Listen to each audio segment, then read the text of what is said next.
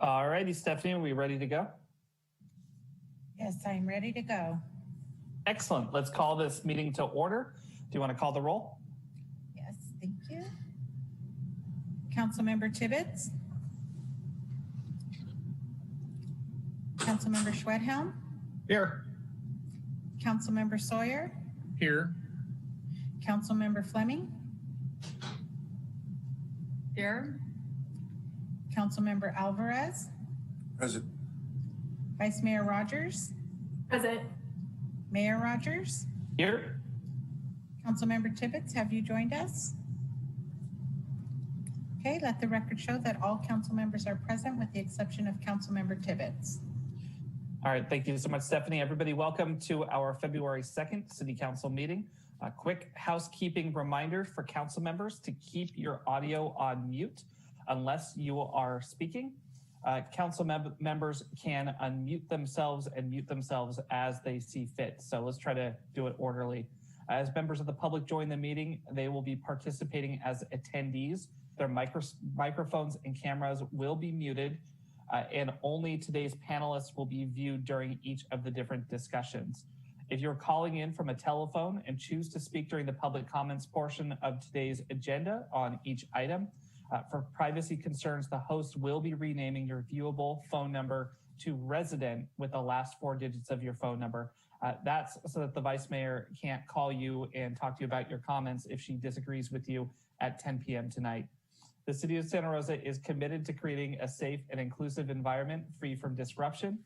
We will not tolerate any hate speech or actions, and we're well staffed to monitor that everyone is participating respectfully. Otherwise, they will be removed from the Zoom. If we need to, we also will end the meeting if there's a big enough disruption. Madam City Clerk, could you please explain for the public how they can participate in tonight's meeting? Yes. After each agenda item is presented, the mayor will ask for council members' comments and then open it up for public comment. The host in Zoom will be lowering all hands until public comment is open for the agenda item. Once the mayor has called for public comment, the mayor will announce for the public to raise their hand if they wish to speak on the specific agenda item. If you are calling in to listen to the meeting audibly, you can dial *9 to raise your hand. The mayor will then call on the public who have raised their hands. Public comment will be limited to 3 minutes, and a timer will appear on the screen for the council and the public to see. Once all live public comments have been heard, the meeting host will play voicemail public comments. If you provide a live public comment on an agenda item, but also submitted an email, e-comment, or recorded voice message public comment, your email, e-comment, or voice message public comment will not be duplicated, read, or played during the meeting. Additionally, there are 2 public comment periods on today's agenda to speak on non-agenda matters, item 13 and 17. This is the time when any person may address the council on matters not listed on the agenda, but which are within the subject matter jurisdiction of the council. Thank you so much, Stephanie. So we did not have any closed session items today. We will start our meeting at item number 3. That's our study session. Mr. City Manager, do you want to introduce the item? Certainly. 3.1, Bennett Valley Golf Course Complex Study Session. I believe we have Jill Scott, the real estate manager for the City of Santa Rosa, leading us off. Or maybe Jen Santos, the Deputy Director of Parks. Take it away. Good afternoon, Mayor and Council members. I'm Jill Scott, the city's real estate manager. And with me today as well is Jen Santos, Deputy Director of Parks, as well as Brian Hutchinson and Doug Main from our real estate consulting team, CBRE. Next slide, please. We're here with Council today to discuss and receive feedback and direction from Council on the future of the Bennett Valley Golf Course. The golf course complex itself is a 175-acre city asset. It's really one of the largest assets the city has within the city limits. It currently has an 18-hole golf complex, as well as a restaurant, club, and Galvin Park with all of its amenities. Back in December of 2020, Legends, who was the restaurant operator for a long time at the complex itself, requested a early lease termination, leaving the restaurant vacant. Currently, the golf operating contract has about 2 years left on it. The city owes approximately $4.5 million in bond debt, and there is considerable deferred maintenance and upgrades needed to the restaurant as well as the golf course itself. This has left the complex itself at a bit of a crossroads. So staff, as staff would with any city asset in this condition, took a moment to analyze the programs and the asset itself. We looked at if reimagining or modernization of the complex would benefit the city and the community. Does it meet council goals and objectives? Is it fiscally sustainable? And what we concluded from that is that there was room for improvement. So staff brought on CBRE real estate expert Brian Hutcherson, as well as national golf expert Doug Main, to really do a high-level analysis for council. And today they're going to present to council a few options for what could potentially be possible at this complex, at this large city asset. I want to highly express to council and the community that these are not all of the options by any means. These are just a few we are bringing forward for consideration and for purposes of discussion.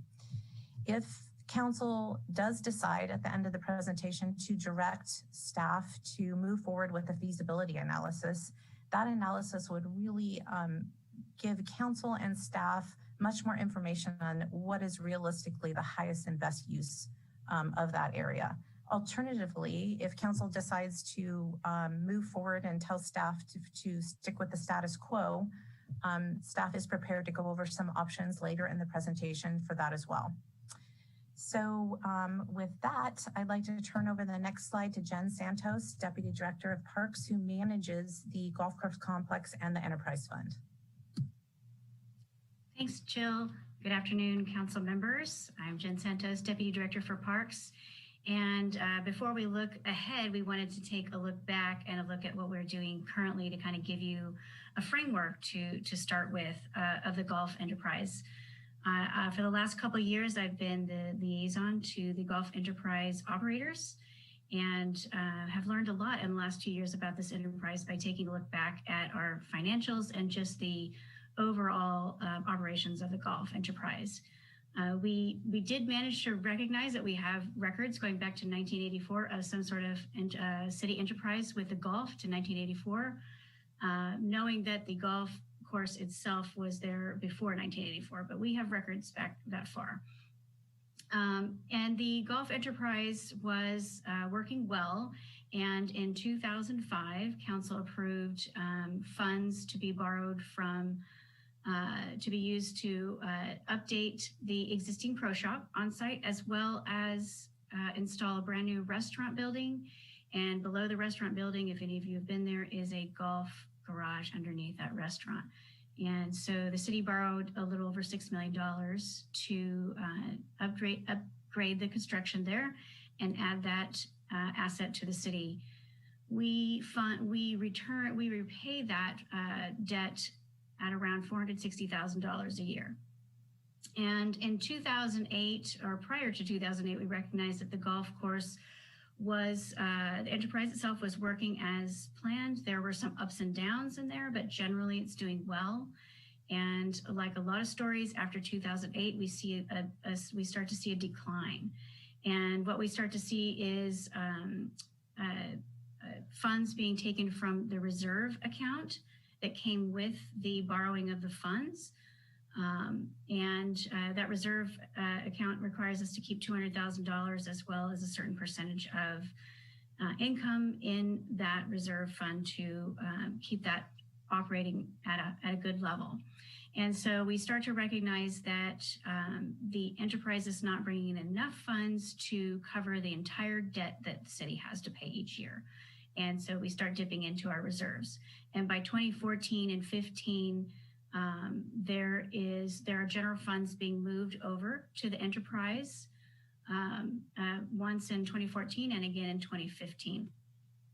A little under $1 million is moved over to the enterprise to pay the bond debt and to keep things rolling, so to speak. And from there, we're still seeing, it's still an up and down, but generally we're seeing that we are still needing to dip into reserves, especially as we get closer to 2016-17.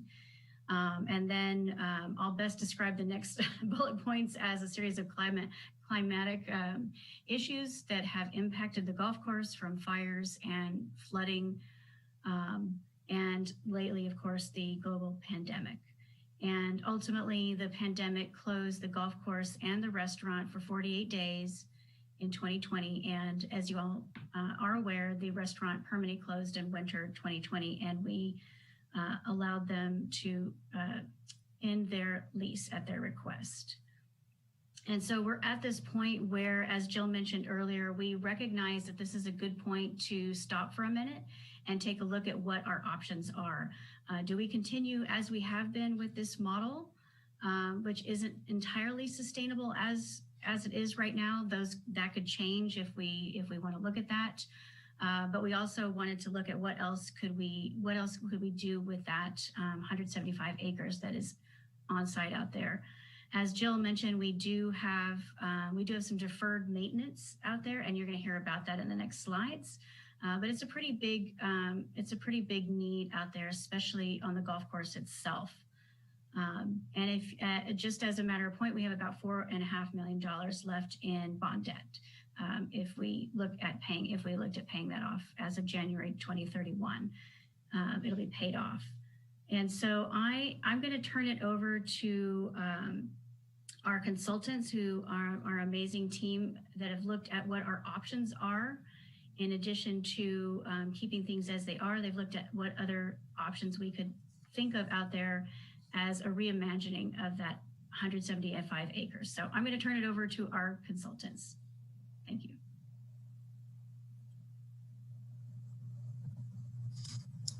Good afternoon. Thank you for allowing us to be here today, myself and Doug. My name is Brian Hutcherson. I work with CBRE, and I work in a specialty practice within our organization called PIES, Public Institutions and Education Solution. And our sole focus is servicing state and local governments with their real estate assets. So although I'm not necessarily in government anymore, I'm very familiar with government, spent 21 years in the federal government.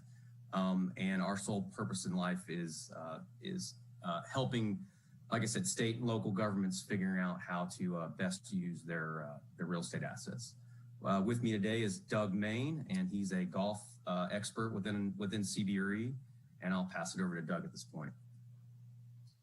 Thank you very much, Hutch. I appreciate it. Good evening and good afternoon, council members. I appreciate the time. I think it's appropriate that I just take a few minutes to give you some background about myself. While I love the game of golf, I'm basically trained as an economist. Got a master's degree in applied economics and investment analysis. I've been involved with about 2,500 golf courses, several hundred, about 500 in California. And I've done about 400 or 500 municipal golf course related engagements. I've been engaged by obviously the owners, memberships, as well as municipalities. Some of them you would recognize: the city of Los Angeles, Nassau County, city of San Diego, Ventura, and a variety of others. And part of our program is to look at what potentially could happen, what potentially is available. And because the industry has changed a lot, we want to just highlight some of the opportunities. We talked about reimagining. That's going on. What you're looking at, what you're doing today is no different. So we're looking to just share with you on this preliminary level of revenue opportunities, revenue generating opportunities that we see. Next slide.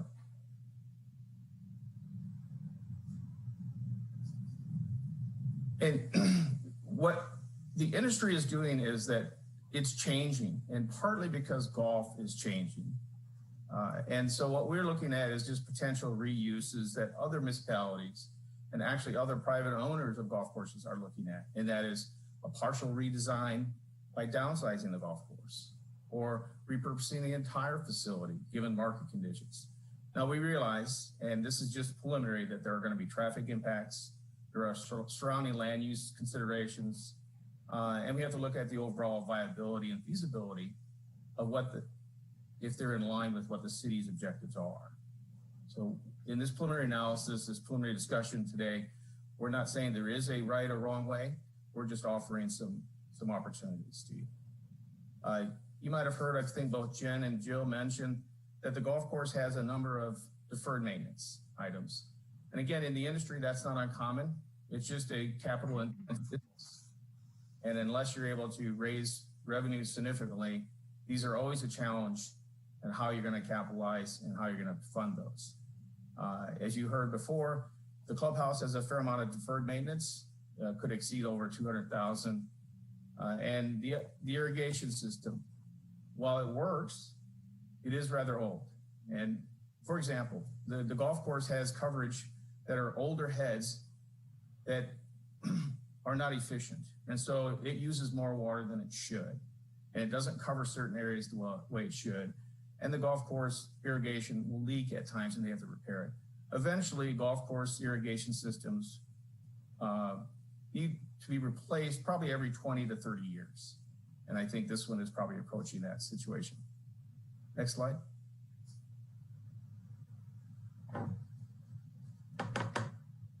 It's important that we recognize that this golf course is in a great location and it offers, we're not commenting about the service or the reputation or anything. We're just indicating that its market position is more of what we call affordable or moderately priced. And as a result, there are certain limitations on capital expenditures, certain limitations on where the market will take it, so to speak. It's unlikely, and especially with most municipal golf courses, and I've worked at Torrey Pines and others, it's challenging to find a green fee and matrix. So the matrix is the number of rounds and the number of green fees at the price of it. And you want to find that good mix. Obviously, the lower the green fee, the higher the volume. However, if you have resistance in the marketplace to raise the green fees, it makes it difficult to capitalize. And we're just going to look for opportunities that, again, give that revenue generating opportunity to both the city and the residents. Capital improvements, as I mentioned before, golf courses are very capital intense. You could continue with the existing agreements where there's two, but we have found traditionally that that's suboptimal. You're not taking advantage of all the opportunities and potentially a lot of the cross-marketing and we call cross-staffing. Next. Here, this slide is really just to share some ideas that we have seen directly with other municipalities and with other golf courses. So oftentimes the driving range is a very suitable candidate potentially for reuse, depending on the size of it, its location. And this slide really just kind of explores and shares with you some of the things that we see. This driving range is considered short, doesn't have a high volume.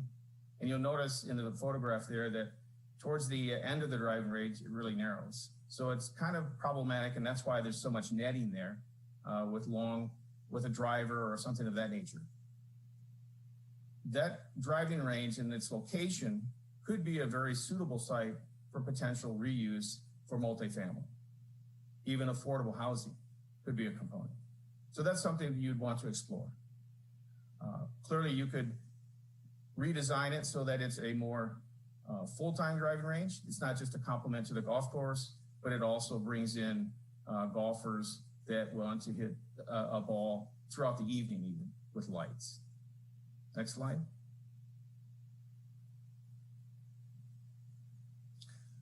So this is the reason why, one of the big reasons why we're probably talking today. The industry has changed dramatically.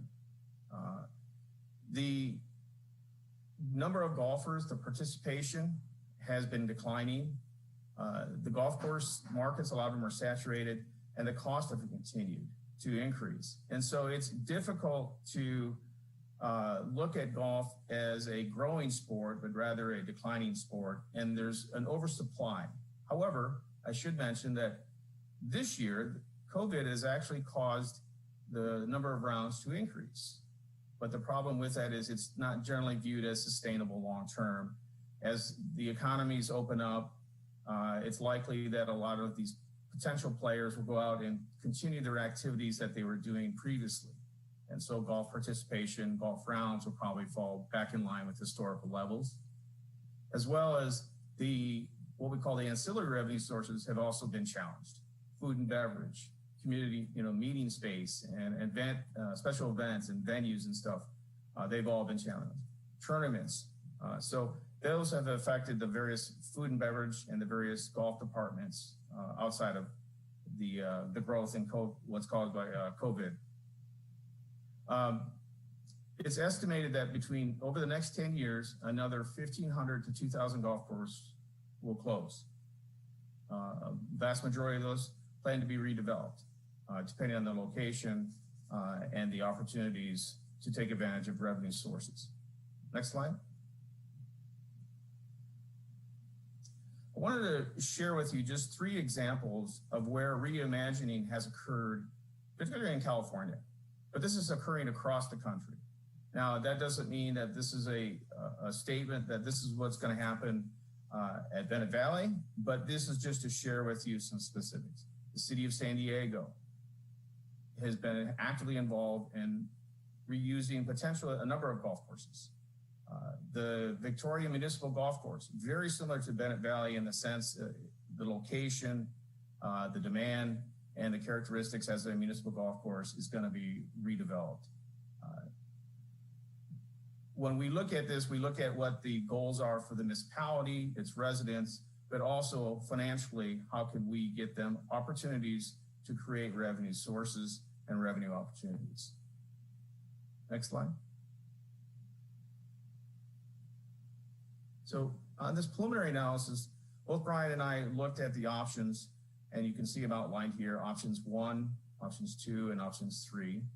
Option 1, I think both Jen and Jill mentioned, this is basically renegotiating the existing lease to maybe take it more in line. The problem is the golf industry is, again, a little weak. And so it's not the best time to be looking for good management contracts and operators that are willing to pay the top dollars for a facility of this nature. Also, you have to worry about the capital improvements and how is that going to impact the lease obligations or the management opportunities. As I mentioned before, we think option 2 on a high level is some opportunity to bring in some real dollars right up front, and that is an opportunity to either lease or even sell outright the driving range and make it a complement use to the existing multifamily that's in the area and adjacent to the driving range, and maybe even consider potential low-income housing. The third option would be to look at redesigning the golf course. Now, we're sharing with you some ideas that the industry does do and looks at. We're not saying exactly that it should be a 6-hole, a 9-hole, or a 12-hole, but they can provide an opportunity for acreage to be available for redevelopment, to give you real opportunities for revenue generating asset, as well as potentially reducing the cost of the operations, but still providing a golf opportunity for the residents and those visitors that come into the market. Next. What's interesting too is while golf is declining, there are a number of other outdoor sports and recreation that are actually increasing. Statistics show that soccer and even baseball, at least youth baseball in particular, or organized baseball, is growing and growing rapidly. Those are the 2 largest sources of outdoor sports and recreation that have been occurring over the last 10 years. So it's a possibility that this becomes more of a sports complex with the complements of potentially some additional housing, maybe some additional golf through a driving range, but it's a real opportunity for you to look at some specifics. And because of the amount of acreage you have and the asset base that you have there, you have some opportunities to really invest in what might be a very interesting and dynamic recreational aspect that is not just outdoor, not just golf, but other aspects, including potentially housing. Next slide. This one is probably the more broad-based, if I could. This one is probably more in line with some of the examples that we provided to you before with the city of San Diego, with the city of Los Angeles. This is an opportunity to really take advantage of the location of this golf course and what we call infill development, potentially. Potentially could be commercial neighborhood uses. There could be, restaurants. There could be some multifamily housing. And this also could be then complemented by a sports and recreation complex, of giving opportunities to provide the recreation, but just allow an opportunity by reducing some of it on the golf side to take advantage of the revenue that you could generate by selling or putting on a long-term lease, the opportunity for commercial mixed-use development, which would also include potentially not single family, but primarily probably multifamily, even affordable housing.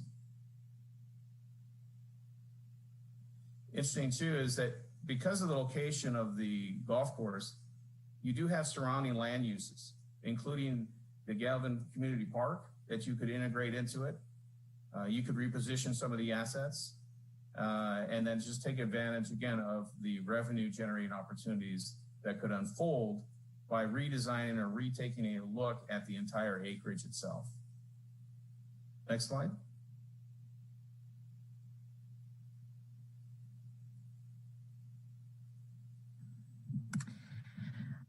So we'd like to just do an overview of some of what CBRE has just presented to us. So what's available to council right now is if they decide to move forward with the feasibility study or the highest and best use analysis that we can look at is revenue generation, potential sports complex, hotel, restaurant, revenue-based areas, different configurations of the golf course as Doug just went through. Next slide, please. So at this point, staff is happy to, and our consultants to answer any questions that council may have. Staff is hoping to get direction from council on either one, continuing with the status quo, which would be maybe issuing a request for proposals for a new restaurant operator and event coordinator at the site. Staff has received interest from folks in operations of the restaurant. In the future, considering a single operator golf and restaurant request for proposals, or hiring a consultant to perform a further analysis, a more in-depth highest and best use feasibility study. This would take approximately 90 days, and it would cost somewhere around $150,000. In the meantime, staff could coordinate food solutions such as food trucks or other scenarios during the interim, and staff would need to return to council for appropriations of funds and a contract for this. And with that, we are all here and happy to answer any questions. Thank you so much, Jill. Council, do you have any questions for staff?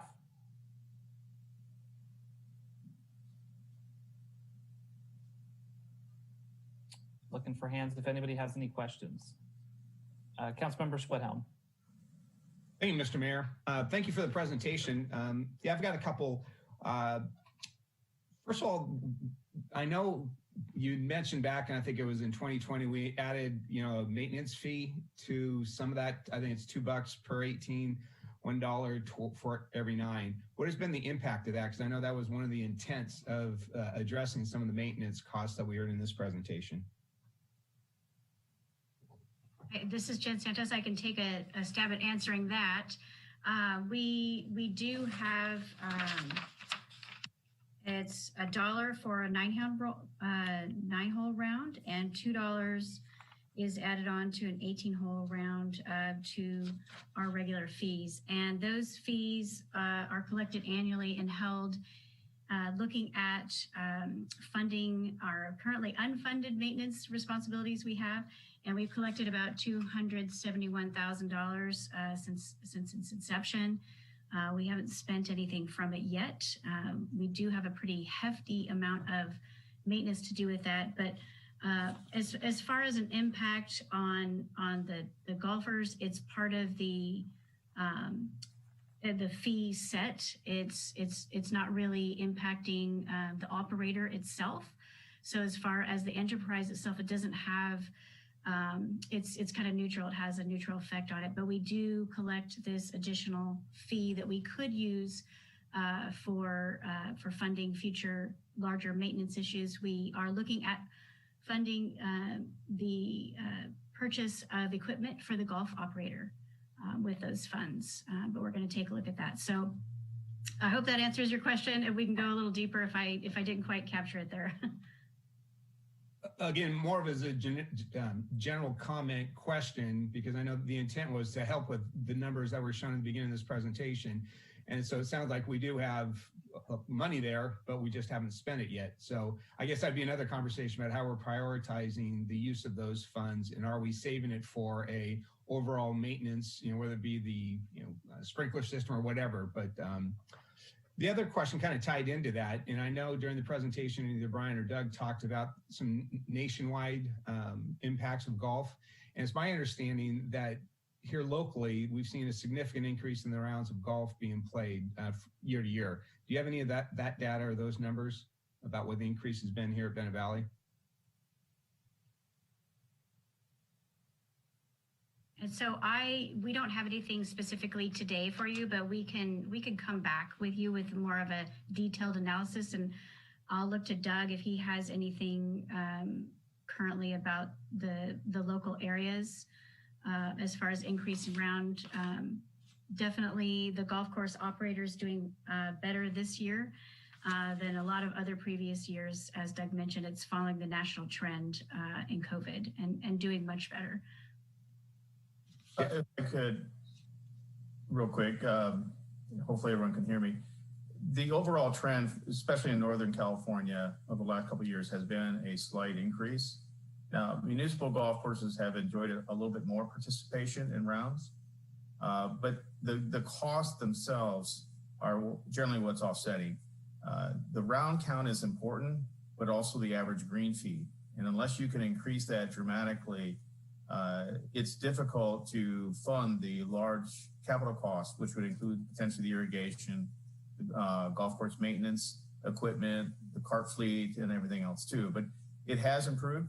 But this year is, I think, was somewhat unique. It's actually increased nationally about 10 to 11% round counts. The problem is the other revenue sources have declined dramatically: food and beverage, driving range, and other elements. And it's not anticipated that spike that we see now because of the lockdowns and stuff will continue, and they'll probably fall back in line with the historical rate or historical levels.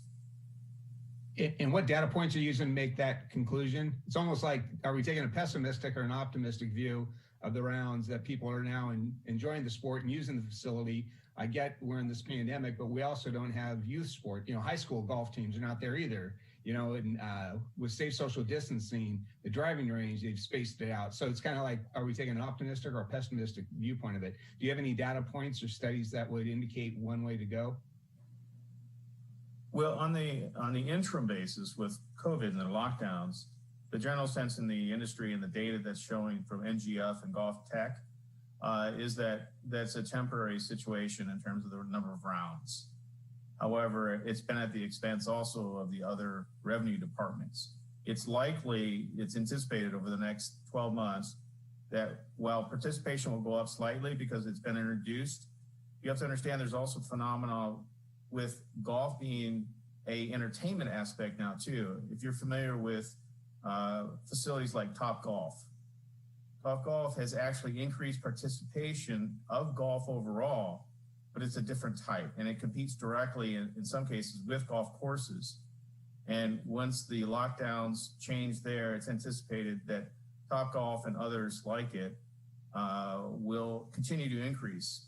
But they have a food and beverage aspect and a social aspect that's a little different than the traditional golf.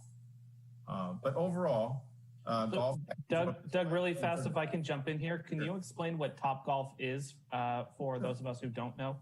I apologize. Yes, that's a problem when you in the business so much. think of Topgolf as a Dave & Buster's, just happens to be attached to a driving range. It's an amazing facility. Most of them cost about $25 million to build, and they have amazing revenue sources. Callaway Golf actually just bought the company, Topgolf, and essentially they are food and beverage, kind of lounge bars and stuff that provide a driving range atmosphere that's usually anywhere from 1 to 3 levels. And it's a real point of contact and meeting place for corporations, for them to have outings, for families to get together, as well as singles and stuff. But it's kind of like a Lucky Strikes for in the bowling industry, or Dave & Buster's for the food and beverage. They have just took a golf twist to it, and they're actually usually located along a major interstate or highway, and you can see them from miles away. They are pretty dramatic food and beverage operations.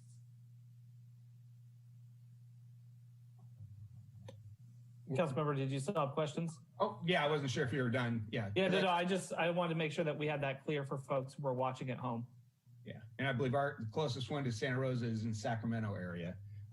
So there are some comments about the driving range here in Santa Rosa, Bennett Valley. What did our current operator talk about with those options? And is it his belief it's too short?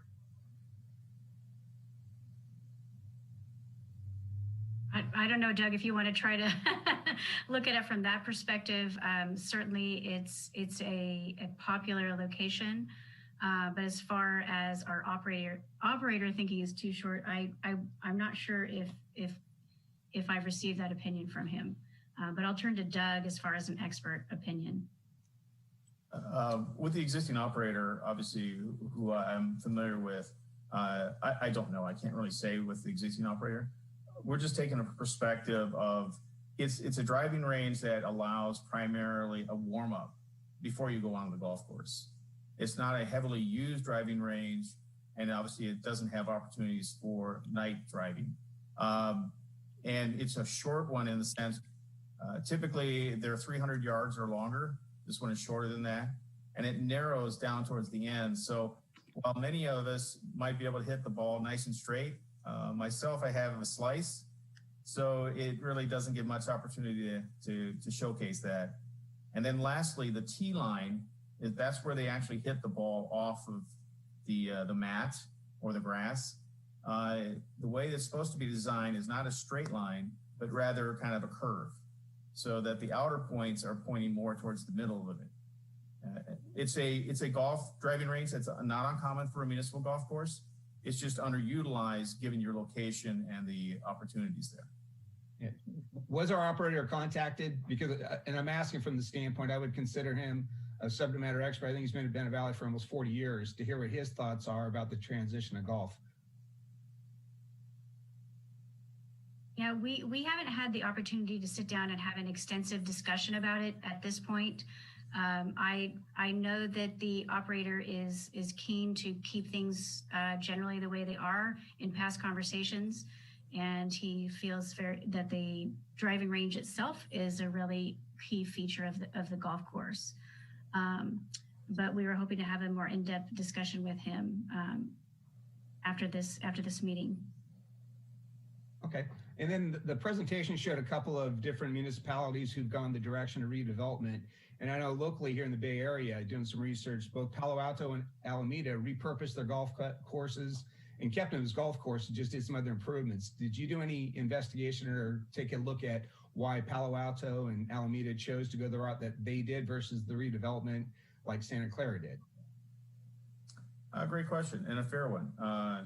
I'm familiar with those projects, just like in Orange County at Miles Square Park. They expanded the park and added additional amenities. Not every redevelopment or redesign or repurpose excludes golf. It can be a re-enhancement of the golf. It could be maybe a right sizing it. We have not, at this point in time, this is because it's preliminary, we haven't investigated, but that would be part of the options that we would look at as well. Yeah, so my interest would be just seeing, okay, why did they choose to go in this direction? What are their financing? And why did they think that was a viable option versus others? So again, that'll maybe be further down the road. If I could just add to that, then part of it sometimes is just the goal of the municipality, quite frankly. And when we work with them, and their goal may be to specifically provide affordable golf, regardless of the cost. It's just one of the things they want to do. So it's really dependent upon what the municipality and the city council and others would like to do. So you just want to match those up as well. What we want to do is explore and share with you other revenue generating opportunities to consider. Right. And the last question I had is when we specifically mentioned Top Golf or other things, I know other jurisdictions in Sonoma County have been exploring this and potentially other sites, as you described, closer to the freeway, namely the fairground sites, potentially repurposing parts of that. Are we aware of any ongoing discussions of other municipalities or the county looking at repurposing other facilities that they're in possession of? You mean specifically for Top Golf? Top Golf or anything else? Because what I heard some options about either more all-weather fields, and especially if we use Top Golf as the example, if another, let's say the county is looking to repurposing a portion, let's say of the fairgrounds, bring Top Golf. Well, I would hate to compete against that if we were to potentially want to go in that direction in Bennett Valley. So taking that regional approach, what else is out there? Has anyone taken a look at any other municipalities or the county that may be having these same discussions that we are?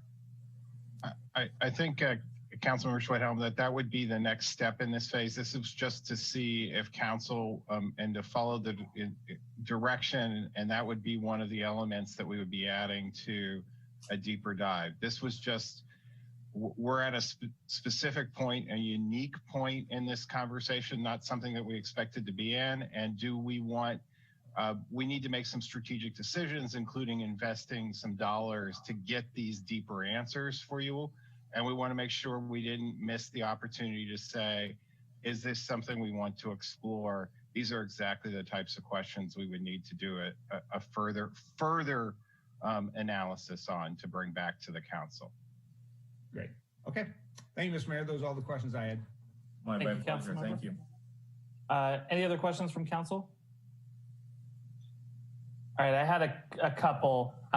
Do we have a breakdown? One of the options that you presented here is repurposing some of the land, going with potentially a 9-hole course instead. Do we have a breakdown of the amount of 9-hole golfers we have versus 18-hole golfers? We can look at that. We overall get a spreadsheet from the operator on how many rounds and things like that. We can see if we can dive a little deeper and look at that information to help guide us. But generally, it's a pretty simple spreadsheet. But we'll work with him. We'll work with the operator to see what we can dig out. Yeah, I'd appreciate that. Part of this conversation, I think, is looking at what the needs of the community are for the next 15, 20, 30 years. And it's helpful for me to see how people actually utilize the asset in how we are going to have it designed.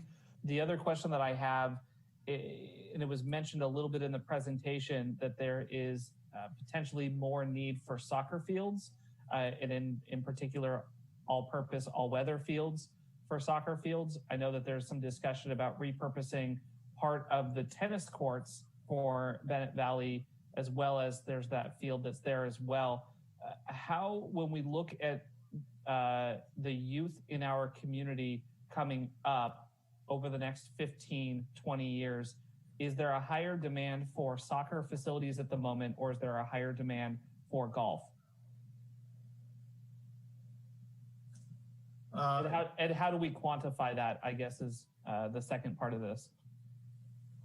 That's a fair question. So that's one of the things that we would look into in more depth, but I can tell you from experience and what we have done so far is when we look at either standalone recreation and sports venues, which would be soccer, potentially baseball, or both, and then golf, there are a few that are combined, but the golf industry is trying very hard to get more participation involved, and it has increased on the top golf side, for example, or what they call, the simulators, right? You can go into and you pretend that you're playing a golf course at Augusta National, right? Or Pebble Beach.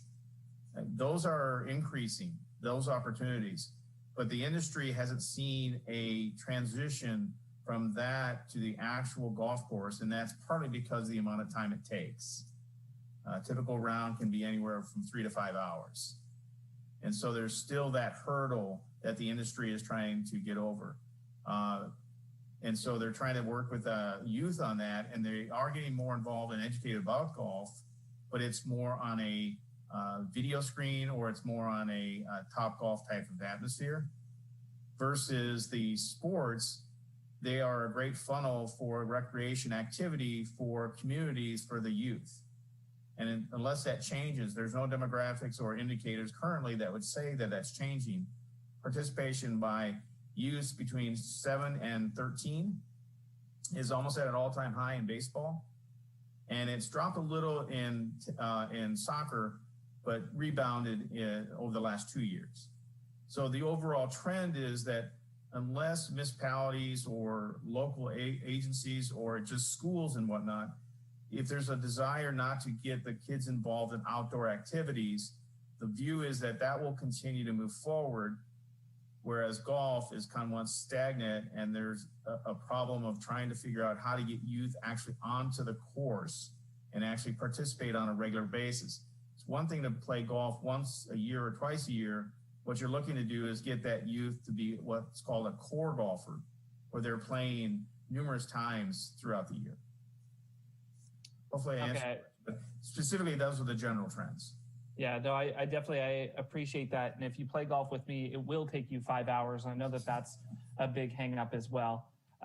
Jen, just as a quick follow-up, and I mentioned the tennis courts, I am also a tennis player, and I know that that is one of the primary spots for folks who do not have a private membership for a tennis club as well. It's mentioned in the staff report that this would impact tennis operations there in the park. Has there been any outreach that's been done to that community as well, or are we still not at that point?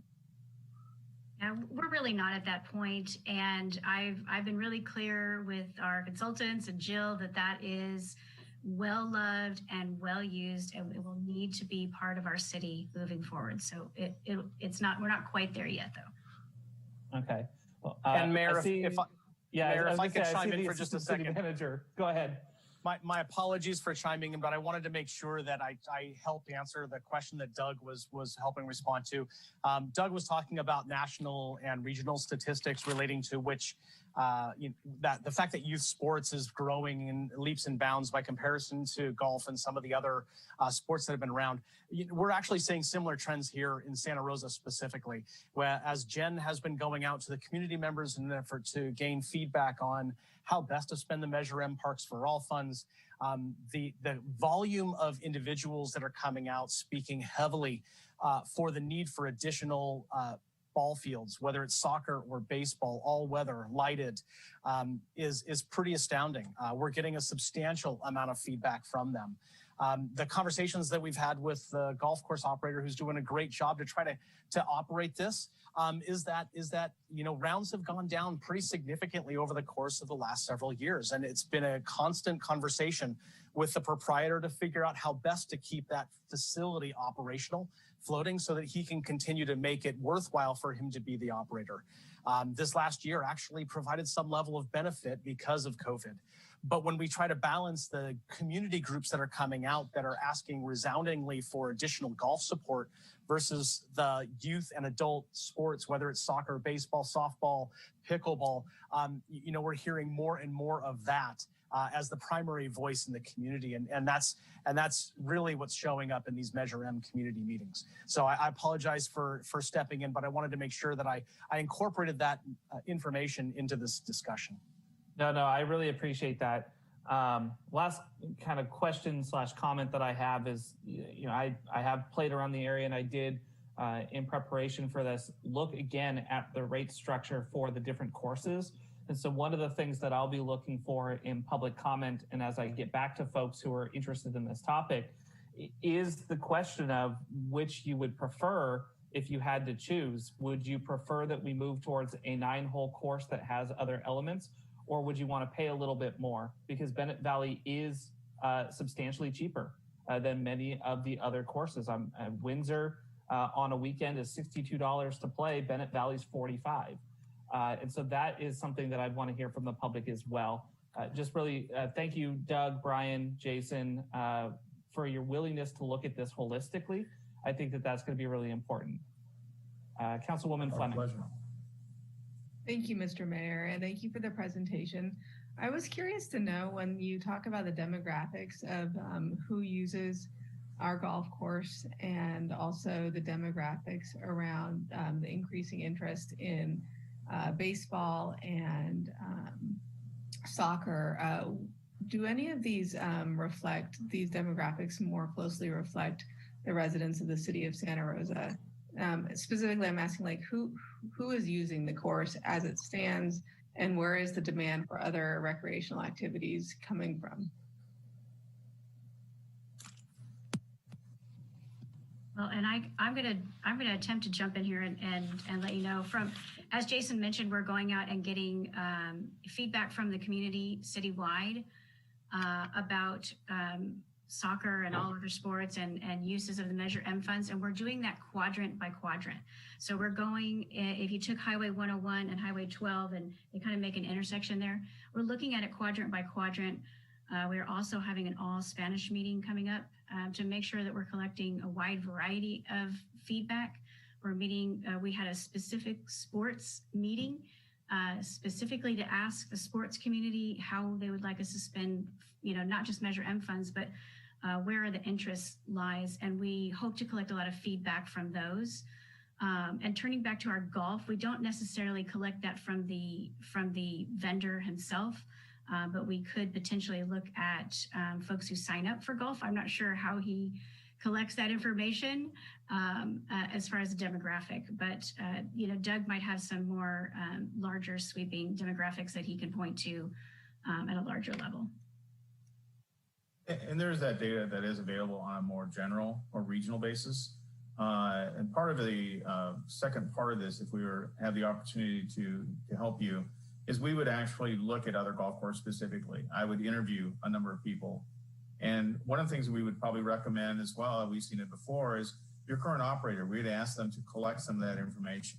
The zip code, ask them where the zip code, where are they coming from? And if we can get an approximate age, those kind of characteristics will tell us how they compare both nationally and regionally as well. Typically with this type of golf course, a municipal, what we call a local community municipal golf course, the drive time is generally within 30 to 40 minutes max. Okay. Of golfers. And I'm not saying that there's always exceptions, but the vast majority of rounds generally are within that 30 to 40 mile, and most of them are closer, but generally 3 to 4 miles. Right. So, what I'm trying to get at here is, are equal amounts of men and women playing golf, playing baseball, and playing soccer? No. Right. I know. On golf, there's a large difference. Right. Soccer, it's actually more balanced. When we go back to what on a regional or a national level, what is the difference? Is it, 60-40, 70-30? For golf, it's actually probably 70, almost 80 for men versus women. That's something they've tried to work with for years and try to improve on that. But it hasn't made a lot of inroads. Okay. Soccer, it's quite different. It's actually relatively balanced. Baseball, though, it's probably closer, depending on the market, actually. Right. In the softball and the early years, it's pretty good. It's almost 50-50. But as they get older, the dropout rate for girls is much higher than boys. And so it dramatically shifts. Right. Well, thank you very much. And I look forward to listening to public comment and hearing about, what the highest and best use of this is, but also how we can apply our commitment to equity in our land use decisions. Thank you for your thoughtful presentation. Thank you for your time. All right, Councilmember Alvarez. I appreciate the presentation. Doug, could you describe to me and to us what a modern golf facility would look like?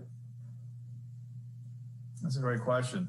So there's two types of golf courses, really. There are what we call 18-hole regulation or championship, and then there's what we call alternative golf facilities. And they could be golf course 9-hole, 12-hole, 6-hole. They can be par threes, or they can be a driving range combination where it's high volume. The modern golf course today is generally more challenging that you would probably find at Bennett Valley. And it generally has more what we call hazards. It might be a waterscape. It might be more bunkers and stuff. So those generally cost more to operate, and they're typically longer. This course is what we refer to as a relatively playable course. It's not too long, has some challenges, but you can get around and feel comfortable. Even when you're a weekend hack like myself, you enjoy the opportunity.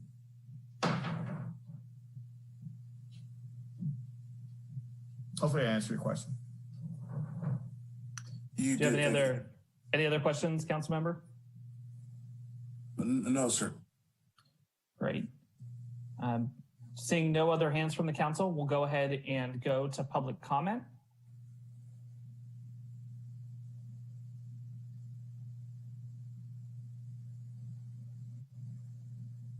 All right, we'll start with Steve, and Steve will be followed by Luke.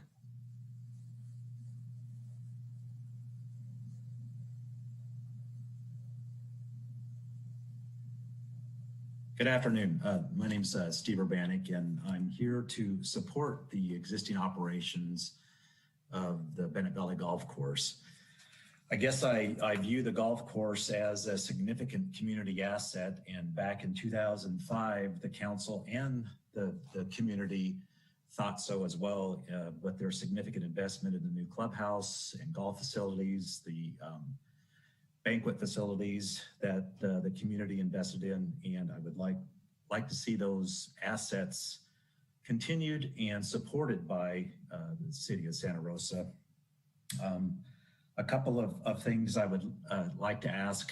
You know, we're comparing these amenities to other amenities within the city of Santa Rosa. You know, Haworth Park, the Finley Park Center, are they self-supporting enterprises that the public enjoys? Are the baseball fields and tennis courts that the city manages and provides to the public, are they self-supporting? And from this perspective, and I guess I would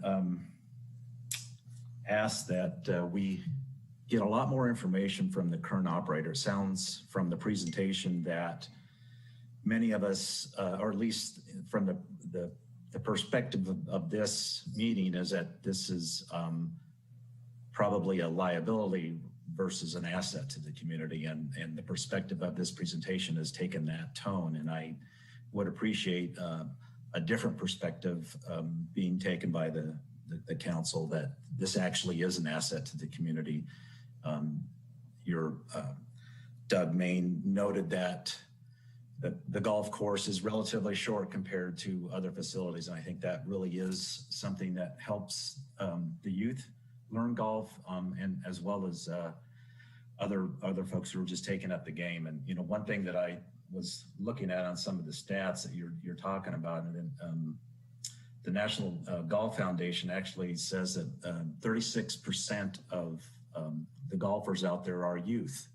They're kids who are learning the game, and I think that's a great benefit to our community, as well as soccer and baseball and all those things. So I wholeheartedly support the existing golf course, and if anybody's been out, you know, besides in COVID during regular operating hours at the driving facility, you'll note it's sometimes hard to get out there to find a place to practice from. That facility is a moneymaker from my perspective. It's tough to get out there and hit balls when you want to do that. So I appreciate your time. I support the existing operations and the city continuing its investment in that golf course. Thank you. Great. Thank you so much, Steve. Luke, followed by Dan.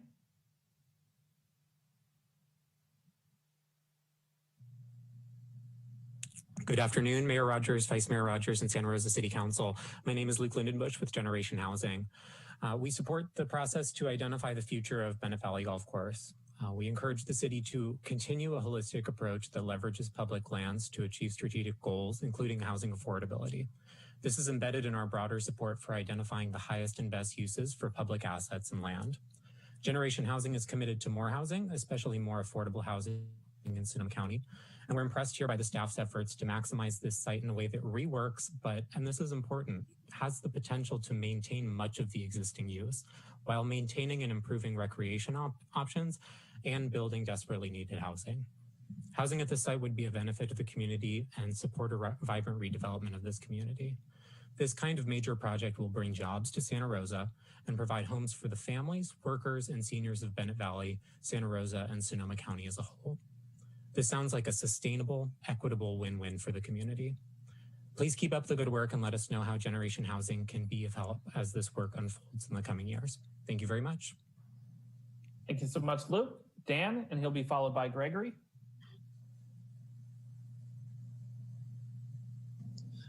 Good afternoon, Mayor and City Council members. My name is Dan Galvin, and I live in Bennett Valley.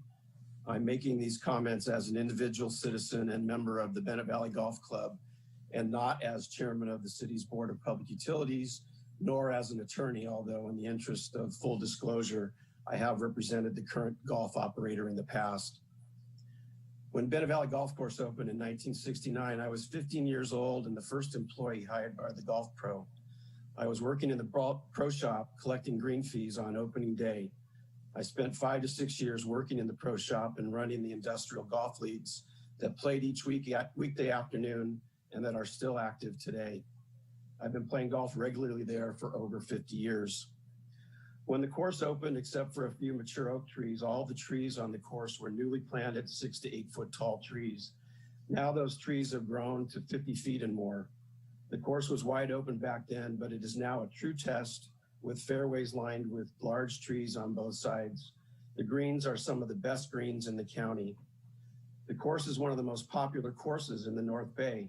It used to be that golfers were lined up at dawn waiting for the gates to be unlocked so that not only could they play, but also so they could make a tee time for the following week.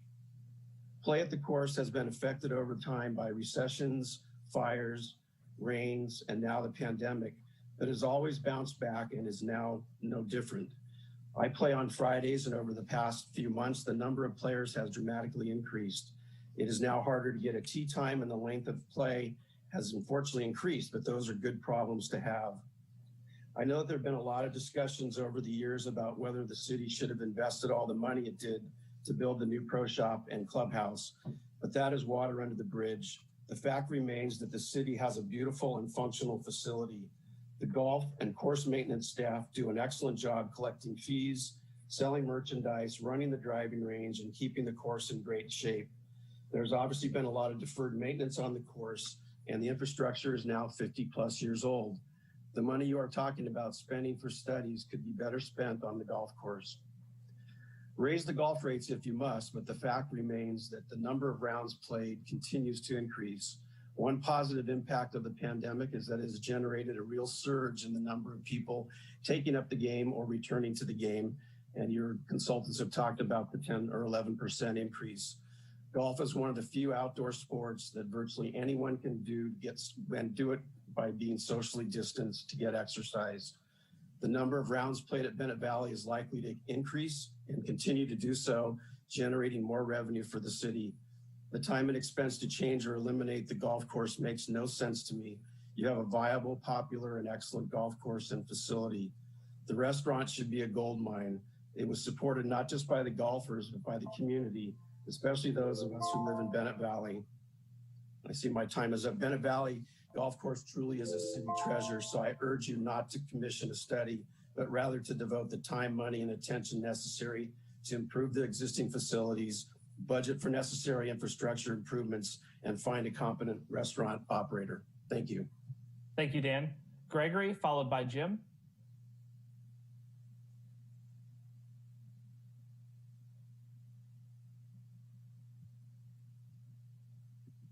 I'm here. I just had to unmute myself. Thanks, Dan, but I've got to really remind the council as to how we got here. My name is Gregory Farron. I'm the treasurer of the Bennett Valley Golf Club. I don't speak for the club. We just learned about this, and I'm sure there'll be lots of others who will with their opinions. The seeds of this fiscal dilemma were planted long ago when a city council subcommittee convinced your predecessors, against the wishes and advice of the golfing community, that golfers in Sonoma County would continually pay that sweet spot fee level just below, not at all, in order to retire city bondedness that overbuilt a golfing complex on the eastern edge of Bennett Valley. Setting up a separate enterprise fund and requiring bond principal and interest payments and maintenance costs to be paid from user fees and enterprise reserves meant that someday the general fund would be vulnerable to any errors in the subcommittee's beliefs, planning, formulas, and execution. The Bennett Valley Golf Club has cautioned you every single year that continually raising fees and avoiding maintenance in the face of ever-increasing barriers to our use of the course would lead us down a road to frustration and insolvency. Well, we're here. But you chose every year to believe that the golfing community was rich enough to keep the money flowing, fanatic enough about playing, and that we wouldn't worry about the condition of the course. Well, we aren't, and we do. The subcommittee sold you an inadequately financially planned dream that's now turned into a nightmare. And we're not at all surprised that you have to view the complex now as a resource belonging to the whole city. You have to face serious choices and must take responsibility for fixing it with all of your capabilities. What convinced you that isolating us from the same support provided to all other sports would work? It's just too bad you couldn't see this coming and had begun to see the complex sooner as more than a distant enterprise fund.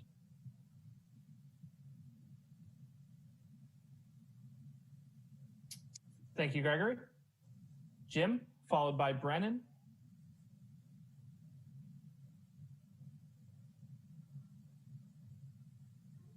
Hello, can you hear me? Yep, go ahead, Jim. Oh, sorry. I'm going to veer from what I was originally going to say because I'm somewhat appalled by the presentation and how focused it is on everything but trying to realize how we could make the Bennett Valley Golf Course and the restaurant complex be more profitable, because it's already paying approximately $300,000 every year. It could otherwise, be considered profit towards the bond debt. The question was asked, how many golfers have been using the golf course?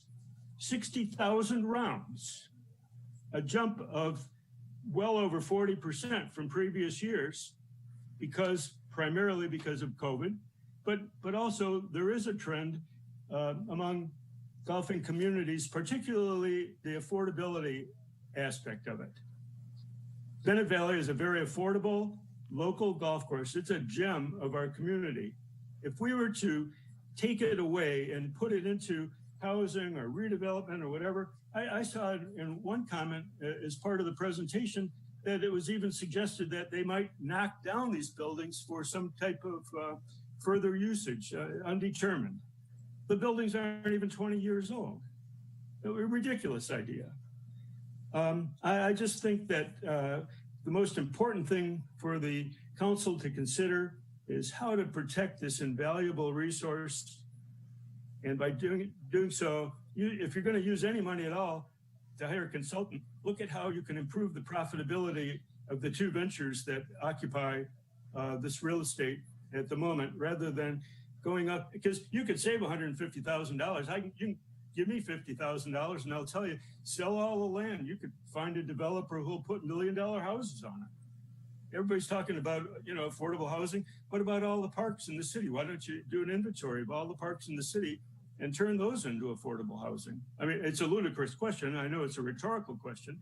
You don't, because things like the golf course, things like parks, recreational facilities of any sort have intrinsic value in terms of our community and why people want to live in Santa Rosa. And as I pointed out in my written comments, Santa Rosa was named one of the most livable cities in the country. And I'm sure that the consultants that came to this conclusion weren't unaware of the fact that we have the Bennett Valley Golf Course, Galvin Park, a number of other parks and recreation outlets around the city. Why did the city commit money to have a unified town square? Because it was valuable for the intrinsic value behind having a community place to gather, whether it be the weekly market, whatever the case be. I would highly recommend that you look at option one, look at how you can improve the profitability of both the golf course and the restaurant community center so that you can continue to pay off the bond debt and continue it being an 18-hole golf course. Thank you very much. Thank you, Jim. Brennan, followed by resident 2123. Hi, thank you guys. I'd just like to, I guess, put my support for maintaining the current use of this golf course. It's one of those invaluable assets that once it's gone, I think you will completely regret getting rid of it. I hear, the numbers were on the decline pre-COVID, but I would argue that after COVID, you've, seen that the numbers have improved. And I'd argue that they are likely to continue to improve, throughout the future of the golf course. Anyways, I really don't think that this is a good idea to turn this into a new development. I'd argue that you should definitely try to come up with the revenue necessary or whatever needs to get done in order to make this a more usable and cost-effective thing, I guess. Anyways, maintain, I guess, the current use. Anyways, thanks for your time. Thank you so much. Resident, followed by Lewis.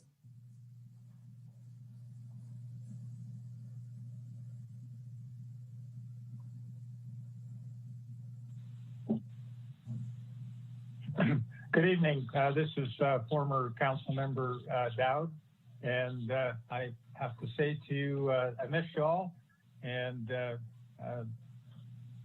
my biggest regret about having been on the council is that so much of it was done through Zoom meetings. I would have liked to have had a lot more personal in-person meetings. At any rate, in regards to this particular item, I look at the Bennett Valley Golf Course as a true community treasure, and I have been for now 23 something years a member of the Fountain Grove Club, and our play in this past year has increased there by about 40%. I also have to point out to the council, if you're not aware of it, but that the driving range at the Fountain Grove Club kind of services about 12 stations, and it's mostly a warm-up place. Other than later in the afternoon when there's not so much people waiting to get out on their tee times. So I think you have to envision that as the way the Bennett Valley Golf Course is designed. Yes. I'm sorry, former Councilmember Dowd. I do want to note that actually under the Political Reform Act, you're not eligible to advocate in front of the council for a year after you have left the council. So I just wanted to alert you to that, and I apologize. All right. Well, it seems like it's been a year, but I guess it's not. So, but we miss you. We miss you on council. Thank you. Okay. All right. I'll sign off. Thank you so much, Dick, and thank you, Sue, for stepping in. Lewis, you're up next. Hello. Can you hear me? Yep. Hello. Go ahead. Can you hear me? Yep. Okay. My name is Louis Capiano. I'm the president of the Bennett Valley Golf Club at Bennett Valley Golf Course. We are an NCGA recognized club with average about 300 members annually that join our club.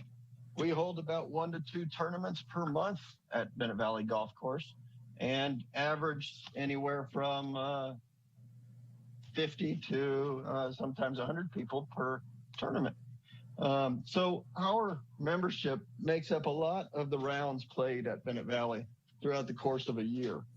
I grew up on this course, playing since the 1980s. I've gotten to know everybody out there and the course itself.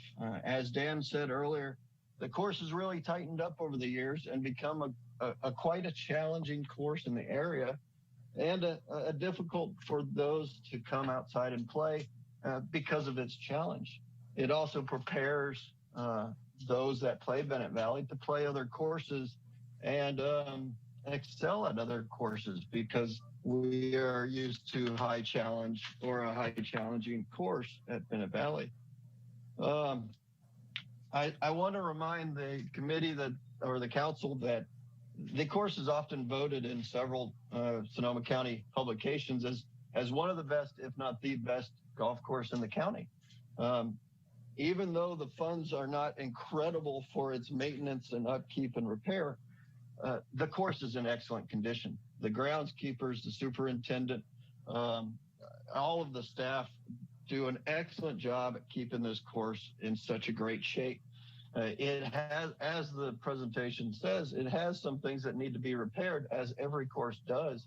This is an older course, and there hasn't been very major changes in the course in over 20 years, if not further than that, when they changed all the greens. So yes, there are things to be changed, but you're going to lose a lot of playing if you reduce this to a 9-hole, a 6-hole, or a 12-hole course. We'll lose accreditation with those organizations that give us our membership as a recognized club and as a recognized golf course. So I'm against turning it into anything less than what it is right now, an 18-hole course. There may be some changes that could happen with a driving range, improvements for golf facilities, but I am against changing it. And if any of the council members would like to reach out to me as the president of Bennett Valley Golf Club, I'd be more than happy to discuss any of these things with them. So thank you for giving me my time, and I appreciate it. And thank you. Thank you so much, Louis. So seeing no other hands, Madam City Clerk, do we have any voicemail public comments? Yes, we do, Mayor.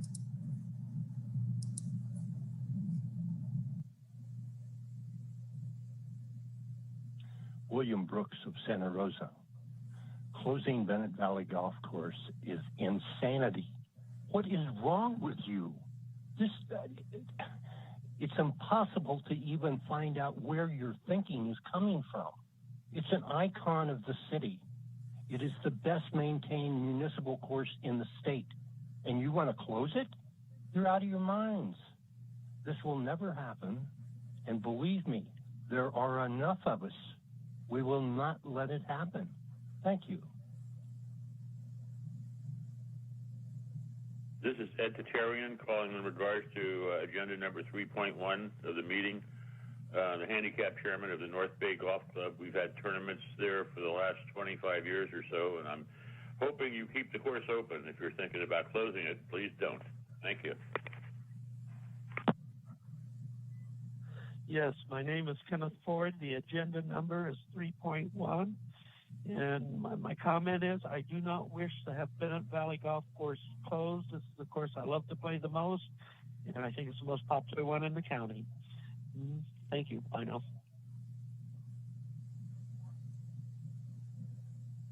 Hello, this is Paul Verdier, and I'm talking about agenda item number 3.1, and my take on that is, do not do anything to the 18-hole course, but you could get rid of that restaurant.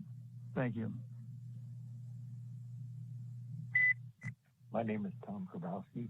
I live in Santa Rosa, and I'm commenting on the possible closure of the Bennett Valley Golf Course, which I believe is agenda item 3.1 for February 2nd.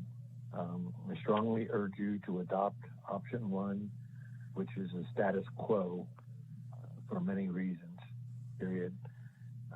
As a regular golfer at Bennett Valley for 30 years, it's one of the nicest courses around. Unfortunately, the city approved the building of a restaurant and pro shop a few years back that I understand cost $13 million. And that is the whole problem with trying to fund the debt bond.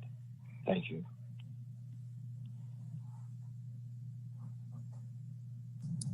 Mayor, that concludes the voice message public comments received. Great, thank you so much. I'll bring it back to council for any additional questions, and then we'll do comments afterwards. First, Mr. Assistant City Manager, I just wanted to make sure when I was doing my prep for this, I pulled up the general plan. I just wanted to make sure this falls within the urban growth boundary, but it's the southeastern edge, correct? That is correct. It runs along that southeastern edge, and the area adjacent to the fly fishing pond, that fence line is the urban growth boundary for that area. Okay, great. Thank you so much. Council, are there any additional questions? Madam City Attorney, did you still have a comment or a question? No, I'm sorry. I will take down my hand. Thank you. All good. We'll start with Madam Vice Mayor. Okay, so I just had a quick question, and maybe Jen can answer this. And why weren't the fees that were collected for maintenance, why weren't they used along the way to maintain? It seems that when you defer maintenance, it only costs you more as you go further out. So I was just curious about that. I appreciate that, Council Member. I think I didn't really elaborate on the extra fee collected for capital improvements, and the capital improvements are really high. We're looking at $3 million in capital improvements. So the intent was to try, if I can remember everything correctly, the intent at the time it was developed was to save money for future improvements. And construction costs have grown really exponentially in the last few years. So my original cost estimate back in the day, I think 2015 or 16 to update the irrigation system was much less. And so now we're looking at close to $3 million worth of really needed repairs. The golf course is operating on an infrastructure over 50 years old. And the golf course operator is strained trying to move folks from doing regular ordinary operations to fixing things that are broken. We're having to spend staff time of the city's park maintenance staff time to go out there and assist for larger problems that come along with that. And then on the day-to-day maintenance, we do use the funds that are collected annually for just regular day-to-day maintenance. We do use actually some of those funds. We use about $60,000 to $80,000 a year to maintain annually on average, just basic things that are broken and need repair. That's between the restaurant building as well as the golf course. Most of those going to the restaurant itself. I hope that helps. Thank you so much. And Vice Mayor, if I could just chime in, I will say that we have been working very closely with the proprietor, with the operator there on specific projects. And over the last 2 years, we have done work where we resurfaced one of the golf cart bridges. We spent money to redo all of the tees throughout. We also replaced some of the signage that demonstrates what the fairway looks like. So the money has been invested. The challenge, as Jen mentioned, is that the biggest ticket item is the one that we're most concerned about. And so we've tried to be judicious in the way we use those funds, knowing that we're really struggling for that big prize. And of course, the operator really wants to see it spent, and we've been trying our best to come to a mutual agreement. And I think in general, we've done a pretty good job of working with them to spend funds in wise ways. I think I just didn't hear earlier when Jen was going over, it was the lump sum that we had, but not that we weren't just hoarding the money, that we were actually spending the money as we went. This was just what was left over for big improvements.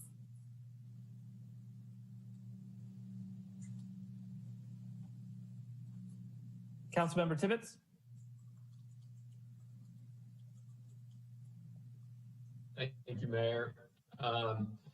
I guess we're in the direction path forward stage, if I'm not mistaken. So, you know, I was reading the presentation, and you know, it does concern me that I read 2,200,000 in the staff report. That was about 2 million for the irrigation upgrades and 200,000 for fixing the dry rot and the HVAC system in Legends and the pro shop. But it sounds like there's more that needs to be done. And the fact of the matter is the money does have to come from somewhere.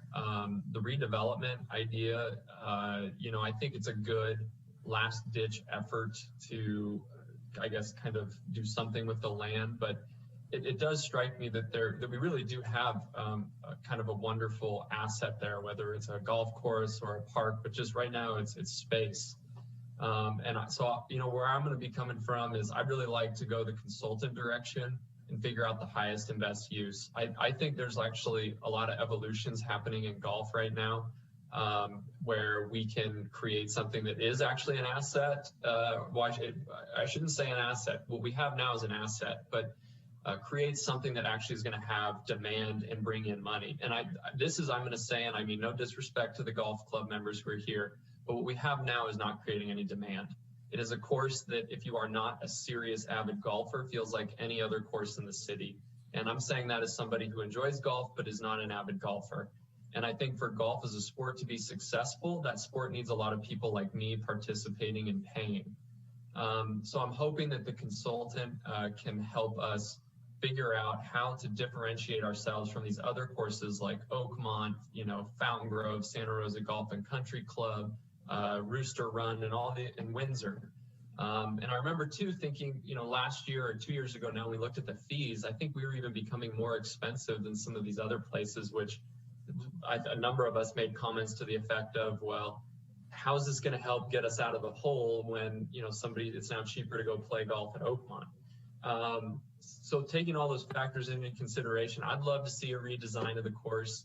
Maybe it's something new that can get us out of there. I don't think it's going to be a situation where we're not going to have to sell some part of the course for redevelopment, whether it's the driving range, and then using that money to fund the redesign.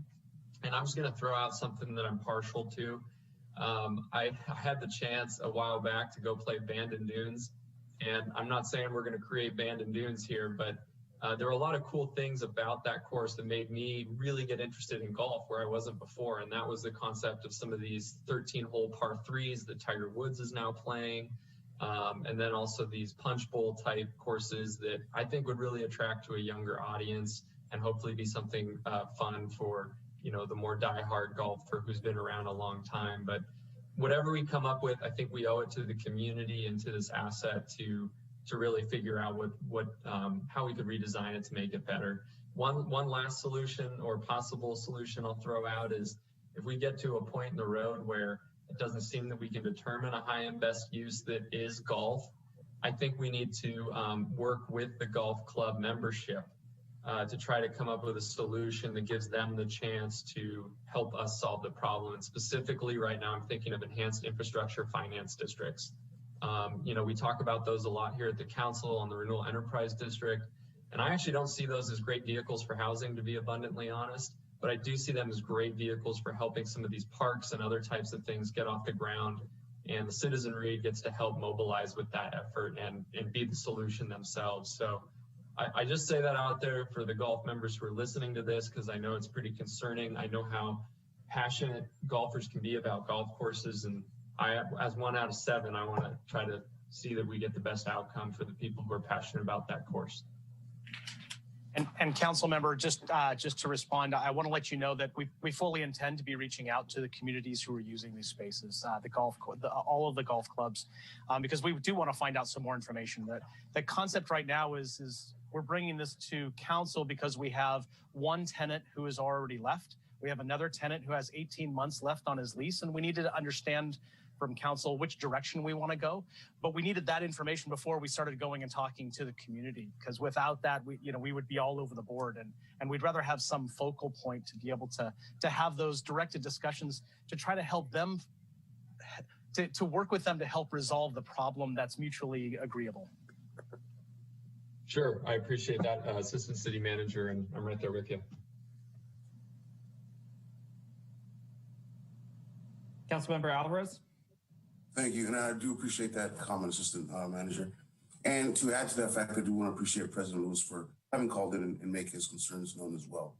What worries me is the staying power after COVID. If the surge that we've seen will go back to other activities or business, whatever they may be doing. When we take into account the $150,000 for the study, I would hope that it would also include how to make the uses now profitable, how to increase profit at the restaurant as well as the sports. Having said that, I think it would be a disservice to Santa Rosa if we didn't explore the different options and hire the consultant to see what it is that we're looking at, especially after hearing that we have deferred a lot of the cost to the golf center. So I am definitely leaning towards a consultant on this one. Thank you. Thank you, Councilmember. Jen, just a quick question. The $4.5 million that's left on the bond debt, I know it's supposed to be done and paid off by January of 2031. Would the fiscal outlook for the golf course be substantially different if they were not paying the bond debt? The answer would be yes, with the caveat that we would still also be returning to you with regard to the deferred maintenance. But for the question for just the ongoing support and care of the golf course, restaurant, whatever version that looks like, yes, it could be more sustainable. That has been a point that the golf operator has brought up many times, that the debt that we have is high compared to what we can do with what we have out there right now. Okay. Councilmember Fleming. Thank you, Mayor. I do want to acknowledge that the golf community is passionate about the sport that is enjoyed, and I come from a big golfing family, and I have a lot of respect for the sport. However, in this role on the council, my job is to steward public funds as effectively as possible for the highest and best use of both public funds and land for the majority of Santa Rosans. And what I'm not hearing in this presentation is that the golf course at present is accomplishing those tasks, which I'm set here to execute. And so I will be going in the direction of hiring a consultant to determine the highest and best use of this facility. I do hope that we are able to find a way to keep golf as part of our portfolio of parks, but that we can also use the land to promote activities that are more equitable and inclusive, as is our goal in the city. We want something that is not just going to serve, a small portion of our community, but that is going to be accessible and perhaps even a draw, which might be the case with Topgolf or a sports complex, and something that might also include housing, though I'm not sure that it would be transit oriented over there, and that I'm not sure that that would necessarily be the most effective use of implementing housing in the way that the council has looked for it. But I'm very interested to hear the report from the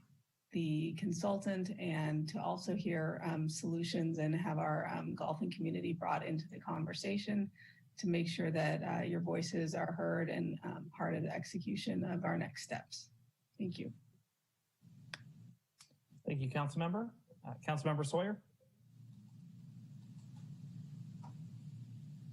Thank you, Mayor. It's a very interesting conversation. It's clear that the golf course is a major asset for the city of Santa Rosa. And I think what I might be looking for, and I had a meeting recently about this topic, and I was convinced that what I was looking for was highest and best use. And I'm still looking for that. But I'm wondering if we can expand the kind of our look into the future and our research to not only look at highest and best, which we don't which will create a list of options, but also how we might take our current asset and what it would take, both cost to players and cost to the city, to maintain the and to do the reparations necessary to maintain the quality of the asset, and what it might cost players in the long run.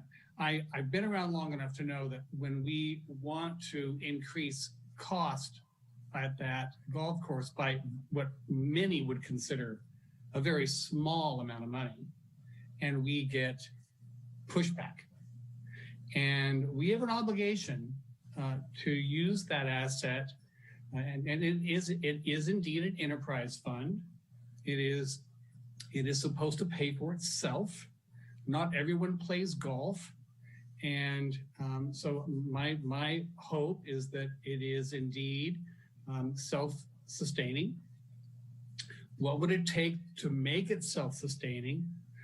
What would it take to not only the self-sustaining nature of the golf course itself, but also the infrastructure? Because I think that we have an opportunity, and this is one of those rare opportunities, to look at, and I know the cost of the building was very, very high. I believe it was LEED, it might even have been gold, and in its day. I'm not sure if it was silver or gold, and I'm sure that Mr. Nutt, or one of our Recreation and Parks directors, can tell us exactly how high we went with that building. We were all very proud of it at the time, and now it's many years later. And so I think that what I'm looking for is perhaps an expansion of the consultants' work.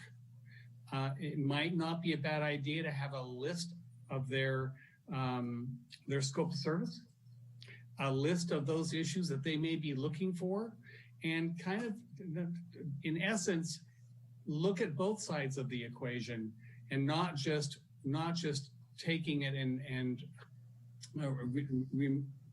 completely changing the nature of the site, but telling us how we might improve the site as an option.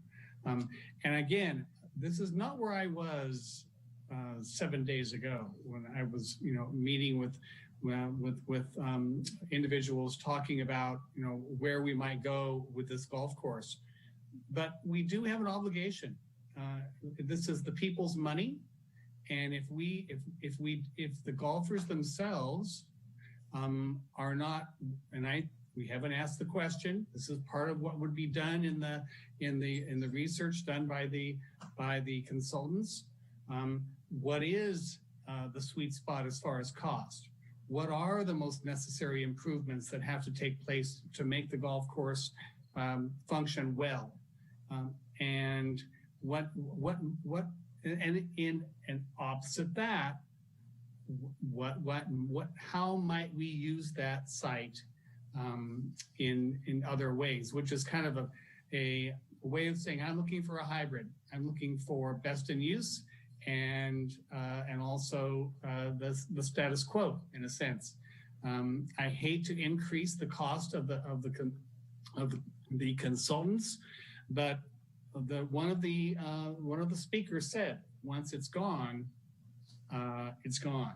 And so I'm looking for some compromise in how to in broadening our options, so that we do indeed make the best choice possible, not only for our current users, but for future users as well. And I would very much, as I have said before, look forward to having a restaurant that the city of Santa Rosa can be proud of, as opposed to one we have to make excuses for.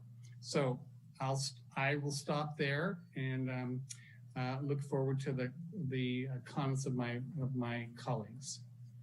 Thank you, Councilmember. Councilmember Sweathelm. Thank you, Mr. Mayor. So cut to the chase, I'm supportive of option one. And what's really, I think what we have control of is going an RFP process. So I know several folks who've been on this call actually met with a local restaurateur about the site and the possibilities there, because I think the Bennett Valley Golf Course Complex is a jewel of Santa Rosa, just needs some polishing, right? And as Mr. Sawyer was just mentioning, I didn't know anyone that would go to that former restaurant because of the what was being served there. So I think I would love to see that be a destination, and that I think is a key part of it. Now, whether we go the route of pairing it, have the same operator run the restaurant and the golf operations, that's open for discussions. But I think in the RFP process, we can outline what we as a city would want, and also including that being a short term, because as we've had some discussions here, people are trying to predict the future, and it's a challenging time now. The path that we saw with some of the different challenges, going back to the Tubbs fire, a whole bunch of other things that weren't necessarily in our control, we can put language in there to protect our assets in that RFP process. And if there's no one willing to accept the deliverables that we as a city are asking for, bring it back to council and we'll go in a different direction. But I think it's really an opportunity to make this a destination location, a real jewel of Santa Rosa, something that all Santa Rosans can be proud of, not just the golf course, but the entire complex. Thank you, Councilmember. Vice Mayor? I wanted to thank you guys for the presentation. I don't think that I was able to do that earlier. I didn't do it earlier. So I'm looking at the highest and best use analysis. I think that is the best route to go, leaning towards option 2, mostly 3 at this point, but I'm not opposed to 2. So yeah, and really just wanting to look at figures to see if the golf course can be self-sustaining and we can get some revenue generated would be good for me. The sports complex doesn't sound too bad since I have 8 children and most of them play sports. I do know that is definitely a need here in Santa Rosa and Sonoma County as a whole. So if we could get that would be awesome. But definitely looking for options and the cost analysis to the options that are brought forth. Thank you, Madam Vice Mayor. I think for me, I think we're always going to be looking for the highest and best use. I actually come at this, I think, a little bit different than most of the council members. I don't want to spend the $150,000. And that's because I'm looking at some of the other things that we have coming before us, including $3 million in asks for homeless services a week from now, when we have $5 million in our reserves and when we are understaffed in our parks, and when we understand that we have an enterprise fund that is not keeping up with the cost that it has. So I'm open for looking for options that are different for the golf course, but I would prefer that we do it in-house and have that conversation in 2 weeks, 3 weeks, when we have our goal setting, and see if that is something that the staff actually wants to prioritize and if the council actually wants to prioritize. Again, I'm totally fine with if the council wants to go in a different direction. I think that it's something that we can do as a community discussion as well. And clearly I know you wanted to have this to daylight it, to get the consultant that's on board, so that then you can go out and have conversations with the golf club, with our youth sports teams, to see what the best use is. I'd prefer that we get this ball a little bit further down the road before we actually spend that money on a consultant. I see Councilmember Tibbetts raised his hand. Yeah, real quick, Mayor, I'd say that I actually support that idea a lot. I mean, I think that what I heard from the council, there was a lot of similarities in that people wanted to see, okay, how much would the cost have to increase in order to break even?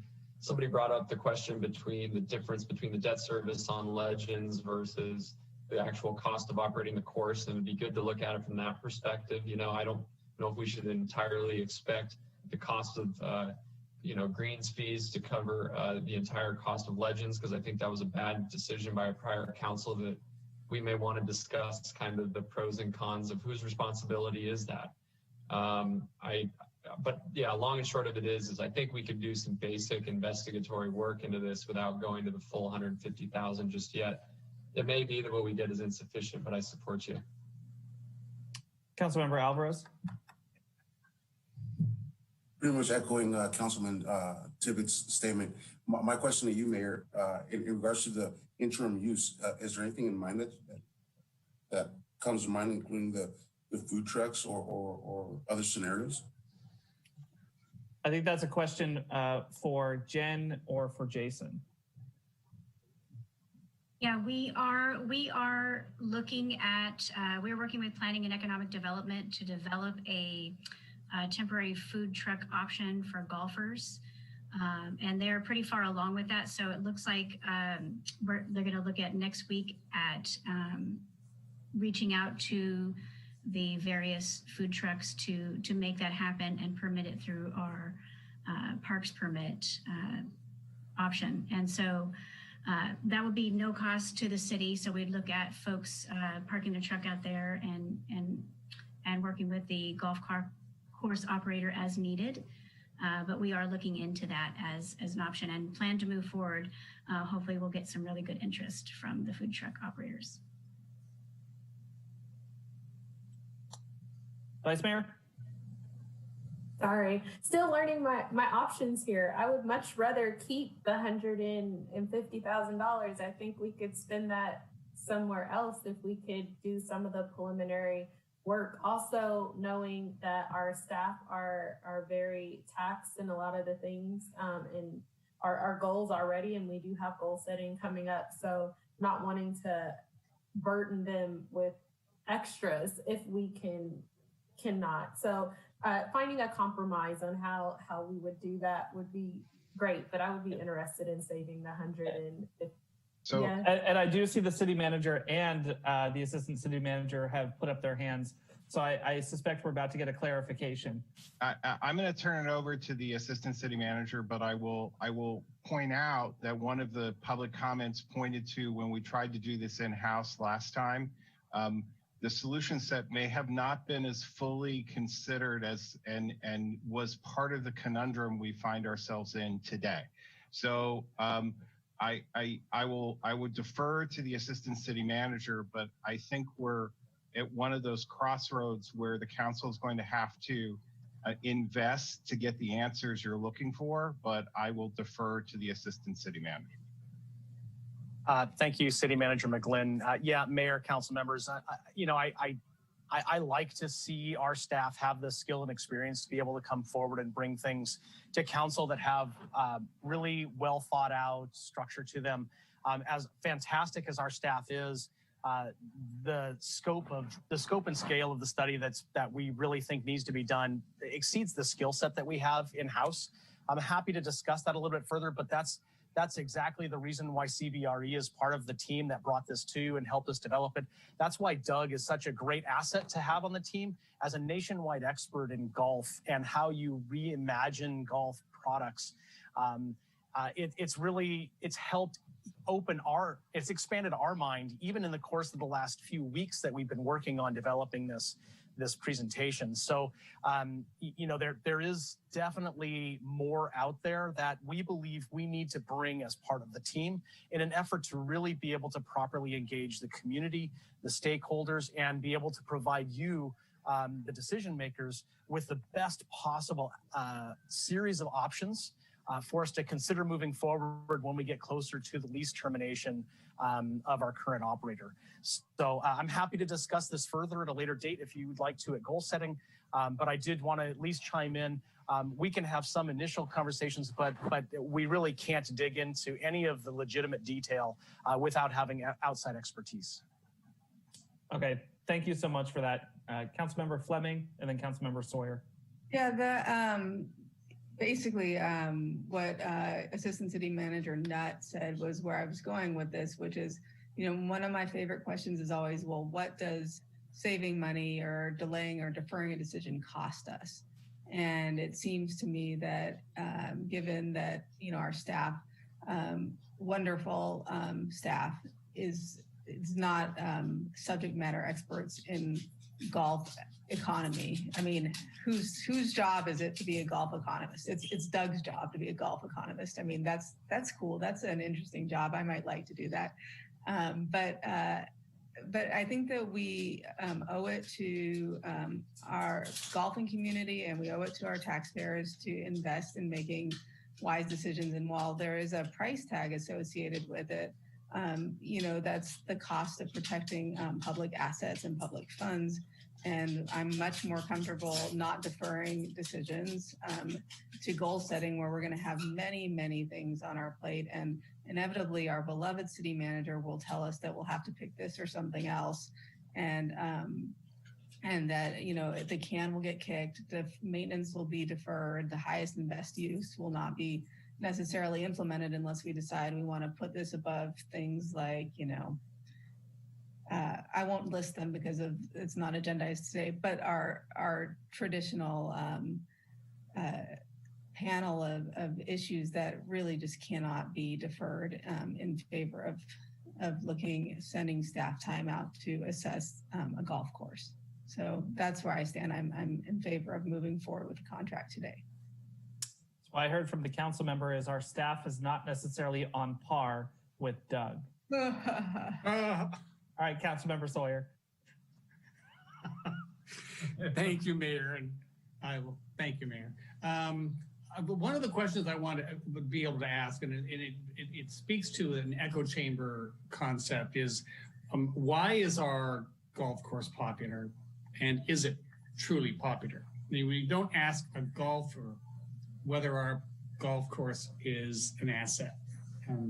I think we all know that it's an asset, but if you play golf on a regular basis, it's going to be more of an asset. So I would love to have answered the question, what is the reality of the popularity of our golf course? Is it because it's cheap, or because it's a beautiful course and challenging and exactly what we want to have in the city? So that's one of those questions that seems obvious, but it's not an easy question to answer. Is why is it popular? And so I would hope that if we move forward with a status quo or a status quo or the blend thereof, I would want to know why. And is it as popular as those that use it on a regular basis would say that it is? So I would want that question answered. Thank you, Councilmember.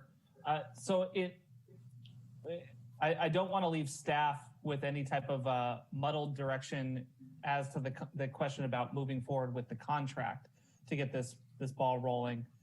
So Sue, would it be appropriate for me to just ask for a straw poll from the council on whether or not to move forward on the contract piece?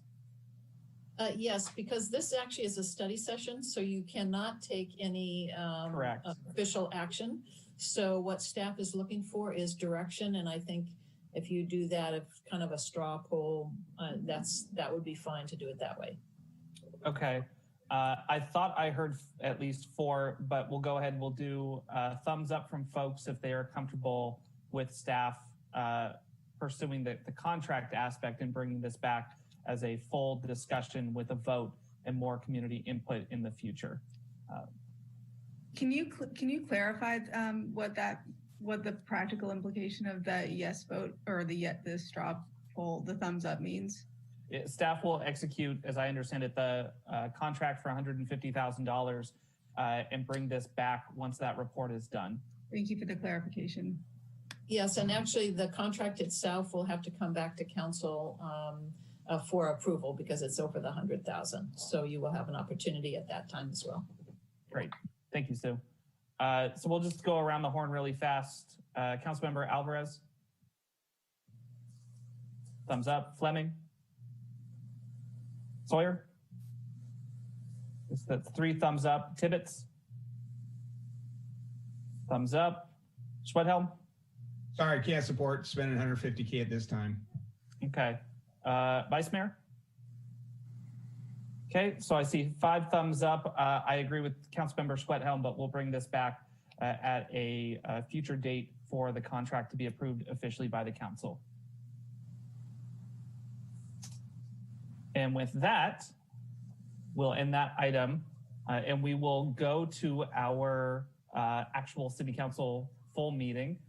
I don't believe we have to do a roll call, Madam City Clerk, since we didn't take a break, or do we?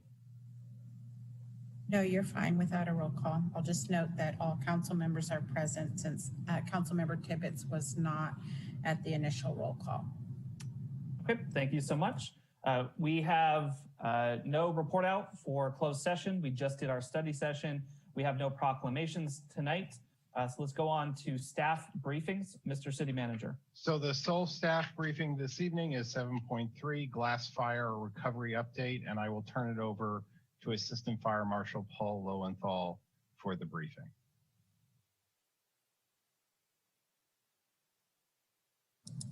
One moment as he promotes two panelists. Thank you. Good evening, Mayor Rogers, Vice Mayor Rogers, and member of the council. My name is Paul Lowenthal, Assistant Fire Marshal with the San Jose Fire Department on behalf of the Glass Fire Task Forces. It's been a couple weeks since we've been before you, so catching up on a couple items. The deadline for the right of entries for the debris removal for both structures and trees within the glass fire has been extended again. CalOES indicated that it would not extend, and that yesterday would have been the final deadline. However, late last night, we received word that it has now been extended to February 15th.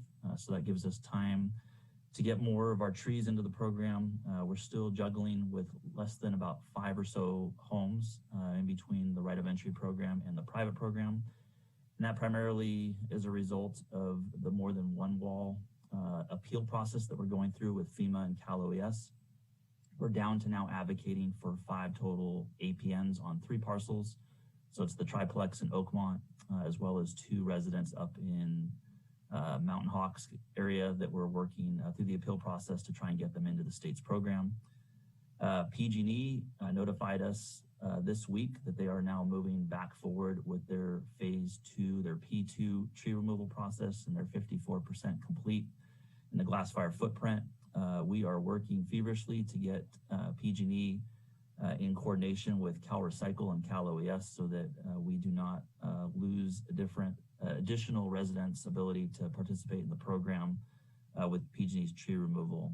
We have also followed up on the request that you were made aware of earlier in the year regarding the meeting that they offered regarding their wood management program. We have put PG&E on notice through email that we requested dates to reconvene that group with dates requested by the end of this week. So hoping to keep that process moving forward. Shifting over to the watershed side, our watershed task force reported no significant issues within the glass fire footprint following the 2 inches of rain that we had from the atmospheric river. Obviously less rain than we anticipated. So that was a beneficial storm, and hopefully will continue to promote growth that will stabilize our burn scar area. The 3 Cs will likely be seen, California Conservation Crew will likely be seen in Santa Rosa, doing some work on behalf of CalOES on state debris removal sites, helping with the watershed, best management practices and soil stabilization. Also, the fire department and stormwater will be working with Oakmont residents regarding some of the concerns with the creeks that were affected by the glass fire and pass forward to help mitigate some of the concerns. And that should do it for our update as of right now, unless there's any questions. Thank you so much, Paul. Council, do you have any questions? All right, seeing none, we'll, Mr. City Manager, you said this was the only update tonight, correct? Great, we'll go to the public to see if there are any public comments on the staff updates.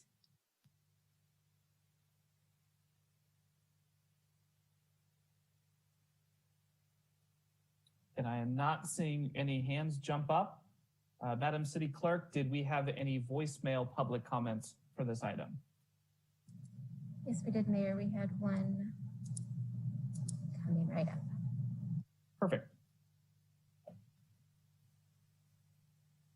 Item 7.1 and 2, staff briefing. Dwayne DeWitt from Roseland. Regarding the COVID response, as well as the community empowerment plan, these seem to be falling short, at least in my area of Roseland, a neighborhood that has at least 7,000 people right around that general Sebastopol Road, Roseland Village type of city center. Hopefully, you could work with the county and begin putting notices up into the bulletin boards and on the windows of the Roseland Library, which the county has used for a vaccination site at times. There are many people in the community who do not have internet access and are not linked in with smartphones. So they're zoomed out, virtual exclusion. The news isn't getting to them, but those bulletin boards at Roseland Village are there. The windows of the county-owned building are available. Please share information with us so we can truly be empowered in this governmental system, which seems to be more exclusionary than inclusionary. Thank you. That concludes voice message public comment, Mayor. All right, thank you so much, Dina. I'll bring it back to the council for a quick check-in. Any additional comments or questions for Paul? All right, then we'll move on to our next item, the city managers and city attorneys reports. Sue, do you want to kick us off today? Sure, I'm happy to do that. Mr.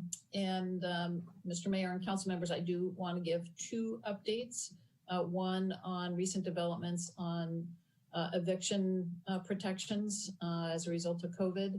And then the second, I'll give you a brief update on our litigation concerning our all-electric reach code. So first on evictions, as you may recall, existing state law places a moratorium on eviction proceedings that are based on non-payment of rent due to financial hardship caused by the COVID pandemic. And that state law, which was adopted late last summer, breaks it into two phases. If the unpaid rent accrued during the first 6 months of the pandemic, March 1st, 2020 to August 31st, 2020, then that unpaid rent has been converted to consumer debt. And as consumer debt, that unpaid rent can never be used as a basis for eviction. The rent, though, is still owed, and the landlord unpaid rents in a small claims court. But again, it cannot, for that 6 month period, unpaid rents cannot be used for as a basis for eviction. Phase two, this is existing state law. Phase two, if the unpaid rent accrued during the second 6 months of the pandemic, and I know there was a time where we didn't think there was going to be a second 6 months of the pandemic, but here we are. So if the unpaid rent accrued from September 1st, 2020 through January 31st, 2021, then the unpaid rent was converted to consumer debt, but only if the tenant submitted a declaration that the failure to pay rent was due to COVID-related financial stress. And second, the tenant paid at least 25% of the rent that was due by January 31st. It did require, the existing law required that the landlord provide certain notices to the tenant, and it allowed, the existing law allowed for eviction for causes other than non-payment of rent due to the impacts of COVID. And all those protections, again, went just through January 31st. Late last week, the legislature passed and the governor signed SB 91, and that extends those protections from January 1st through June 30th, 2021. So it continues the protections against eviction for non-payment of rent due to financial hardship caused by the COVID pandemic, provided that the tenant submits the declaration that the failure to pay rent was due to impacts of COVID. And second, that the tenant pays at least 25% of the rent due now by June 30th rather than January 31st. Some minor adjustments continues the requirements for notice. It provides a standard form for a declaration for the tenant to verify that the failure to pay rent was due to COVID impacts. And it continues to allow for evictions for causes other than non-payment of rent due to impacts of COVID. And those other grounds for eviction would include at-fault cause under existing state law. That includes things like a tenant's breach of material provisions of the rental agreement, creating a nuisance, damaging the property, using the property for an unlawful purpose. Those are all at fault, just cause. It also allows for evictions for no fault, just cause, as defined under existing state law. And that includes things like the owner wanting to move into the property or a relative moving into the property, or the owner taking the unit off of the rental market entirely. And there's a whole set of state laws that govern those two provisions. So again, extends the time for payment of that 25%, extends those eviction protections through the end of June, continues to allow evictions for other purposes. The other big piece of that legislation, excuse me, was that it establishes the state rental assistance program. It takes $2.6 billion in federal assistance and federal rental assistance, and it directs to two categories. It provides aid for low income qualified tenants that are most at risk with unpaid back rent. Tenants qualify if their income is 80% of AMI or lower. So it's aid to income qualified tenants. And then second, it's aid to the landlords.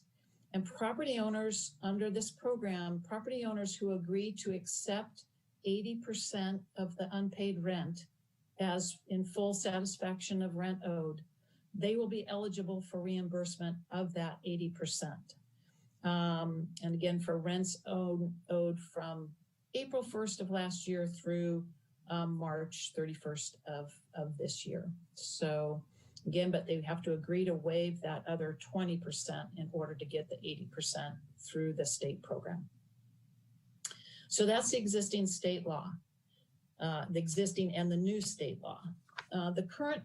We also have regulations at the county level.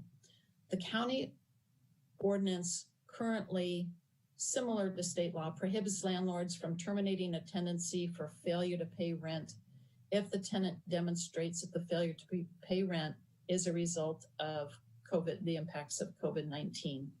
And that can be illness of the individual, it can be quarantine requirements, it can be caring for others, it could be caring for minor children in the absence of in-person school or daycare. It operates a little bit differently than the state law. It creates an affirmative defense that tenants can use, creates a private right of action against landlords for any violation of the ordinance, provides for damages 3 times in that private action. Tenant can recoup 3 times their actual damages. They can also recoup damages for mental or emotional distress. The county ordinance does not relieve tenants of the obligation to pay rent, and it does not currently address any other grounds for evictions. Those other grounds for evictions remain in place under the county's current ordinance. That ordinance was adopted under the county's emergency powers, and it was directed that the ordinance would apply throughout the county in both the incorporated and the unincorporated areas. So it's consistent across the county unless a city specifically pulls itself out. The county is now looking at amending their existing ordinance. Again, their existing ordinance really kind of parallels existing state law. What they are looking to potentially consider is expansion of the limitation on evictions. Again, currently it only addresses evictions for failure to pay rent due to COVID. The proposal that the Board of Supervisors will be considering would expand that and have broader regulations of evictions. We understand from the board's discussion last week and some other discussions with the county staff is that we are anticipating that the Board of Supervisors will be offered two options, two alternatives to expand eviction protections. One option would be that the county ordinance would prohibit all evictions other than those that are necessary to protect public health or safety. I'll note that that standard and that prohibition had been in a rule that had been adopted by the Judicial Council last spring, and it was in place for several months. That Judicial Council order has been since repealed, so it's not in place. So that's one option, no evictions other than for health or safety. The other, kind of at the other side, would be that it would prohibit all evictions other than public health and safety, or specified no-fault evictions. These are the ones where the landlord wants to move into the property, or have members of his or her family move into the property, or wish to take the unit off of the rental market entirely. We don't know the specifics of those alternatives because they have not yet been published. They have not been released publicly.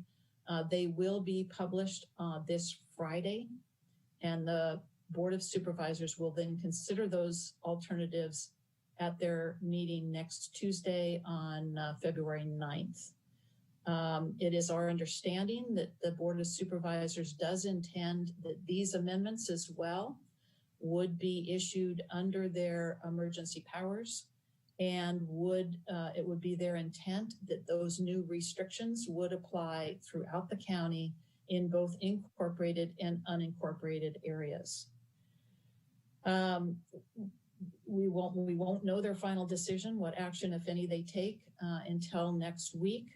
So we are proposing that we will come back to council at your next meeting, the next following meeting, which would be on February 23rd, to report back what actions the county takes, again, if any, and then depending on the actions that the county takes, the county will have options to consider whether to weigh in on the matter or to leave that ordinance operable within city limits as well.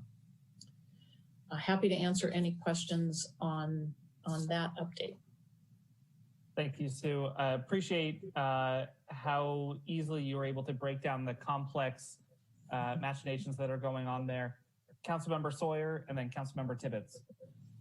Thank you, Mayor, and thank you, Madam City Attorney. So I'm curious. So a rentor could decide, according to what the county is looking to embrace, not to pay rent for any reason, unless it has to do with a health and safety issue.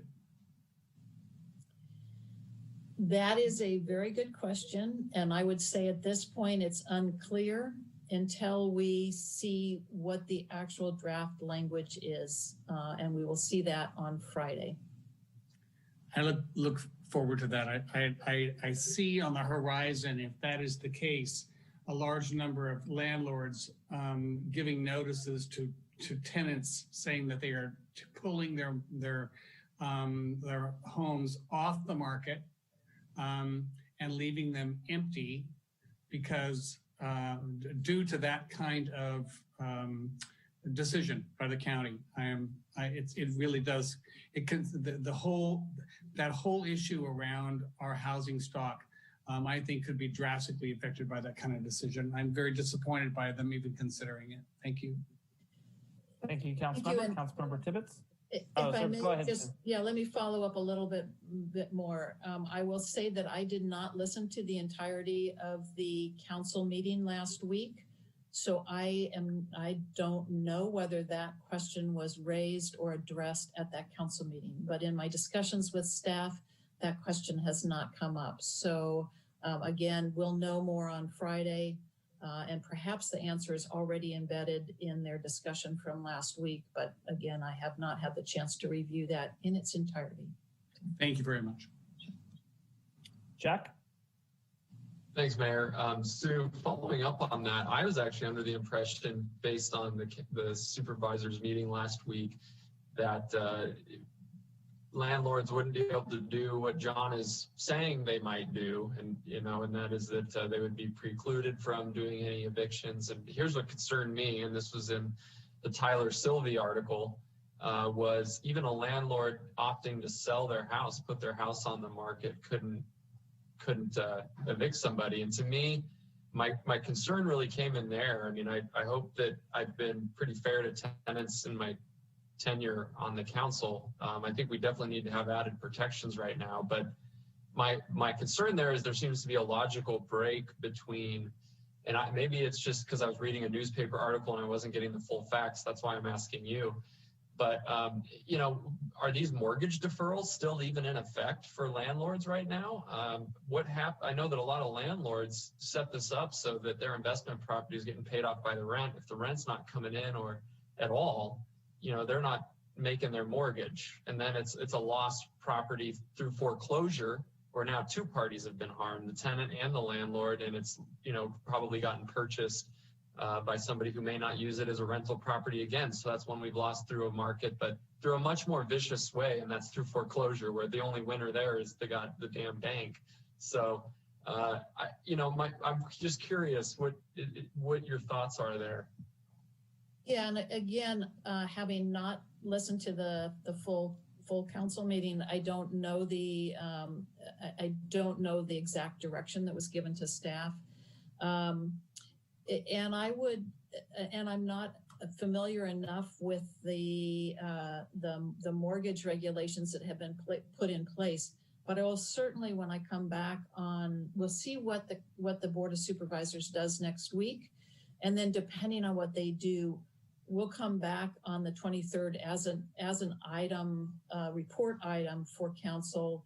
And we'll have that full background ready for you at that time. Yeah, that would be really super, because I'm supportive of increasing protections for tenants temporarily during COVID, because we don't want homelessness, but I don't want a situation created where the only winner emerging is the banks. So that's my 2 cents. And I hope that, Mayor, if you're talking to the supervisors at all, that you can raise that point with them and try to find a workaround. Great. Thanks, Councilmember. Councilmember Alvarez. Yes, thank you. Sue, I have a question, and I don't know if you're able to answer this one for me at this point, and it's okay if you can't.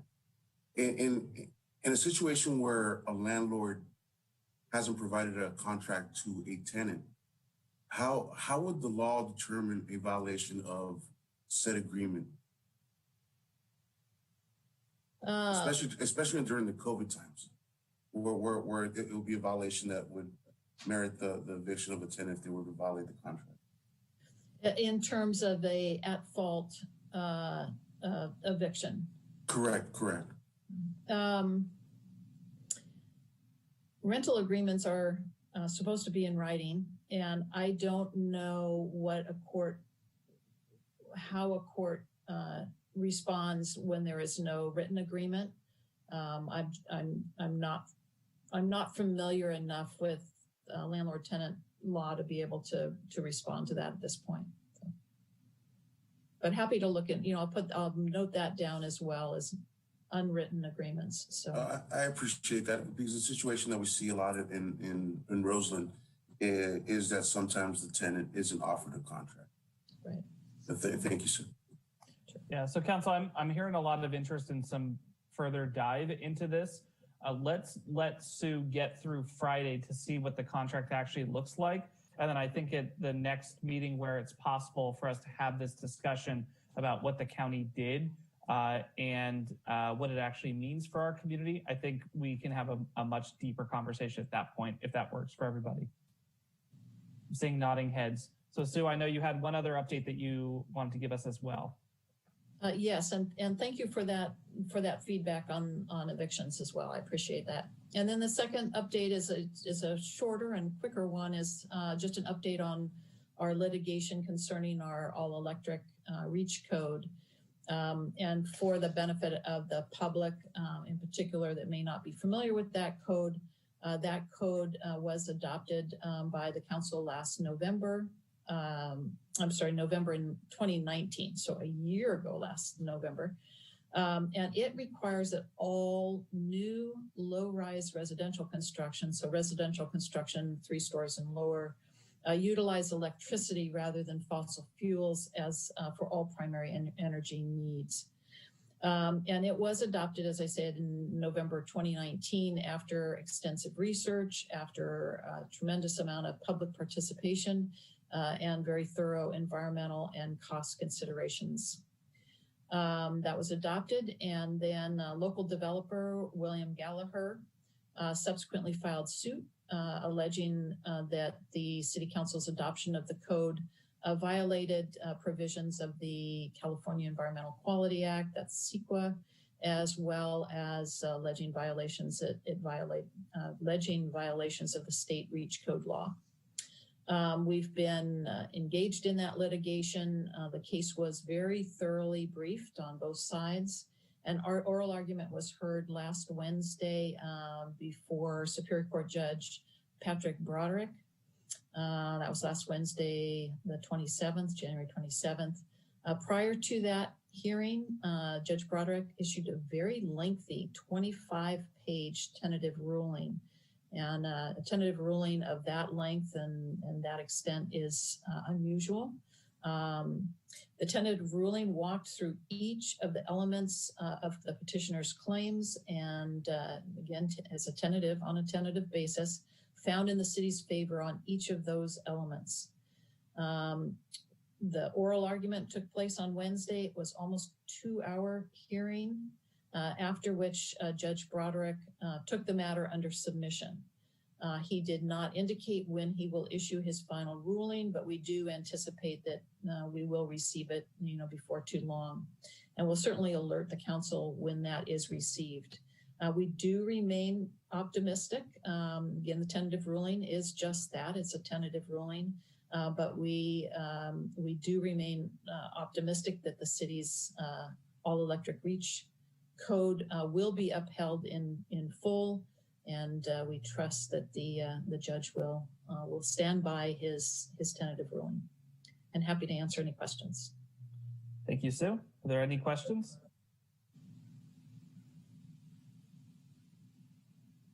Councilmember Sawyer? Go ahead, unmute Councilmember, and then you'll be able to speak. You can hear me then. Sorry about that.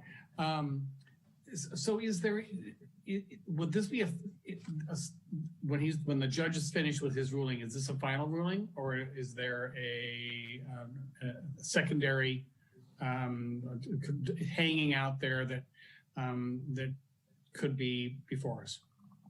Yes, the Judge Broderick's decision will be the final decision in the Superior Court. There will be no further proceedings after he issues his final order. There is, of course, always a potential for an appeal. And in fact, Mr. Gallagher's attorneys did take some procedural steps that would indicate that they are at least considering appeal. We've heard no communications as to whether they would intend to appeal or not, but that is a possibility. And obviously I would alert the council if an appeal is filed. So. Thank you very much. Sure. Any other questions, council? Great. Mr. City Manager, your report? Nothing to report. Okay. We will go ahead and go to public comment. We have one hand up. That's Gregory.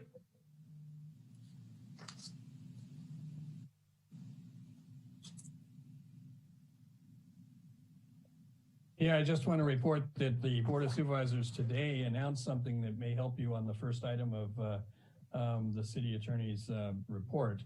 for the first time, the county administrator announced that they had achieved their goal of publishing the staff reports to their agenda 8 days before the meeting. So right now you can see the full agenda with all of the staff reports of the County Board of Supervisors on their website. And I just looked and there's nothing of what she's talking about on their agenda. As you know, we've been trying to get both you guys and them to publish it as early as possible. And this is actually the first time where you'll know what the staff reports are for the Board of Supervisors at this meeting.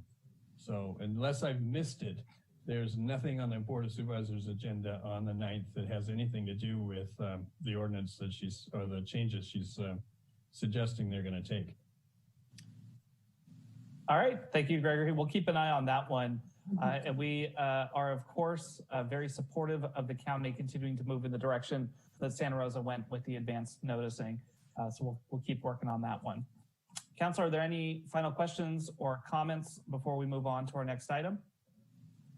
And just so you all know, we'll get through item 10, that's the council member reports, and then we're gonna take a quick break so that folks can use the restroom, grab water, do whatever you need to do, since we've been going at this for a couple of hours. First, item 9, do we have any statements of abstention from the council? All right, seeing none, we'll go on to item 10, mayors and council members reports. Let's start with our specific reports, and then we'll go on to item 10.2, which we sort of alluded to a little bit last time. So first, council members, is there anybody who has a report for item 10?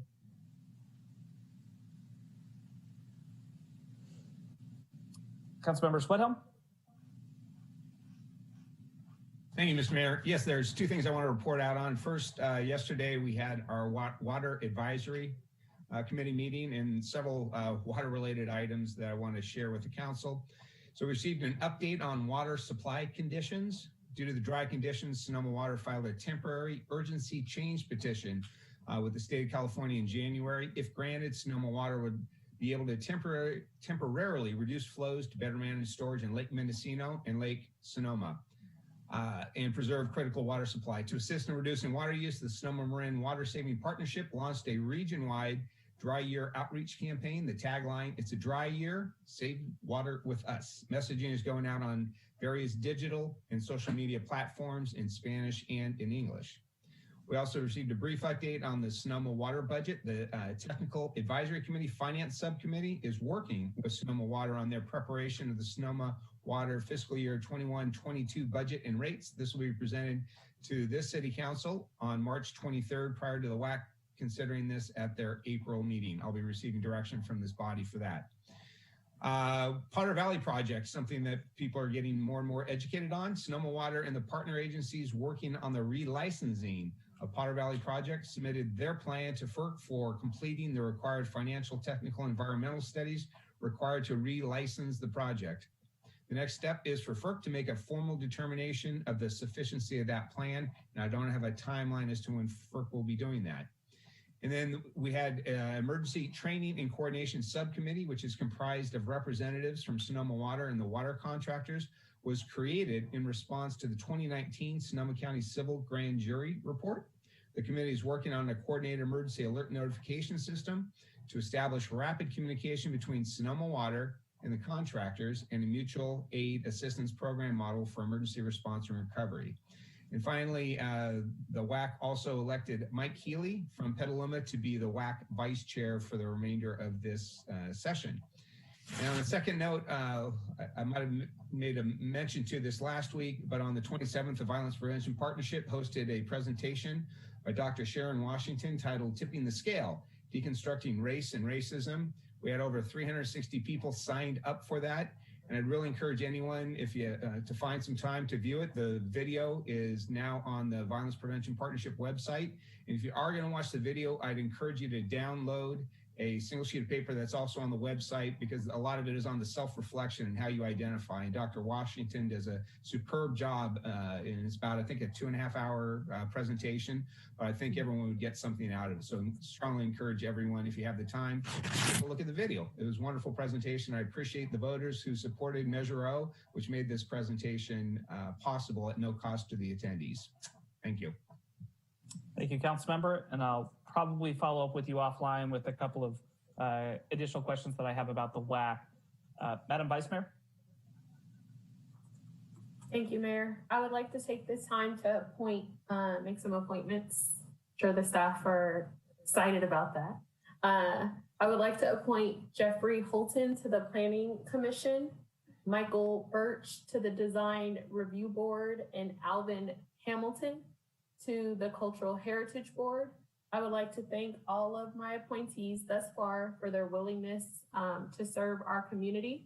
And I would also like to encourage others who may want to learn more or may want to also serve to go to the city website and check out the different board and commissions we have and the vacancies we have. A goal of mine when I was running for council was to diversify not only our leadership on the council, but also our boards and commissions.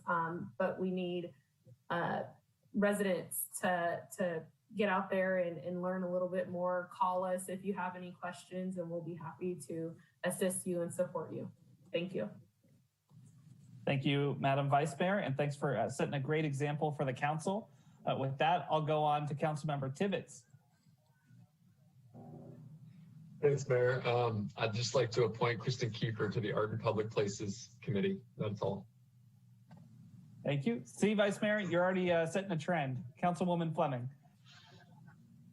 Thank you. I don't have any appointments to make today, but I'm doing pretty good on keeping my board staffed and diverse. So I wanted to report out on last week's Public Safety Subcommittee. We had a long and engaging meeting of 4.5 hours, and we covered an update from the School Resource Officer Program, as well as the CAHOOTS program, which was featured in the Press Democrat, and we're unanimously looking forward to that being an additional service that the city offers. I believe I speak on behalf of all three of us from the subcommittee that we think that this is going to be a fantastic addition to our city.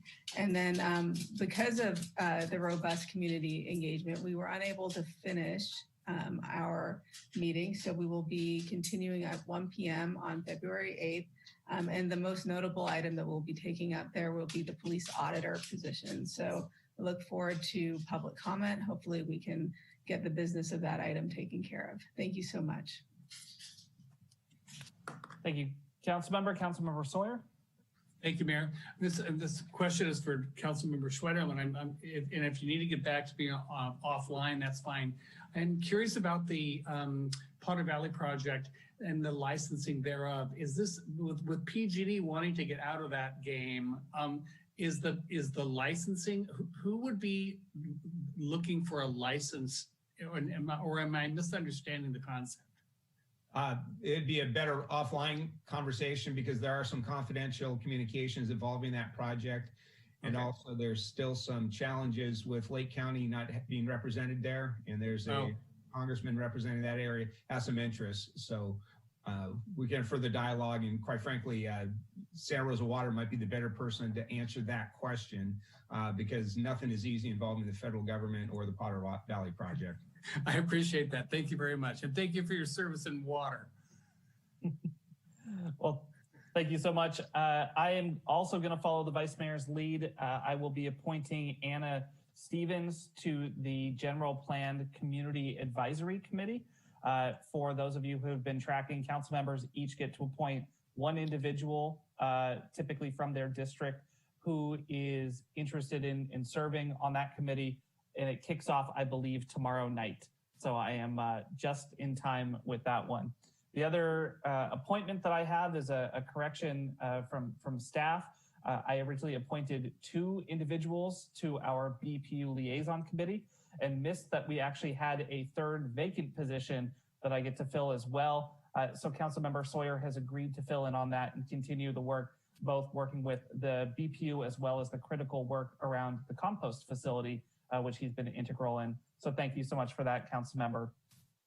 The last comment that I'll make for council is I did have a chance last Thursday to represent on the MTC Blue Ribbon Commission for small transit operators, as well as Rachel Eade from Santa Rosa.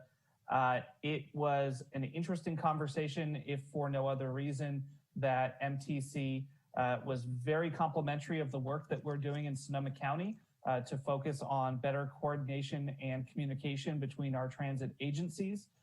And in fact, announced to the group that we are a little bit further along than we actually are, or we're supportive of us going further than we actually have gone so far. And so I just want to let you all know I took that as an opportunity to ask them for more money to continue to do that work. And we'll be continuing to report out to this group periodically as that ball moves down the path. We have our next task force meeting on coordination and consolidation coming up later this week. I think it's on Thursday, and we'll have more conversations to go at that point. But where we sit right now was asking the three primary transit operators, Sonoma County Transit, Santa Rosa City Bus, and Petaluma Transit, to come up with a punch list on how to better coordinate and communicate and what they would need to have in place coming out of COVID to have the appearance of a more seamless system from a rider's perspective, whether it was shared marketing, whether it was a shared app that they're able to utilize and push out together, or even better, more coordinated routes going forward. So hopefully I'll be able to report back to you all next week on what that punch list looks like and an expected timeline for some of these conversations. With that, we'll move on to item 10.2. Madam City Attorney, do you want to introduce this?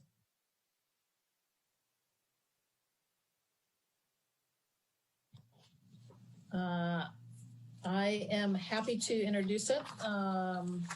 This is for the Mayors and Council Members Association City Selection Committee. And this had to do with this was we need to correct some things that we did at our last meeting,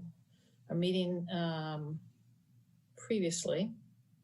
And so this is to give guidance to the mayor, direction to the mayor as to appointments to Association of Bay Area Governments Executive Board.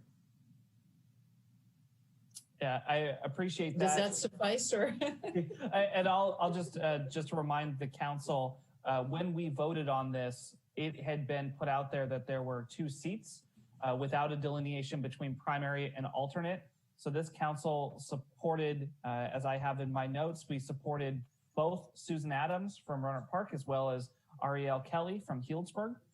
And what I'm looking for from council is now corrected direction from when we have our mayor's meeting to vote on these appointments on who the council intends to be our first in line for that primary seat and who should be second in line for the alternate seat.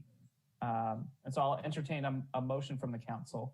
I'd like to move that our primary be Ariel Kelly and our second be Ms. Adams. I'll second that. Okay, we have a motion and a second. Councilmember Tibbetts, you have your hand up. Yeah, I'd just like to do an alternate motion. Susan Adams for our primary and Ariel Kelly for our. Okay. Okay, motion and a second. I'll take the first vote first, which is Ariel Kelly as our primary with Susan Adams as our alternate. And Madam City Attorney, can you please, or excuse me, City Clerk, would you please call the roll? Can I ask a clarifying question, Mr. Mayor, before we vote? Yes, absolutely. On the agenda, it shows that only Ariel was seeking a member alternate. Could we vote for someone who did not apply for an alternate position? In other words, Susan Adams only was seeking the member position, not the alternate. Do we have the option? Madam City Attorney, that's a question for you, I think. Yes, I would say you would have the option to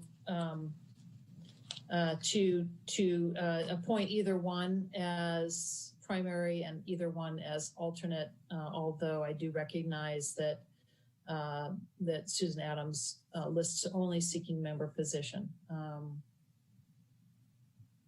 Great, thank you.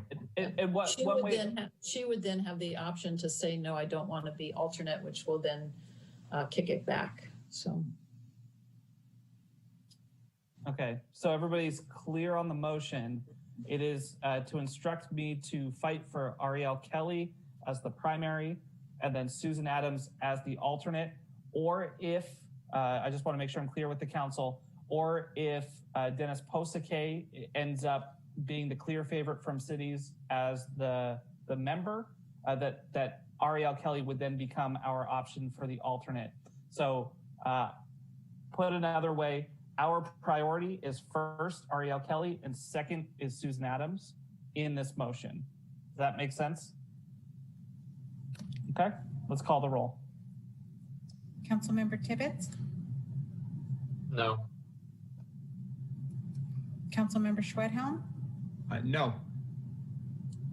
Councilmember Sawyer? No. Councilmember Fleming? Aye. Councilmember Alvarez? Aye. Vice Mayor Rogers? Aye. Mayor Rogers? No. So that motion fails. So we'll take up the second motion, which is for Susan Adams to be the primary and Ariel Kelly to be the alternate. And let's call the roll. Councilmember Tibbetts? Yes. Councilmember Schwedhelm? Aye. Councilmember Sawyer? Aye. Councilmember Fleming? Councilmember Alvarez?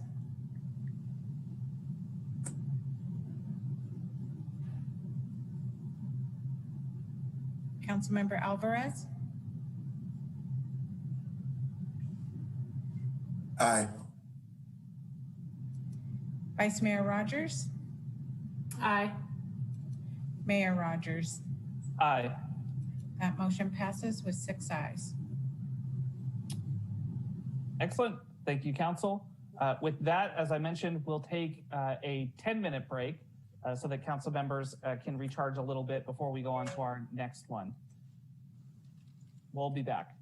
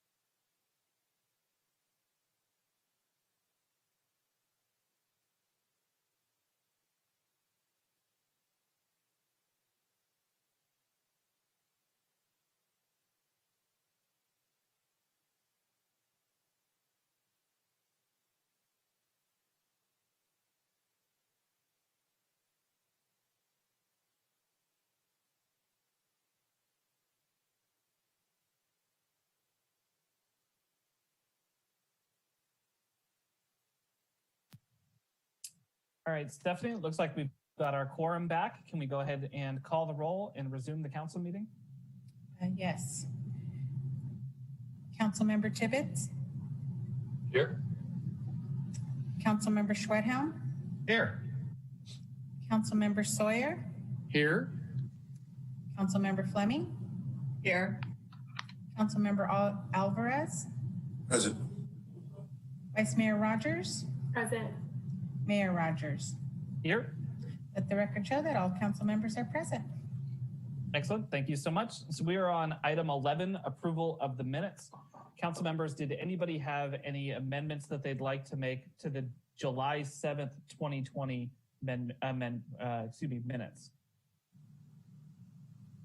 All right, seeing none, we'll show those as adopted, and we'll move on to our consent items. Mr. City Manager. Item 12.1, resolution, City of Santa Rosa and Oakmont Village Association agreement for City Bus Route 16. Short and sweet. I like it. Are there any questions from the council on item 12.1? Okay, seeing none, we'll see if there's any public comment on item 12.1. For folks joining our meeting, if you'd like to participate, go ahead and hit the raise hand feature on Zoom. And I am not seeing any interest in discussing this item. Madam City Clerk, do we have any voicemail public comments? No, we do not. Perfect. I'll bring it back. This item is yours, Madam Vice Mayor. Sorry, I pressed the wrong button. I move items 12.1 and waive further reading of the text. Second. All right, motion by the Vice Mayor, second from Councilmember Sawyer. Let's go ahead and call the roll. Councilmember Tibbetts?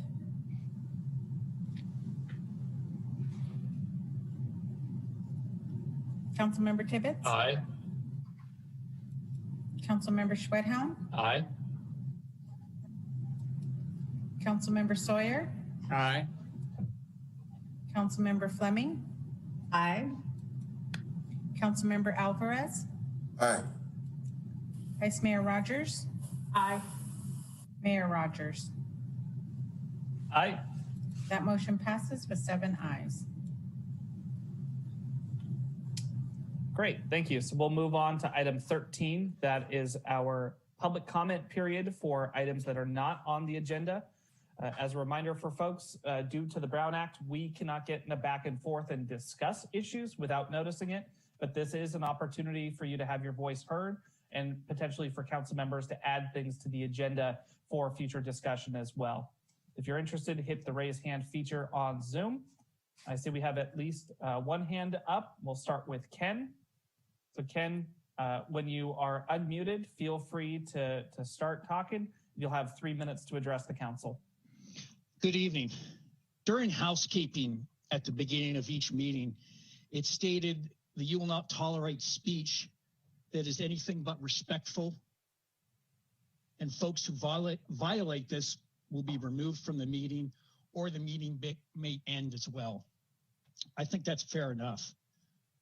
During last week's meeting, after hearing public comment regarding the Santa Rosa Police Department, Council Member Fleming said this: I think there are people in our community who feel genuinely more protected when there are more police.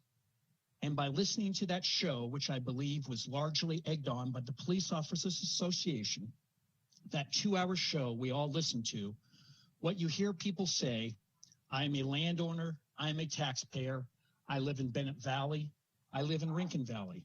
Those are dog whistles. That's a way of saying I'm white. I have privilege and I want police to protect me from the other elements.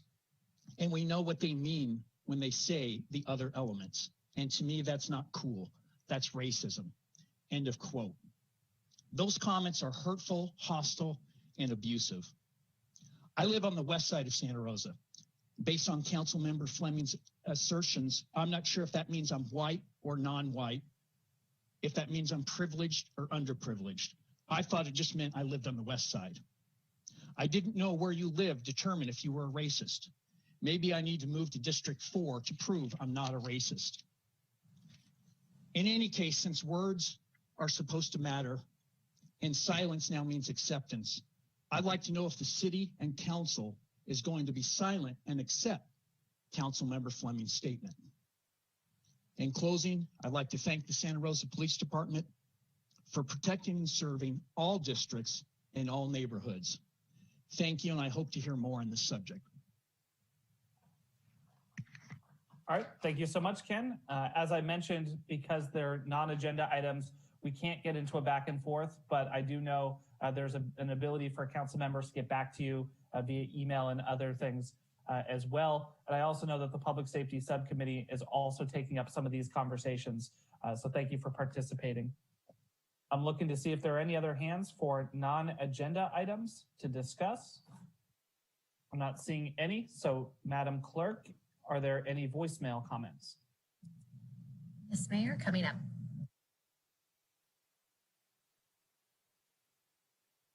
Alex Crone, agenda item number 13. You can put me under small cells or just cell phone towers in general.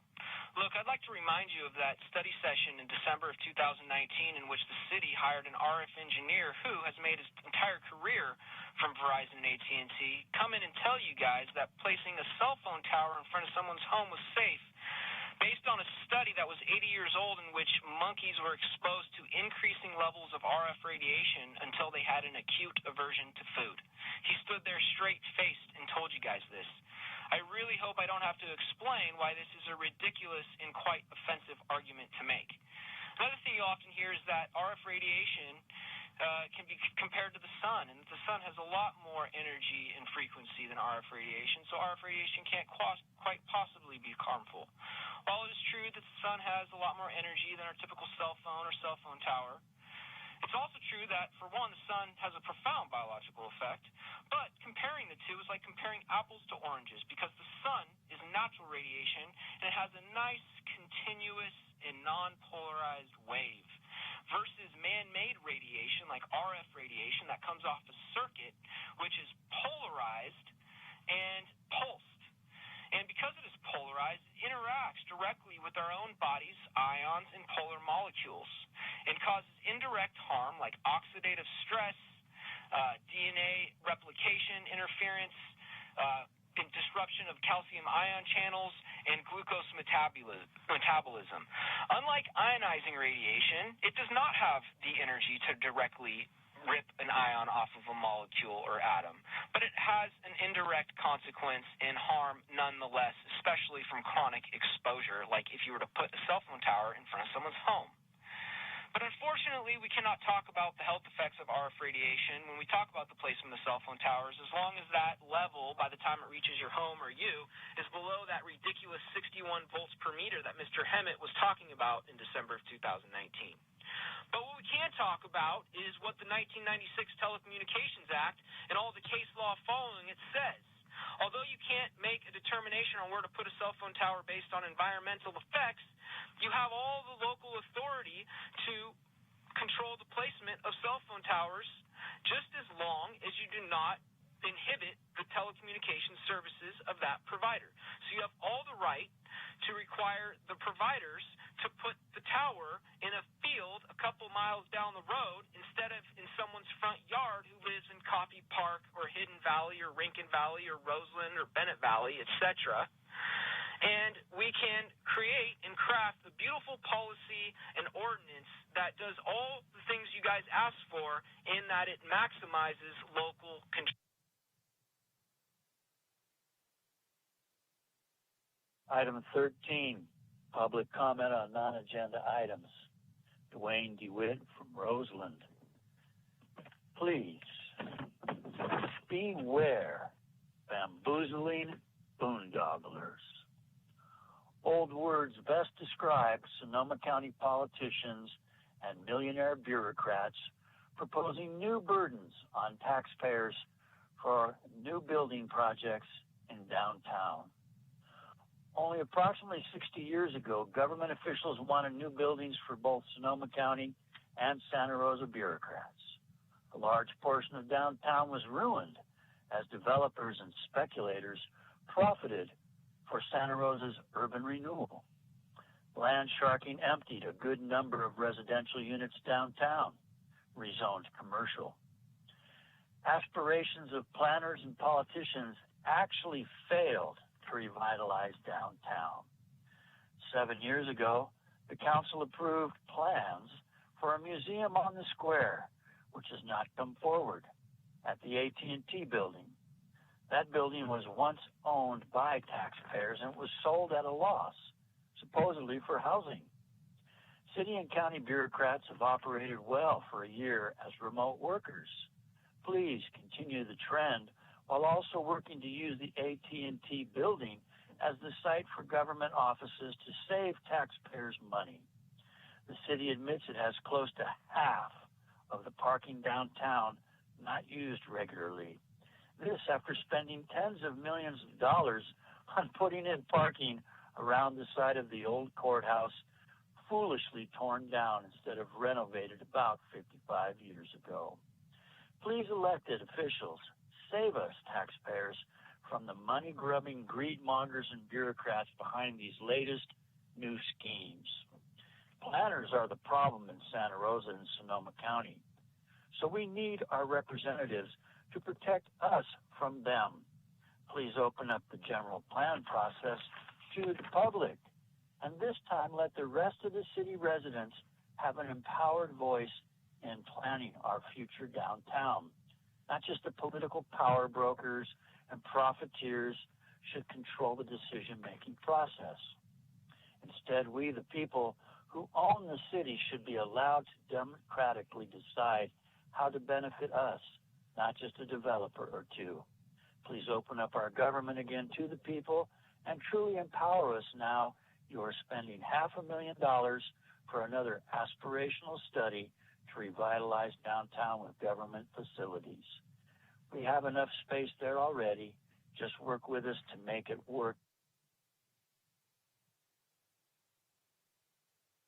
Hello, my name is Joanna Mike, and I'm calling regarding agenda item number 13.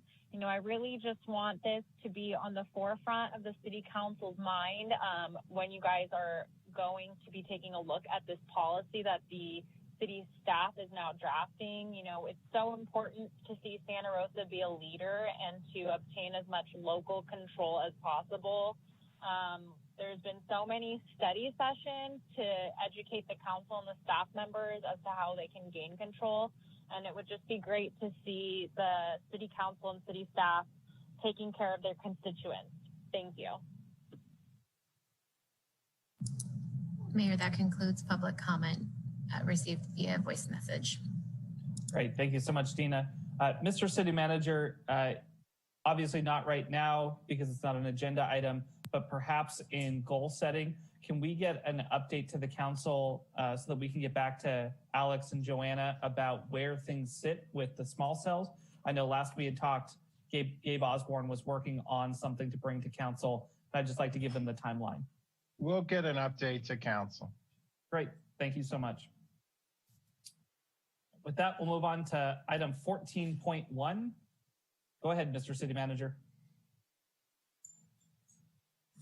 Item 14.1, report 2021 Federal Legislative Platform. Adrian Mertens, Chief Communications and Intergovernmental Relations Officer, leading us off.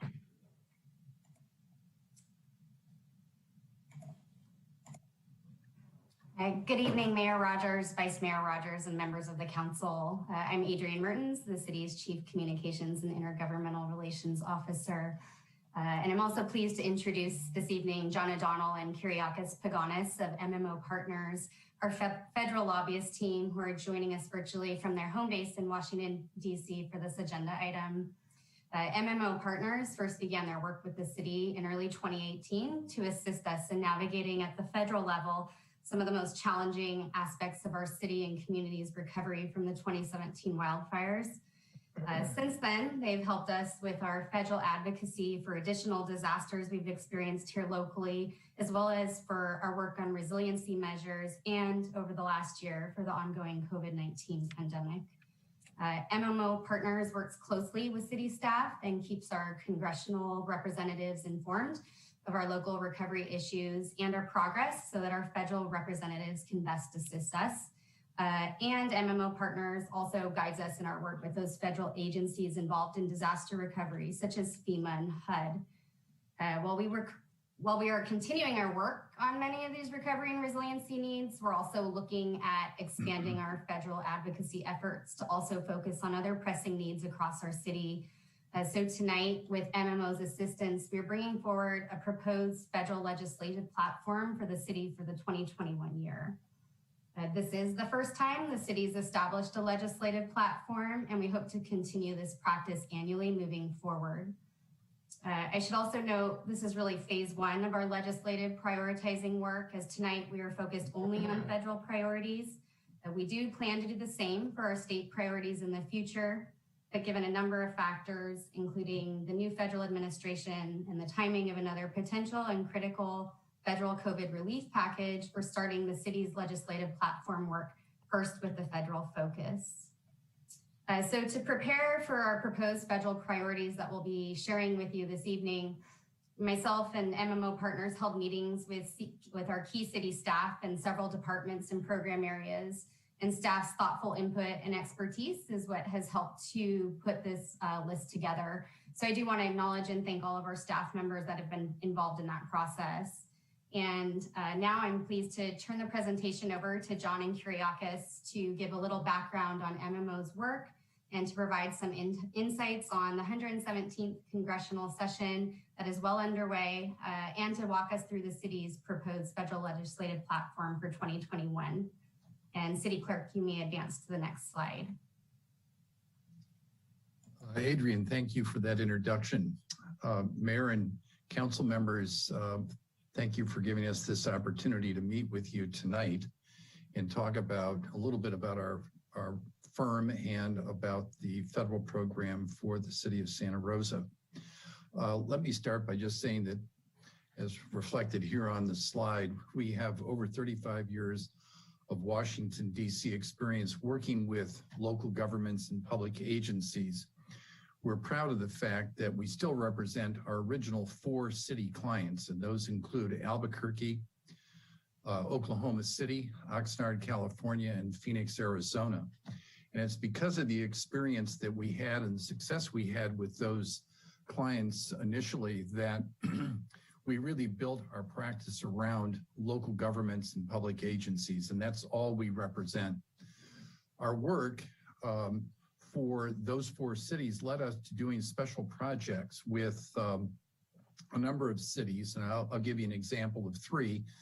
One was the city of San Diego, where we'll be responsible for working with the International Boundary and Water Commission, the international section of EPA, and FEMA to resolve a problem along the border where Tijuana sewage was flowing into San Diego and emptying into the Pacific Ocean. And the work that we did with those federal agencies, we were able to build the facilities that returned those flows to Mexico and clean up the beaches for the cities that were south of San Diego. It also led us to doing the ocean outfall project for Point Loma, the city's largest wastewater treatment plant. In San Jose, we were hired to work on redevelopment projects in downtown and also find additional funding for the expansion of the airport in San Jose.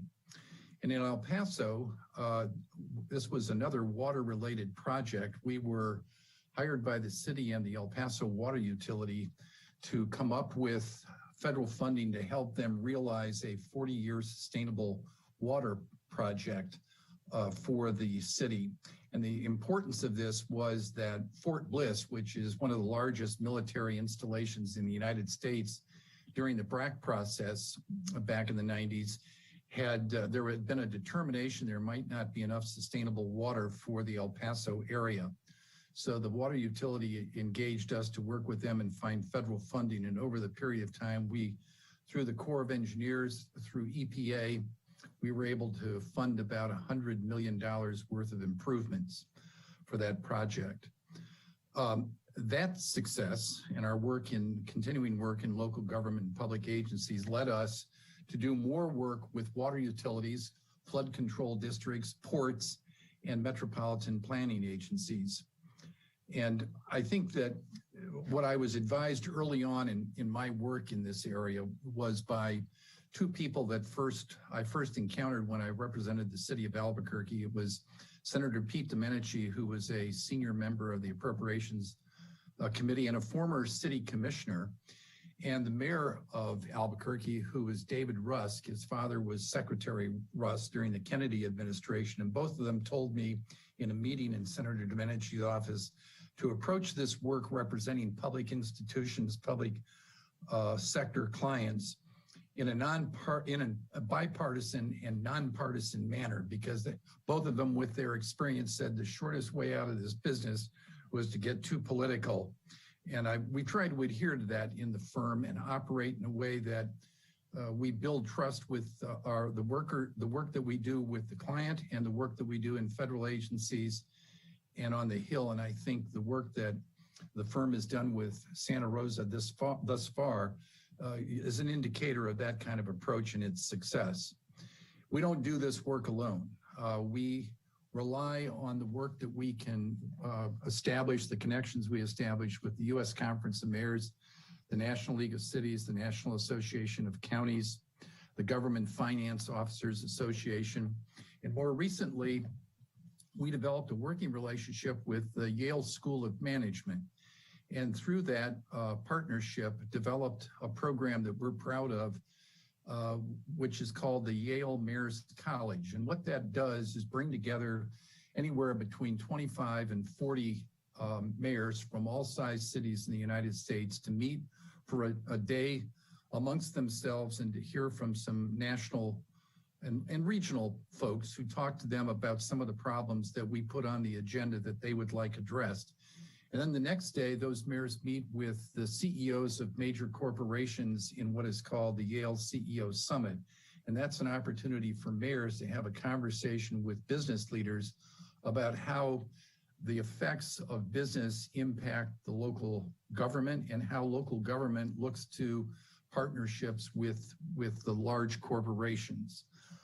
Bottom line for all of the work that we do is really how much good work are we doing for you and the priorities you have. And the way we measure that is the return on investment. And we're very proud of the fact, going back to the 4 cities that I mentioned originally, we've represented them for more than 45 years. And they retain us because we have proven that we do provide a return on their investment. And with that, I would like to have Kyriakis continue the presentation. Next slide, please. Thanks, John. Mayor and council, it's nice to see those of you who we've met. Nice to see you again. Those of you who we haven't met, it's nice to meet virtually. Hopefully we can have these conversations in person soon. What I want to do now is take a little bit of time and go over some of the issues and project areas that we've been working on since we were retained back in the middle of 2018. And I think, as Adrian alluded to and as John mentioned, this work is a team sport. And in no way are these accomplishments MMO's accomplishments. These are the city of Santa Rosa's accomplishments. We're fortunate to be part of the team. And the mayor and council's direct involvement over the past 2.5 years and the direction by the city council has certainly made these accomplishments possible. The city staff who not only have their regular jobs to do and have had their hands full with 3 wildfires and now a national pandemic have really stood up and have helped us immensely by providing data, information, helping us develop talking points and briefing materials to make the best possible case to federal decision makers. And so we would not be where we are without your great staff and the expertise that they bring to bear. Last and certainly not least, your congressional delegation led by the city's representative in Washington, Congressman Mike Thompson, along with Representative Huffman and Senator Feinstein, Senator Harris, now Vice President Harris, have been real champions for the city of Santa Rosa and continue to fight every day to make sure that you get a fair share of not only federal recovery funding, but other funding that is on the plate for future action in Washington. And their staff, I can't say enough about the hard work that they do to help bring these issues to bear and fruit. The first issue that really we kind of dug into was the Fountain Grove water system contamination issue. And this issue really highlighted some of the gaps between federal recovery programs and the unique needs of the city of Santa Rosa. Urban areas that had been impacted by wildfire were not prevalent natural disasters, and I think it was reflected in federal program guidance and eligibilities. And I think the Fountain Grove water system issue was really something that I think FEMA had to learn about and get educated on.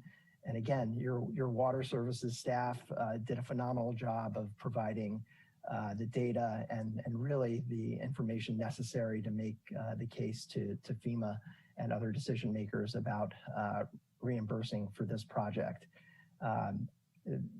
We met with EPA staff. It was probably the first week we were retained. The following week, we had folks coming to town and set up meetings with EPA and FEMA and other agencies, as well as members of the delegation and Congress to talk about this issue. Congressman Thompson, we worked with him and his staff, and the city also developed language that he was able to introduce and get into law, into the Disaster Recovery Reform Act, which expanded the eligibilities FEMA funding to include the reimbursement for underground infrastructure, including like the Fountain Grove water system. He also was able to include language that expanded eligibilities to include a removal of standing burned trees. Those two items were included and passed into law. We worked with Senator Harris at the time, and she was able to also include language that required FEMA to do a report on how their public assistance programs aligned with issues like the Fountain Grove water system. All of these efforts, I think, really helped educate federal policymakers and FEMA around this specific issue. And we're proud to say that the issue is moving on. I think this council had made that a top priority. I know Councilwoman Fleming, and this has been a priority of hers as well. The next issue really came to us in the early part of April 2019. FEMA had provided an extension to pre-disaster renters and an extension to pre-disaster homeowners. What happened, however, was that the pre-disaster renters were provided an extension through May of 2019, whereas the homeowners were provided an extension through July of 2019. So there was a little bit of a discrepancy between the two groups, and the city manager, along with the Sonoma County administrator, wrote to Cal OES back in April 2019, requesting that they provide parity for benefits. It also took an effort by the city council. Then Mayor Schwedhelm and Councilwoman Fleming came to Washington in May of that year to specifically advocate on behalf of those renters to get this done. And what usually, coming to Washington is key. It's important. However, you have representatives closer to home and you can certainly talk to them. But in this particular case, when the council members showed up and the mayor showed up, it really moved this issue along. In fact, that the same afternoon after we had done our meetings, we had got a call, and FEMA decided at the end of that day to provide the 2-month extension. And I think had it not been for this council's direct involvement, those renters might have had to vacate before they were ready. Sticking to the housing issue, the city, and I applaud your efforts for recently awarding funding on this multifamily project. It's a very timely allocation of funds. We worked closely with the city housing staff back in 2018. Congress provided funding to HUD through the CDBG-DR, that's Community Development Block Grant Disaster Recovery Program, to the 2017 disasters. What they did, though, is they did not provide funding directly to communities. They pushed the money out to the states. The states were provided pretty wide latitudes about how the funding was to be spent. They were required to spend some of the money in most impacted areas like Santa Rosa, but there was nothing in the guidance that dictated how that funding would really get down to you. And so the city recognized the issue and really made it a priority to seek a direct allocation of funding from the state via HUD. There was some, I think, some confusion about how much flexibility the state had. Our meeting at headquarters with city staff and the mayor and mayor at the time, I think clarified this for the state, and subsequently the state made the decision to allocate funding directly to the city for this project. In addition, we worked closely with Congressman Mike Thompson, the city staff, and elected officials to request additional assistance for unmet infrastructure needs. In the previous allocation, the state of California received $124 million, of which you got 38.5, about 31%. That $124 million barely touched all the areas of need. So Congressman Thompson and other members of the delegation went to bat to include additional funding in the 2019 appropriations bill for additional 2017 disaster assistance. That bill included an extra $100 million for disasters in 2017, of which California received 38% of that funding. The city staff, I know, is working hard with HCD to ensure that when that funding does get allocated, that the city will get its fair share of that funding as well. The last project that I want to talk about is it's not an accomplishment yet. It's something we've been working on. The city has requested and has filed a second appeal to FEMA for the relocation of Fire Station 5. The delegation has supported this request.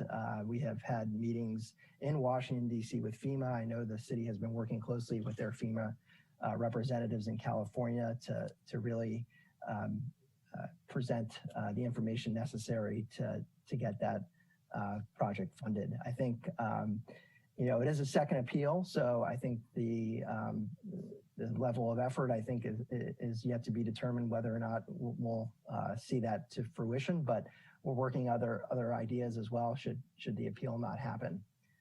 Next slide, please.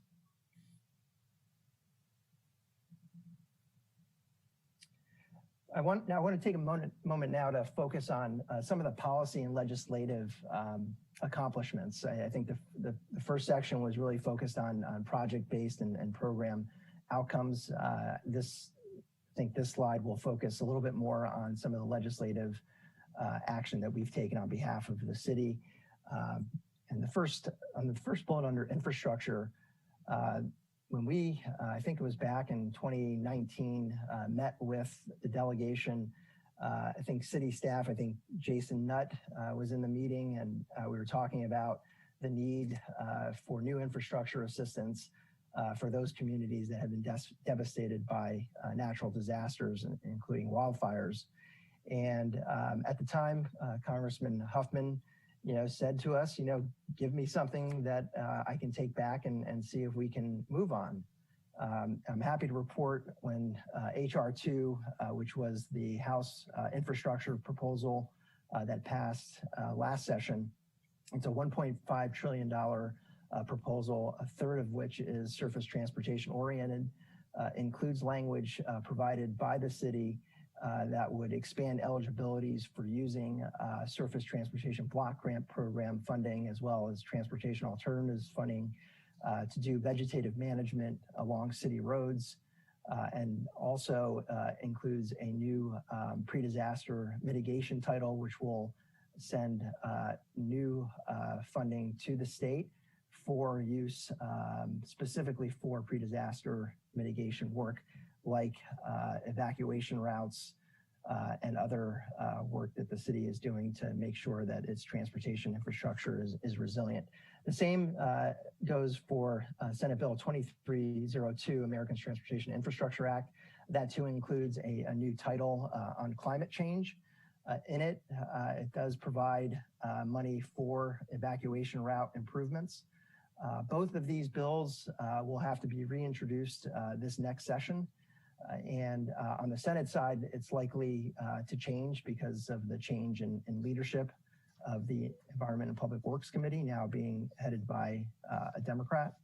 So we expect that that title will likely change. I don't see the climate title being eliminated. In fact, it probably will see extra attention this year. On the wildfire resiliency and mitigation bucket, the first, sorry for the acronyms, but it's the Disaster Recovery and Reform Act, which was, as I alluded to previously, the legislation that we were able to include money for expanding FEMA programs and funding for underground water infrastructure. That program also created a new pre-disaster mitigation program called, again, sorry for the acronym, BRIC. It's Building Resilient Infrastructure Communities. And that program provides competitive funding on an annual basis to communities to invest in mitigation projects on a large scale. And so I know city staff is looking at that, and we'll be working with you all on developing potential projects to submit this next year. The FEMA Assistance and Relief Act is a piece of legislation that Congressman Mike Thompson, along with Chairman DeFazio, introduced last year to really help local governments during this time when revenues have been certainly compromised because of COVID and impacts there. It would increase the FEMA share for reimbursement of eligible COVID-related expenses to 100%. I know the city has submitted expenses, at least I believe the city has submitted expenses to FEMA to get reimbursed for eligible Category B expenses. And I'm happy to report a couple weeks ago, Congressman Thompson, along with 5 other House leaders, sent a letter to President Biden asking that the administration take action to provide 100% reimbursement for eligible expenses. Today, we learned that this administration made such a declaration, and we will be working closely with the city as it seeks to recoup some of the funding that it might otherwise have had to expend. So typically there's a 25% local cost share. In this case, assuming the expenses are eligible, we expect FEMA to cover those COVID-related expenses at 100%, and certainly would not have happened without Congressman Thompson's leadership on that issue. The Wildfire Defense Act was introduced last session by Congressman Huffman and Senator Harris. This establishes a new federal grant program under FEMA to invest in mitigation projects. And I know that the city has developed a community-wide protection plan.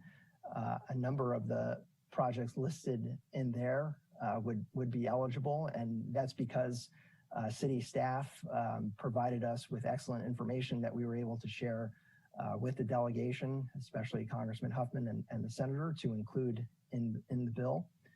We expect the bill to be reintroduced in the House and certainly working on the Senate side as well.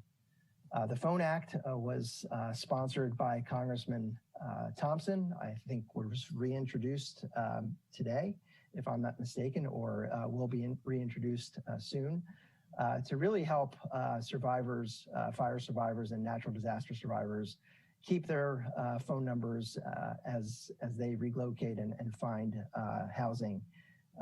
That piece of legislation, I know at the time it was Mayor Schwedhelm came back and really spoke in support of that with stakeholders.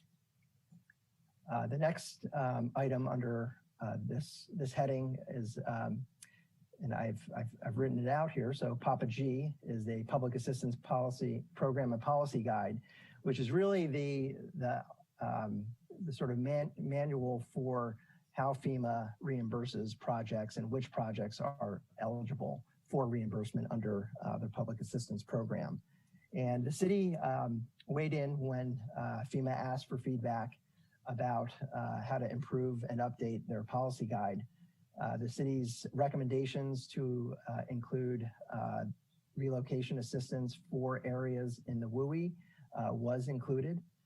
It made it really clear that just by virtue of being in the WUI, you were not precluded from getting relocation assistance.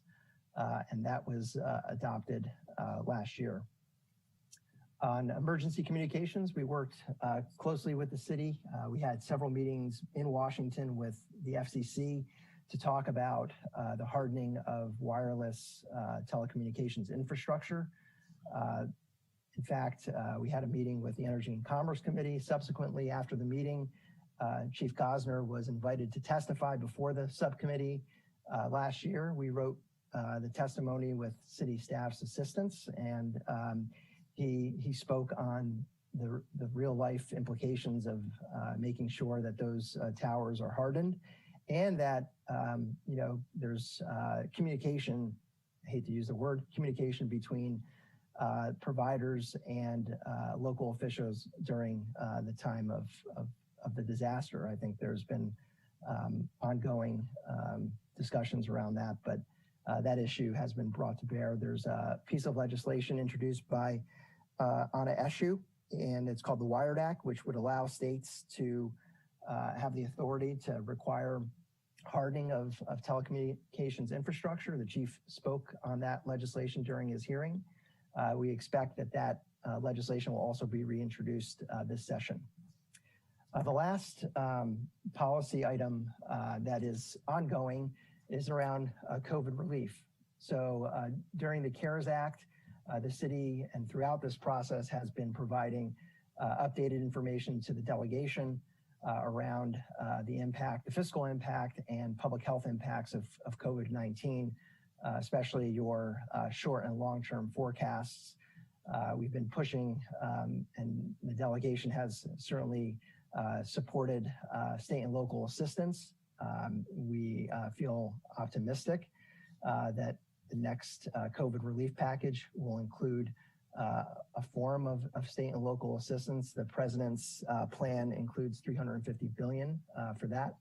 And the reconciliation proposals released by the House and Senate indicate that there is support for state and local assistance in the next package. But we still need to keep pushing on this. I know Mayor Rogers had several discussions with the delegation at the end of last year and has since also been writing to them about the impact of COVID-19 to revenues and additional impacts.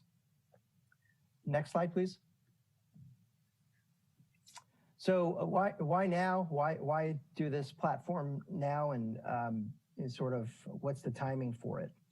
So the purpose in establishing the platform, I think, is pretty self-explanatory, but it communicates the city's federal policy and project priorities to the public, to your congressional delegation, and to Congress and federal agencies.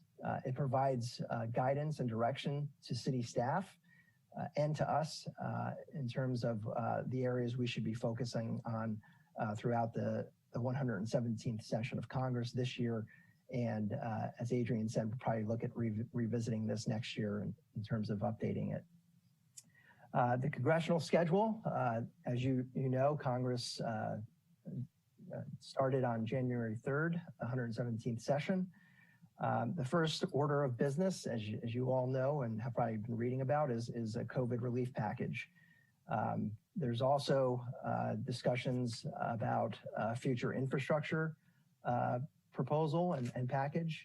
At the same time, Congress has to pass a FY22 budget, along with a number of other high priority issues like immigration reform. So there are a number of issues that are on the plate.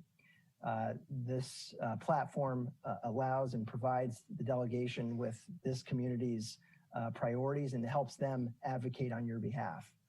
I want to say that, assuming that this platform is adopted tonight, our plan is to use the platform and subsequent meetings with the delegation, federal agencies, to really advocate for outcomes that would advance the platform. So we see over the next several months, we typically would probably recommend that the mayor and vice mayor, as has done in the past, come to Washington and advocate on these issues.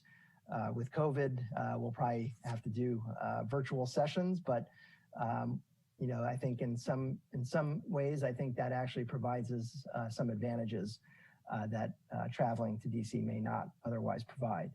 So we're going to be looking at the schedule over the next month and a half.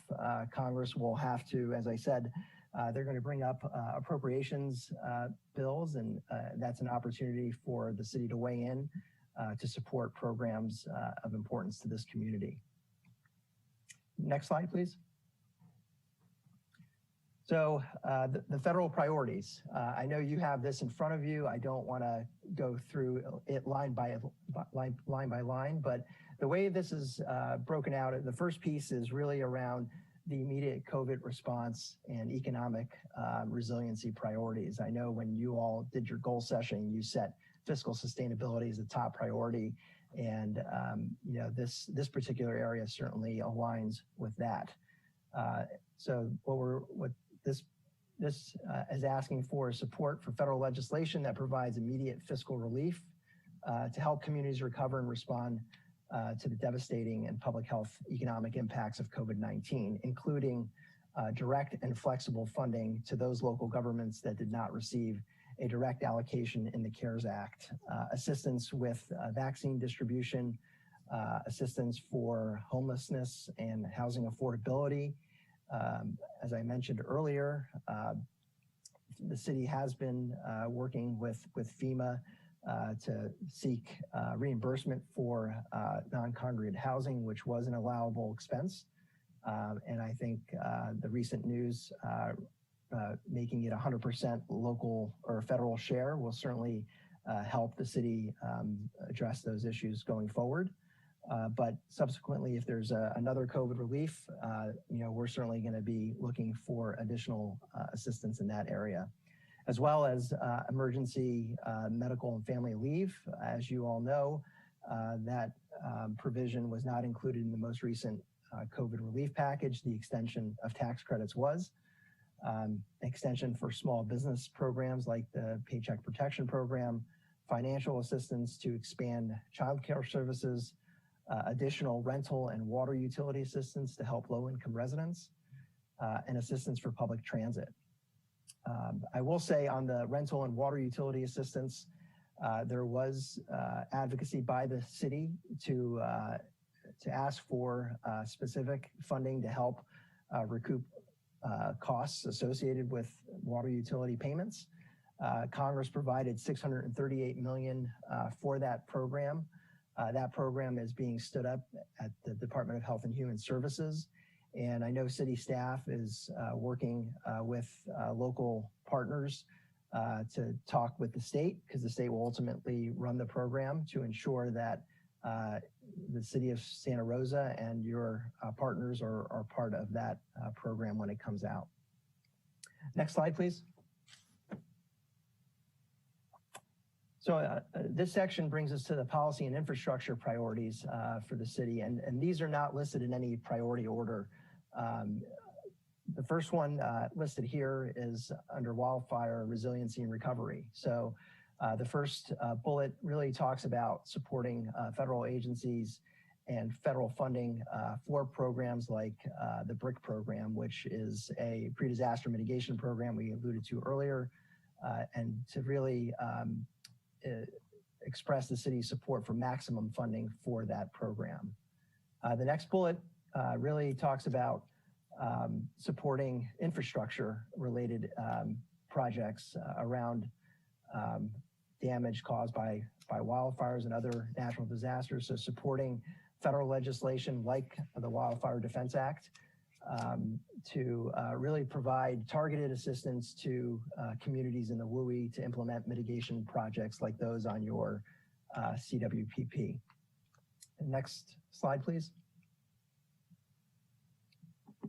We talked about the Community Development Block Grant Disaster Recovery Program earlier.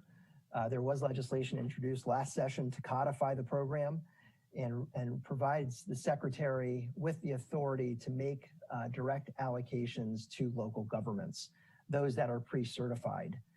As I mentioned in the previous allocations, HUD provided that funding directly to the state.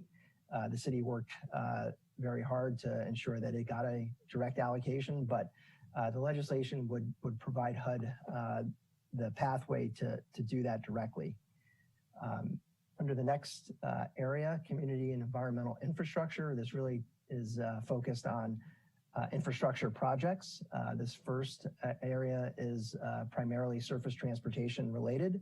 So the council would be asking for Congress to support legislation, surface transportation reauthorization bills that would get introduced this year to support evacuation route funding, vegetative management, an increase in the sub-allocation for the Surface Transportation Block Grant Program, supporting bicycle and ped projects, including rehab roadways, investing in public transit like fleet electrification, the bus and bus facilities program, and the low-no emissions program and zero emission vehicles and passenger rail service.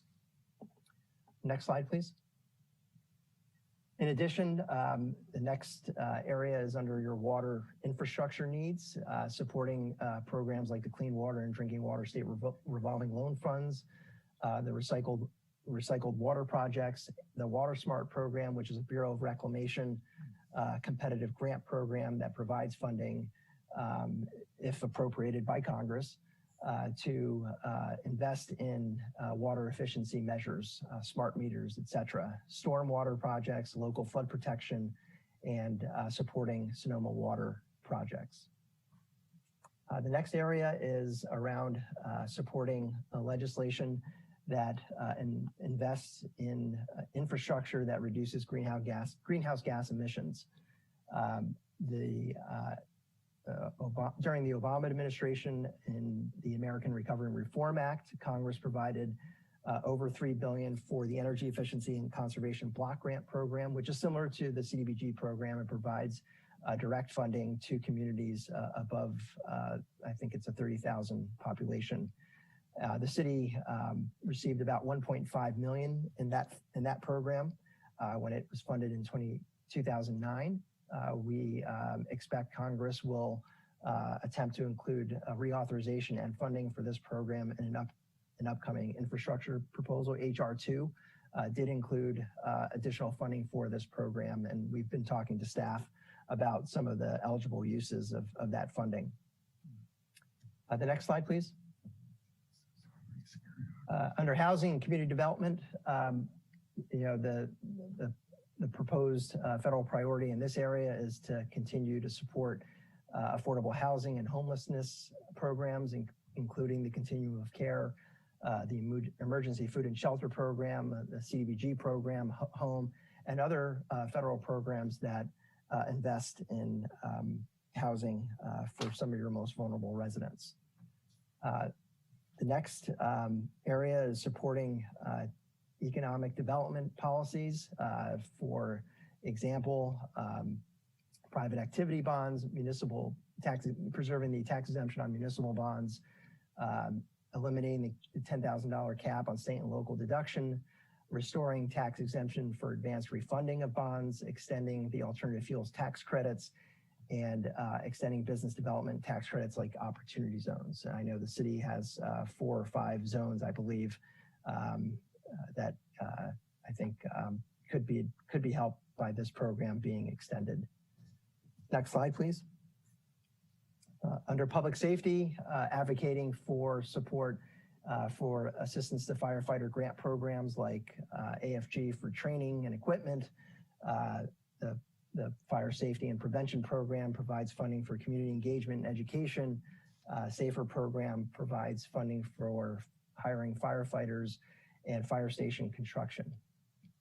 The last area under public safety is supporting federal initiatives that will invest in community policing and rebuilding community trust through officer training and mental health first response crises involving mental illness, homelessness, and addiction. That really speaks to the city's focus on programs like Cahoots and working with the delegation to include funding in FY22 appropriations bills to invest in programs like this is certainly an opportunity that's ahead of us.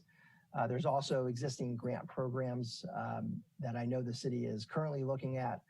Last year, I think it was Mayor Schwedhelm at the time and Councilwoman Fleming and city staff, the police chief met with Department of Justice officials to talk about Cahoots before it was Cahoots at the city. We spent a significant amount of time talking to them about ways in which the city could partner, and the city is currently looking at upcoming grant opportunities to see if they might align with that program. One thing I'll say about the grant cycle, however, I know that the city is really interested in moving along some of these projects like Cahoots. And in some cases, they align pretty well with the grant cycle. In some cases, they don't. I know that in this particular area, we expect those programs to come available sometime in the third quarter. And then, depending on how quickly federal agencies review and process grants, we would expect grant awards to happen at the end of the year. I say that not only just for public safety, but for all of these programs. There are potential grant funding opportunities, but in some cases, the timing just may not align with where the city is in terms of the need to act quickly to address some of your immediate concerns. Next slide, please. I will turn it back over to Adrian at this point. Thanks. Thank you, John and Kyriakis.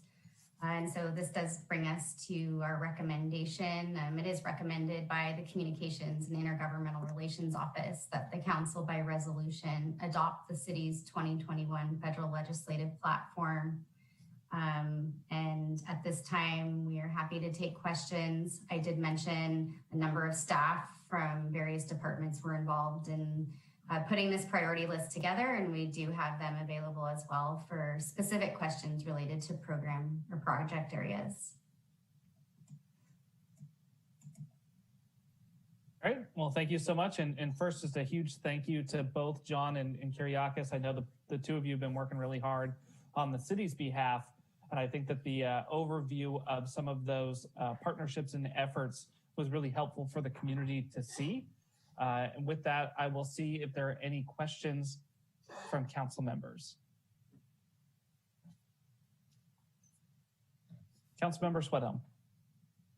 Thank you, Mr. Mayor. Let me offer my appreciation and thanks to John and Kyriakis. I like the way you talked about this being a team sport, because led by Adrian and Sean and the other department heads who've gone to DC working with Kyriakis and John, it's been phenomenal. And there's so many other cities that don't have the benefit of the deep bench that we have when we go there, but it makes a huge difference for bringing those dollars that rightfully, in my opinion, should be coming back to Santa Rosa. So a question I had about the housing and homelessness. I'd heard the Biden administration may be supportive of universal housing vouchers, which is a little bit more specific, but how would we support specifically universal housing vouchers to help us with homelessness and housing? Adrian, do you want staff to address that? Yeah, we might want to bring Megan Bassinger. Oh, there she is. She's on. Good evening. I'm Megan Bassinger, Interim Director of Housing and Community Services. And I apologize, my Zoom kicked me off right when you were asking your question. So could you repeat it? No way. My question is regarding universal housing vouchers. I think it's a concept that would be greatly help all communities across the nation. And it's my understanding the Biden administration is supportive of universal housing vouchers. I'm not sure how we would advocate for that, or I'm a big supporter of it. It's certainly something that we can continue to look into. We are looking into all programs that we are eligible for and advocating for those as we come along them. Council Member Schwedhelm, we recently had a conversation with the National League of Cities in DC. I know they've put together and are putting together some priorities around this very issue. They're presenting testimony on Thursday before the House Financial Services Committee. I don't know that they'll get into this issue per se, but we certainly can follow up with them about this and get more specifics for you. Thank you. Go ahead. Go ahead, John. I was going to say, I think also we might be of some assistance in that area because one of the persons that works with us used to be the chief clerk of the Housing Financial Services Committee and actually specializes in housing issues. I know that he has had some conversations with the chair of the Financial Services Committee staff about ideas that they're looking to move during this session. So we could probably, Kyriakis and I can talk with Scott Olson about this area. Great. Thank you so much. I really think it'd be a great way of helping move the needle with some of the challenges specifically we have in California. Thank you. Council, any other questions? Okay, I'll see if there are any comments from the public. If you're interested in leaving a comment, go ahead and click the raise hand feature.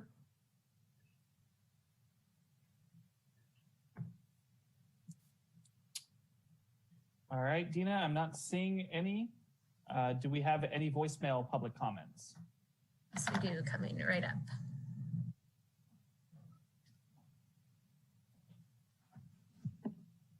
Item 14.1, City's 2021 Federal Legislation Platform. Dwayne DeWitt from Roseland. Please put a copy of the legislative platform in the bulletin board at City Hall. It's open government to let us know what the legislative platform is going to be. Many folks aren't on the internet. They're not on your smartphones. They don't get the chance to see what you're doing with taxpayers' money unless you inform them the old-fashioned way with a written example of what's going on. Down in that bulletin board at City Hall, there's plenty of space for you to put a 1 to 2 page summary of what the legislative priorities are going to be and the legislative platform that you're going to decide upon tonight. This is something that's really important when you think about it. You claim that you're interested in open government, that you want empowerment of the people in the democratic process, but actions speak louder than words. And to a lot of folks in my neighborhoods, especially those who've been tried and true taxpayers for many decades, you folks seem to be blowing smoke up people's tailpipes instead of actually telling us what's going on. It's more like smoke and mirrors. That's not a good thing. Please help the public to be fully empowered and involved in the deciding of what the legislative platform will be. Thank you. Mayor, that concludes voice message public comment received for 14.1. Great, thank you so much. So I'll bring it back to the council. Before we have a motion, let's see if there are any other questions or comments from council members. Councilmember Fleming. Yeah, but I mostly just wanted to say a special thank you to John and Kyriakis for all of the work that you do on our behalf. You know, I think that many times lobbyists get a bad rap, and that my work with the two of you has not only made me think really highly of your craft, but think really highly of the two of you. And I also of the wisdom of our city management and Adrian in working so closely with you and retaining you. And you have my wholehearted thanks and gratitude for everything you're doing for the city of Santa Rosa, and especially in the fire afflicted District 4. So that's my thank you. Thank you. Thank you. Madam Vice Mayor. Similar to what Victoria said, I have not had the pleasure of working with you, but after this presentation, I am excited to work with you, be a part of the team, and also to learn from you, because there is definitely an abundance of expertise there. So thank you so much for the presentation. Thank you. Thank you, Vice Mayor. Councilmember Sawyer. Thank you, Mayor, and thank you, John and Kyriakis. We haven't met, but I really very much appreciate your work in Washington. The government is run by those who show up, and we can't be in Washington all the time. And so we need those that are working on our behalf. And when we win, our entire region wins, I believe. So thank you for your hard work and for coming up with a really impressive platform. And thanks to our council members who have taken the time and energy to go to Washington. It is an exciting adventure, and it's also a lot of work. So thank you to Tom and to Victoria for your work very recently in Washington, and it's much appreciated. I've had the opportunity to go with Sean at one point during the winter. It was we were lucky to get out of Washington. Actually, it was exciting on several levels, and but it's really an important connection that we make to our legislators, and I appreciate it. Thank you. Thank you. Thank you. All right, thank you both so much. I really appreciate it. One question that I have for you, and it's sort of just as a wrap up, is in my experience where Santa Rosa has lost opportunities, for lack of a better way to put it, is when the federal government puts population thresholds, usually just outside of what's attainable for Santa Rosa. It seems implied in the platform to me. But anytime that there's funding that's available, my hope is that we would shoot to have the minimum threshold at least 175,000 people. And so to me, that's implied, and I read that in the platform. But I just wanted to make sure I made the comment very clear that any source of funding we want to be eligible for. Mayor, if I might respond to that, I would say one of the things that has definitely been learned, and it occurs all the time. People who write the legislation here work on Capitol Hill. They don't live in Santa Rosa or any other local government setting. And so sometimes they get in a hurry to write this legislation because there's pressure to have goods and money get out the door. So they miss this, the connection that you're talking about. And as has been mentioned by several other members of the council, that's why this voice in Washington is so important, and not just what we do, but as Kyriakis said earlier, what you folks do, because they have to listen to you. You may think they don't, but they have to listen to you. And this COVID legislation that has gone forward previously is a good indication, because local governments that were under the population numbers that they had, the 500,000, their reaction is, what about us? And that's been a loud reaction, which I think has moved this COVID package and the state and local assistance forward in the way that it's gone, and hopefully will come out. So just want to say it's important, again, that your voices are heard. Yeah, I really appreciate that, John. And I think one thing that we've learned is, though we may be small as a city by DC standards, the issues that we're facing are not small town issues. They're big, impactful things where you mentioned the chief going to DC to be able to advocate as well. we certainly have had an outside influence in terms of our expertise and what we bring to the table. And that typically means we need to be able to also receive some of that funding. So I appreciate that. Now, Council, I'll entertain a motion. Councilmember Tibbetts was supposed to have this item, but I think he's having internet issues. So I'll see if Councilmember Schwedhelm, if you'd be interested in making a motion on this. Sure. I would make the motion that we accept the platform as presented during today's council meeting. Second. I've got a motion from Councilmember Schwedhelm, a second from Councilmember Fleming. And let's go ahead and call the roll.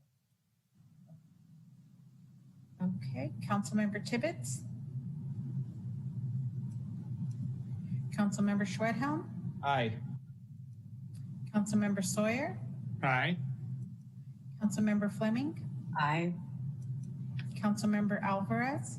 Aye. Vice Mayor Rogers. Aye. Mayor Rogers. Aye. That motion passes with 6 ayes. Great. Thank you so much. Thank you again, John and Kyriakis. I know we'll be hearing from you guys. And just again, thank you for all of your efforts on behalf of the people of Santa Rosa, particularly at such an important time for us. Thank you. Thank you. Good night. Have a good night. Now, council members, I'm looking for a show of thumbs. Thumbs up if we want a 5-minute break here, or if folks want to just roll into the next item. All right, I'm seeing some thumbs up. So we'll take a 5-minute break and then we'll come back for item 14.2.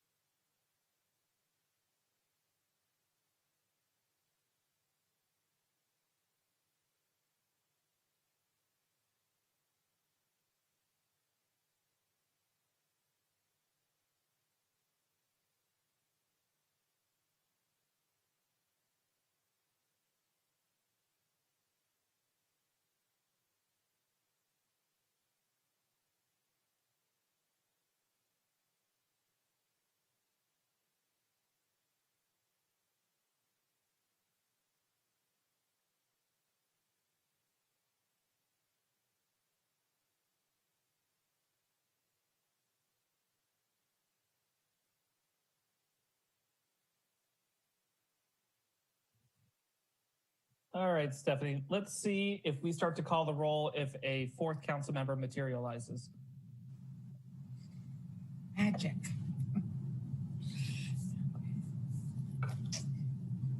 Would you like me to do roll call? Yes, please. Councilmember Tibbetts? Councilmember Schwedhelm? Here. Councilmember Sawyer? Here. Councilmember Fleming? Here. Councilmember Alvarez? Present. Vice Mayor Rogers? Present. Mayor Rogers? Here. Let the record show that all council members are present with the exception of Councilmember Tibbetts. Thank you so much, Stephanie. Mr. City Manager, item 14.2.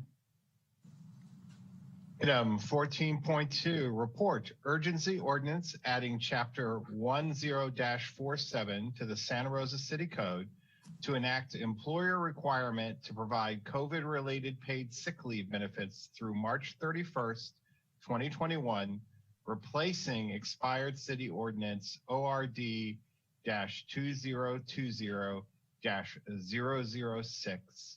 Raisa de la Rosa, Economic Development Division Director, leading us off. Good evening, Mayor Rogers and members of the council. As we had the study session for this item only 3 weeks ago, I'll try to be very quick in my recap of the issues that bring us this ordinance to you today. So next slide, please. The Federal Emergency Paid Sick Leave Act that expired at the end of 2020 applied to businesses that employed less than 500 employees, requiring them to provide up to 80 hours of paid sick leave for COVID-related purposes. The most notable exception to this requirement were employers with healthcare providers, I should say, and emergency responders. Those businesses could voluntarily participate in the program, but it was not a requirement of healthcare provider and emergency responder employers. The compensation rate for this benefit and the tax credit businesses received for providing it had a tiered cap depending on whether the employee was taking the leave for the self-care reasons shown here or for the reasons of caring for someone else. And while the act providing these benefits expired, the tax credit is still available for the same purposes through the end of March of this year. Next slide, please. To address the benefit gap for those employed by businesses with 500 or more employees, the city passed an ordinance that included these large employers, as well as requiring the participation of healthcare and emergency responder businesses. It should be noted that the large businesses that were included in our ordinance were not eligible for to receive the federal tax credit. Also, the city instituted only one benefit cap, removing the lower cap for caring for someone else. And like the federal act, this ordinance expired at the end of last year. Next slide, please. At the January 12th study session, the clear direction from council was to bring you a new ordinance that takes into account who will be covered for how long and at what benefit cap.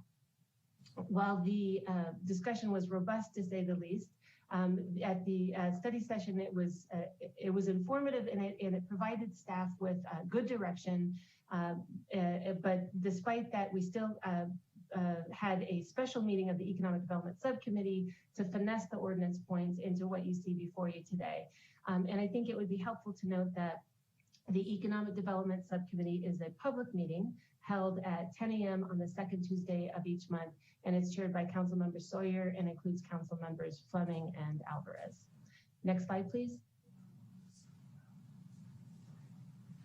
The new proposed ordinance would replace the expired City Code Chapter 10-47. And essentially, it replicates the combined coverage of the federal act and our local ordinance, in that all businesses, regardless of size, are included, as are healthcare and emergency responders. There is no new leave bank applied, and it reverts back to the two-tiered benefit caps that were outlined in the federal act in order to allow businesses to fully capitalize on the tax credits. And like the tax credits, the ordinance is set to expire at the end of March of this year. We did talk about this at the last study session. It's good to note that only businesses with fewer than 500 employees can get the tax credit. But again, the vast majority of businesses here in Santa Rosa are small businesses and would be eligible for the credit. Next slide, please. So to be clear, if an employee has already used this COVID-related sick leave benefit, there is no new bank of leave. Otherwise, the leave reasons replicate what was previously allowable. You are either caring for yourself or you're caring for someone else for COVID-related reasons. The first three reasons shown on this slide have the higher compensation rate cap of $511 per day, and reasons 4 and 5 cap at 2/3 of the rate as shown on the bottom right of the slide. To my knowledge, we've only received 3 letters in advance of today's meeting that talk about the desires for this ordinance. One is from a better balance, and they are working closely with, or have been working closely with, the North Bay Labor Council, and their letter outlines 4 main requests. The first is that the ordinance apply to all employers, which this proposed ordinance does. The second is that they'd like it to extend to June 30th, though the clear direction from council was to not align the sunset with that of the federal tax credits on March 31st. Third, they'd like the ordinance applied retroactively back to January 1st of this year.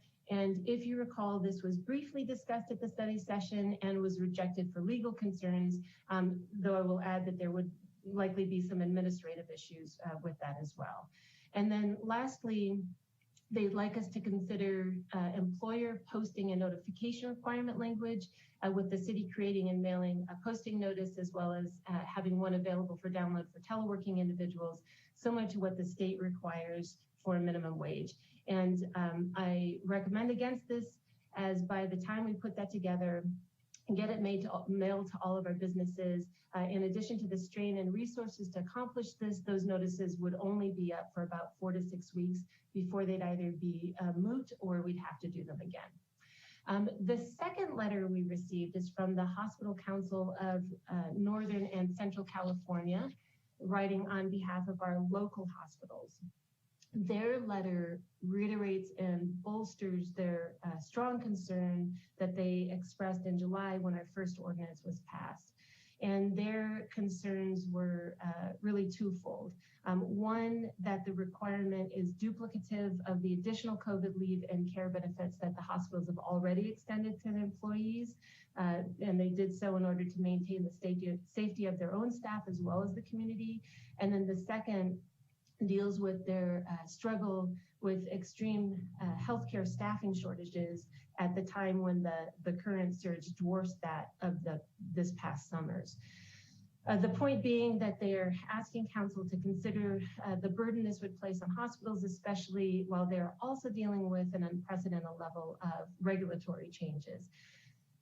I'll remind you that that offsets are allowed, so their first point is at least partially covered, if not fully addressed.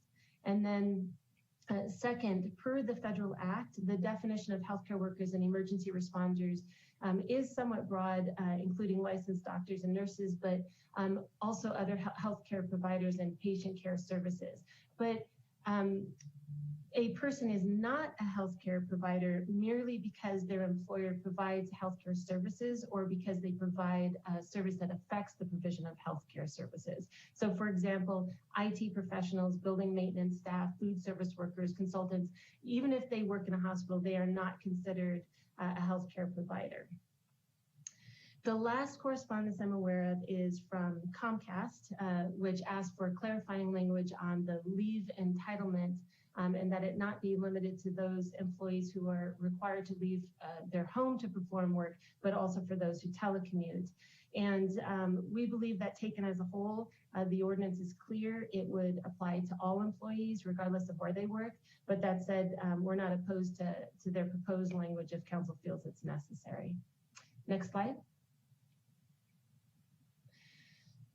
At the study session and in the subcommittee meeting, we heard clearly council's request that we track paid sick leave at the state and federal levels so that if no action is taken at those levels to extend the benefits, the city can act quickly to modify the ordinance to minimize any lapse in coverage. At present, the only proposal I'm aware of is President Biden's American Rescue Plan. In that plan, the paid sick and family leave benefits would be reinstated through September 30th of this year. And it would reinstate the requirements to provide sick leave, but would also eliminate the exemptions that were in the original act for employers with more than 500 and less than 50 employees.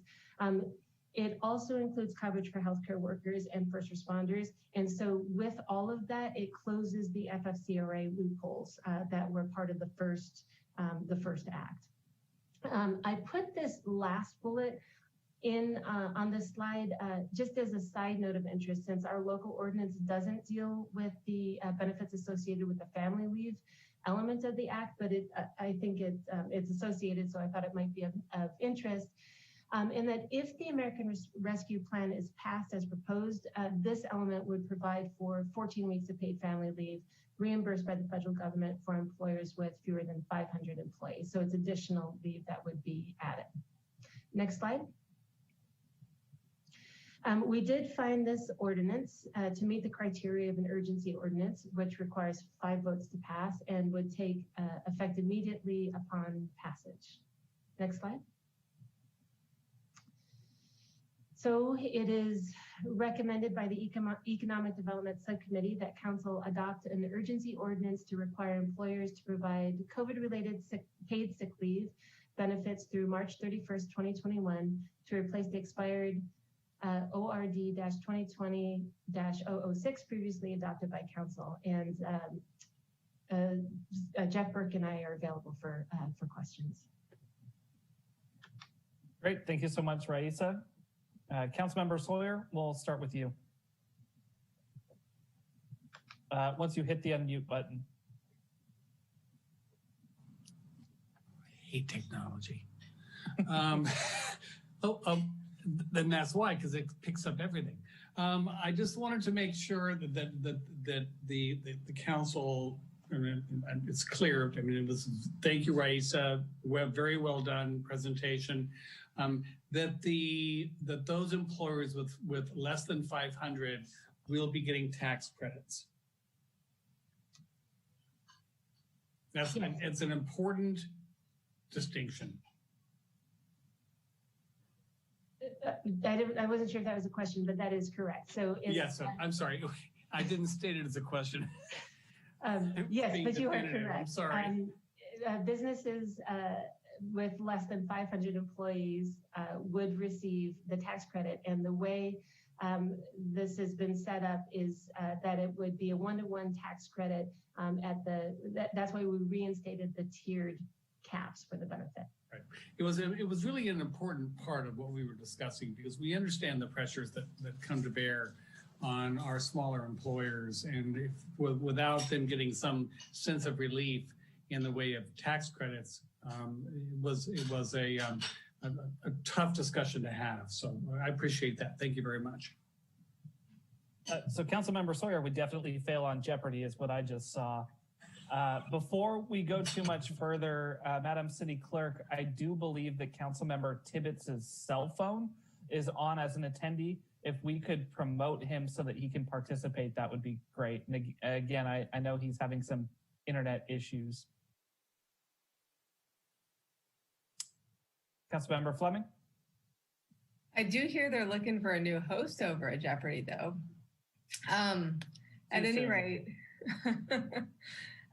where I was going with this is I have a question as to the legality of, or the difficulty of extending this ordinance to run with the tax credits. I know we're going to be hopefully looking at, what the Biden administration does. We're in a very volatile time politically, not volatile. What I mean to say is unpredictable, in that we don't know how things are going to shake out. And that, we've talked about previously tracking what happens and being ready so that we don't have an expired ordinance like we're dealing with now. But I'm wondering if, we could just add a line in that says, like, if, the same tax credits, whilst the same tax credits remain in place, that this ordinance remains the law, so that we could just sort of save ourselves some trouble and add business and workers some amount of certainty going forward. I mean, that it may not happen that way. It may happen that way, but it could be helpful. Mayor, this is City Clerk Williams. We cannot promote Councilmember Tibbetts because he's calling in. We cannot promote a telephone number. We have enabled his speaking permissions. Yes. So, sorry, can you hear me? Yeah, so Jack, we're going to leave you in a quasi state at the moment. I'll come to you after I come back from Councilmember Schwedhelm next. That's fine. Thank you, Chris and Stephanie, and sorry to the council for the rigmarole. Okay, so the question is, can we add language extending this or not tying it to the tax credit, so that if the federal government does not act on something in advance, the ordinance does not expire, correct? So actually, I think maybe we're saying the same thing backwards, perhaps, essentially tying it to the tax credits, which is what we've done, saying that we know the tax credits are for sure going to expire on March 31, but it's possible that they may be extended given the new administration. So what I'm suggesting is that we tie it to the tax credits with the option that they may be extended. So if they extend the tax credits longer, that our ordinance stays in place. That's clear. I would look to the city attorney's office to see if they have any recommendations on that. Sure. Good evening, everybody. Jeff Burke, City Attorney's Office. So I hear what you're saying, Councilmember Fleming. And of course, we don't know what the legislation is going to be if, in fact, it does get enacted. But it appears that it's going to be certainly more robust than mere tax credits, which is what is in effect now. We can certainly add some language just to that narrow piece, but I'm hopeful that that something is going to pass. I mean, the Republicans have already said that a smaller version of the bill would pass. So I think it's going to be more robust than that. But you're right, we don't have a crystal ball. So if it's council's direction, I mean, right now it says this ordinance sunsets on March 31, 2021. We could add a phrase, something like, unless the tax credits are extended beyond that date, or something we can. Right. And I would recommend, unless the tax credits are extended beyond that date, or the American, what is it called? American Recovery Plan is enacted, something that replaces. I was wondering if we could put something like, unless like tax credits at the current levels, or, tax credits and benefits that exceed current levels are instated, that would supersede our ordinance. Something that might, all I'm doing is looking down a couple months and trying to save us some time and effort, and also provide some certainty to, business and workers as we go along. This may be all for naught, but it's only going to take a little bit of time on the front end to potentially buy us some insurance against problems down the road. Anticipating that you might have wanted some language that addresses the potential for new legislation, I do have some language. It's broader than just the tax credit piece, though, but maybe it gets to the point that you're making. I don't know if council wants me to read it. I mean, at this point, the suspense is a lot, so I think we're going to need you to read it. Okay, here I go. To the extent that federal or state law requires employers to provide paid leave or paid sick time related to COVID-19, employers may substitute leave under the federal or state law for its obligations under this ordinance, to the extent they coincide and the relevant federal or state law permits such concurrent use of paid leave, provided, however, that employers shall be required to provide additional paid leave under this chapter to the extent that the requirements of this chapter exceed the requirements of those laws. So what this is saying is this sets the floor. If Congress passes something more robust, then the employees get what is more robust. Thank you. That's very helpful. Appreciated. Councilmember Sweathelm. Thank you for that. Thank you, Jeff.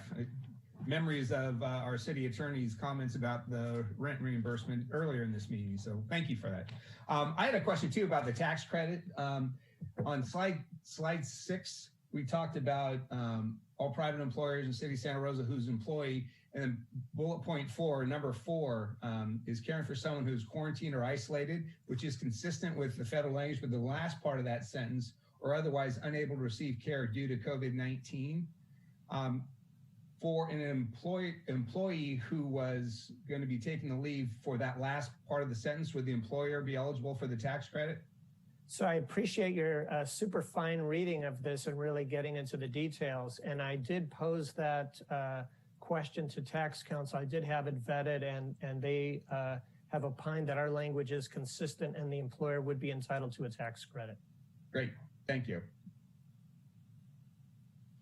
Yeah, and just to piggyback on that, Jeff, to be extremely clear, because this is one of the questions that I've gotten most consistently from the public, was when the council back in June somewhat comically came up with on the fly a definition for someone.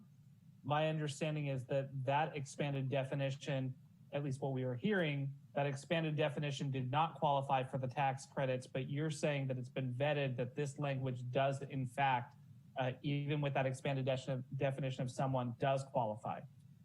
So I'm not sure if you're referring to subsection A2, and sorry to get into the weeds, but we did make a change from the ordinance that expired in December 31st to modify the scope of the benefit in one area that I believe may be the area that you're referring to. And we did restore that language back to the language that's consistent with the federal law that also expired at the end of last year. And that was at the recommendation of the tax lawyer.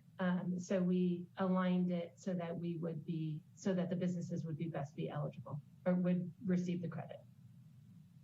Mr. Mayor, if I may, just so so on the emergency ordinance, page 5 of 7, that's the language where it says otherwise unable to receive care due to COVID-19. Someone fits within that category, the employer is eligible for the tax credit is what we've been advised, correct? That's correct. Great, thank you. Okay, Councilmember Tibbetts. Thank you, Mayor. Jeff and Raisa, thank you both so much. Coming from the meeting 2 weeks ago, I feel a heck of a lot more secure in moving forward in this direction. And also my apologies to the council. I felt somewhat responsible for the delay 2 weeks ago, but speaking for myself, it was so unclear. I was reluctant to move forward, but having the advice of this tax attorney makes me feel a heck of a lot better. So thanks for doing that due diligence. It's been a very taxing process.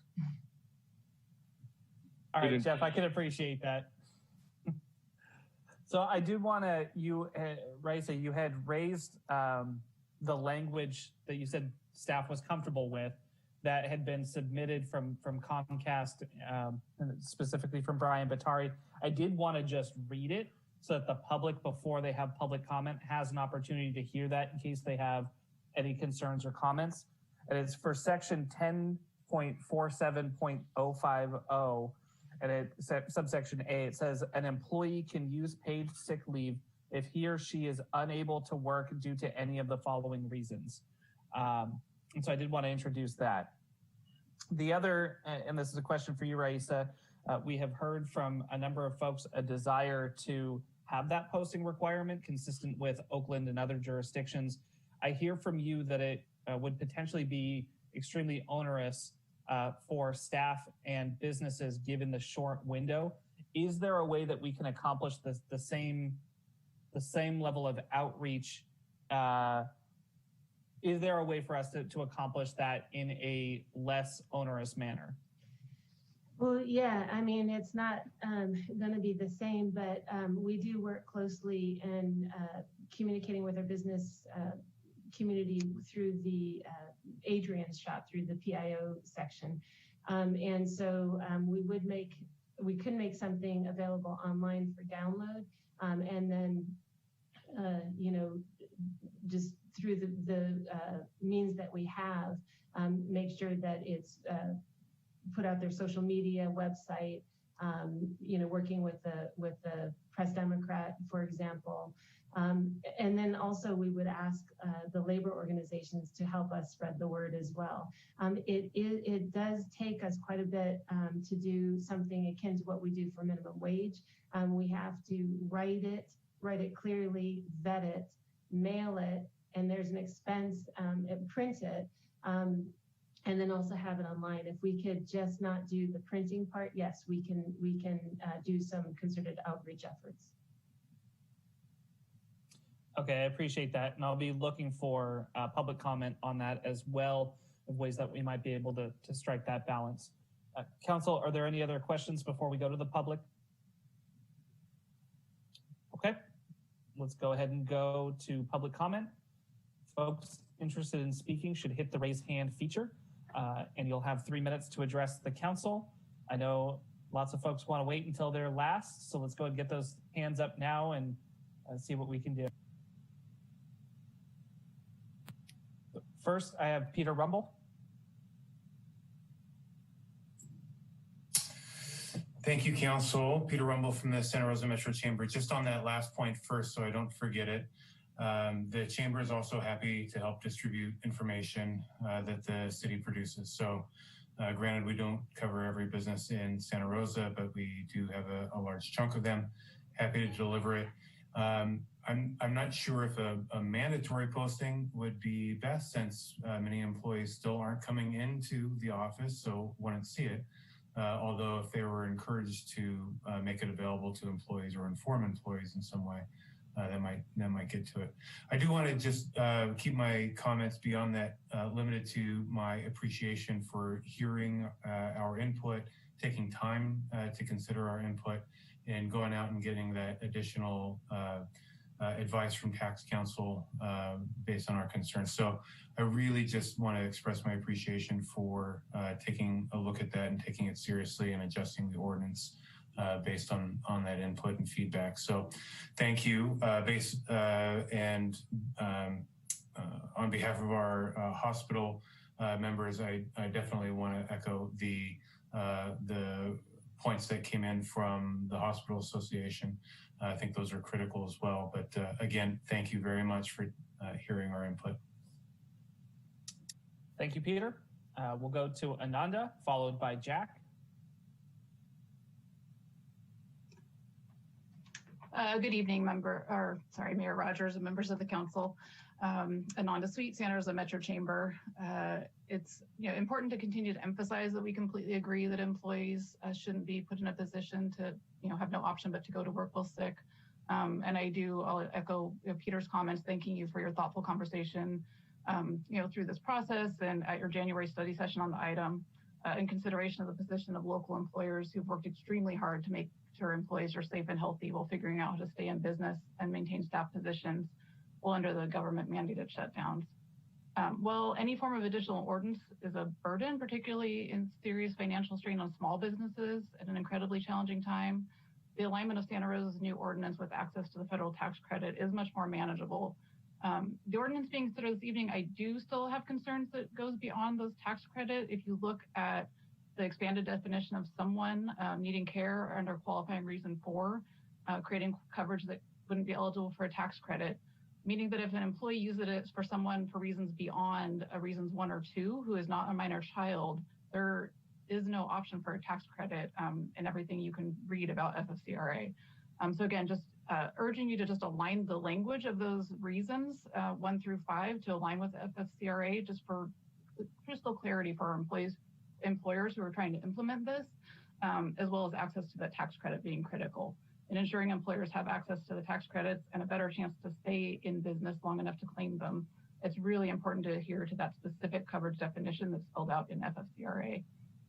Finally, here again, it's important to continue to emphasize that we agree with the need to identify these holes in the social safety net.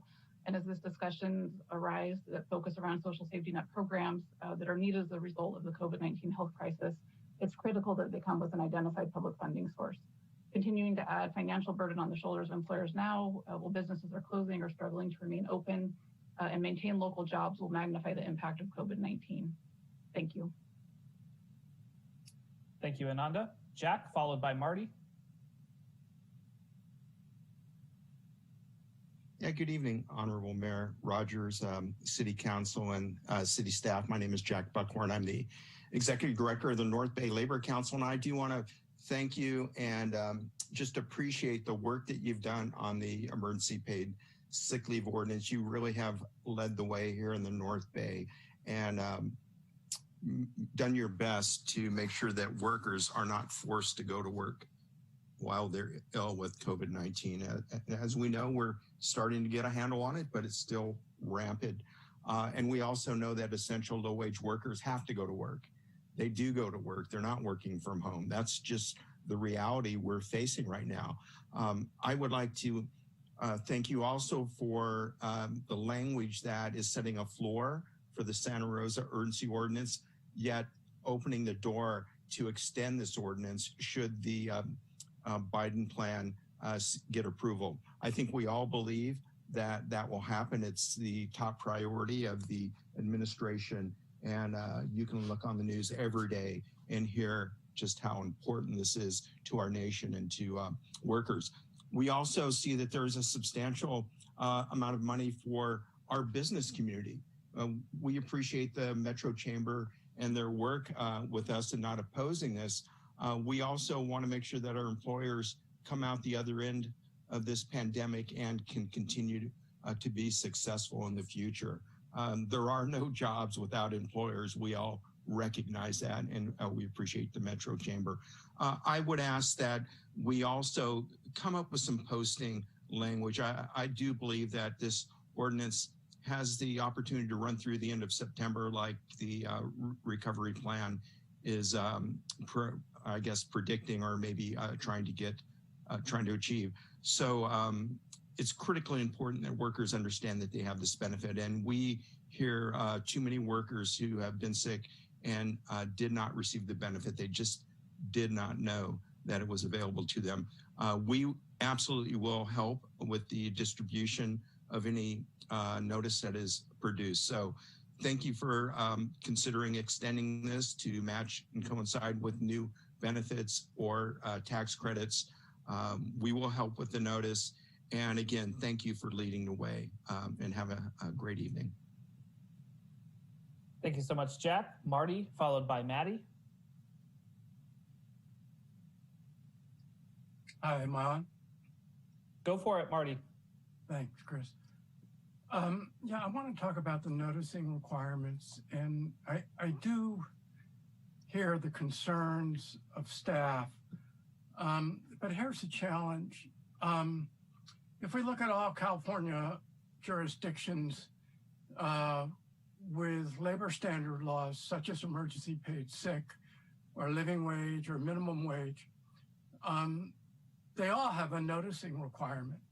And staff indicated that we do have a noticing requirement in section 1045-080 of the city's minimum wage law. And we think it's also important for the city to develop a model poster that's translated, and that indeed does take a significant amount of staff time. But it's important in order that something can be posted online and at the workplace. And of course, the city has such a model poster online now for the minimum wage law. And looking at what other cities and counties have done, any number have renewed their emergency paid sick leave laws, and some expire relatively soon, like San Jose, which is on June 31st. Nonetheless, San Jose mandates a model poster and distribution and posting by employers.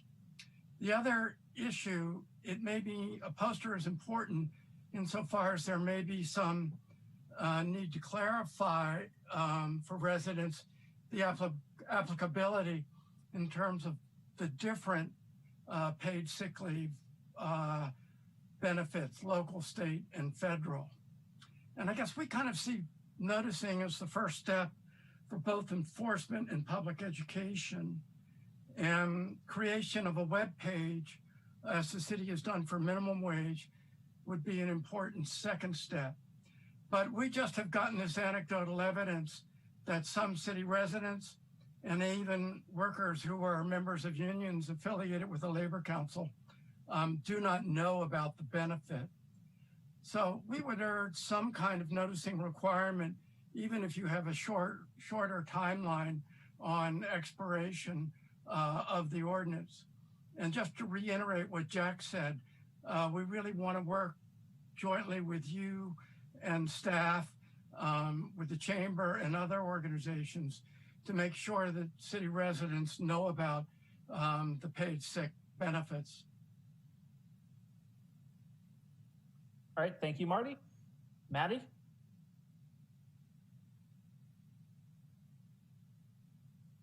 Hi, good evening, Honorable Mayor Chris Rogers and council members.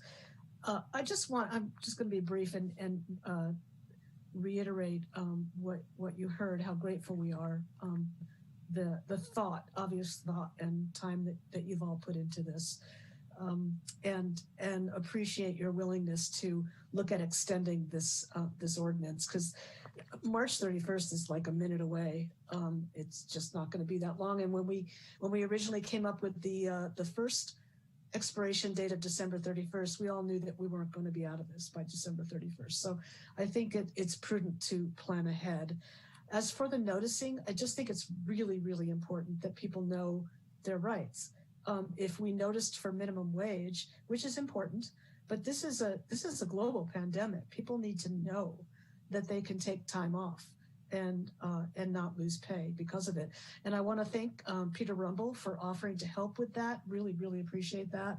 I think if we all work together, we can get this out and people will know the rights that they have and use them appropriately and accordingly. So thanks to the City Council and to staff and to everybody who've put time into this. Really, really do appreciate your effort. Thank you.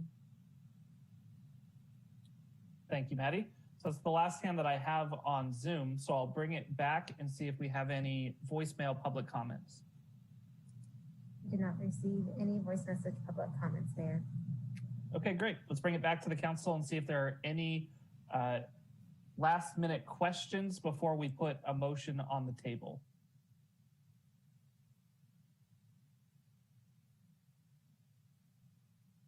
Madam Vice Mayor. So it's not a question, it is a comment. Being in the pandemic, I think this is gonna go farther than March 31st. I think that's our realization. So although it may take time to get the noticing, the posting, the wording quite right. I understand it's gonna take time and energy and money. But we do need to notify people in the community. And there are some people that are currently working on site and not just remotely. And even I've had a ton of emails and phone calls requesting clarification of what actually the paid sick leave is and what people's rights are. So I would like to echo that. I think that it's important that we do some sort of posting. I'm not sure about what date we would put on it, or if we could lead people somewhere else to reference a date, or if it's extended. All right, thank you, Vice Mayor. Councilmember Sawyer, you have this item. Let's put a motion on the table, and then we can all sort of discuss if there's elements of it that we need to change. Sure. Thank you, Mayor. I'll introduce an ordinance, an urgency ordinance of the Council of the City of Santa Rosa, adding Chapter 10-47 to the Santa Rosa City Code to extend city requirements that employers provide COVID-related paid sick leave benefits through March 31st, 2021, replacing expired city ordinance dash 2020-006 and wait for the reading. Second. Second. And Councilmember, if I could ask a couple of clarifying points, for the minutes, I have the second down as Councilmember Fleming. So in your motion, do you include the amendment sent in from Comcast for section 10.47.050? Checking. That's an employee can use paid sick leave if he or she is unable to work due to any of the following reasons. And repeat the number again of the addition. 10.47.050, subsection A.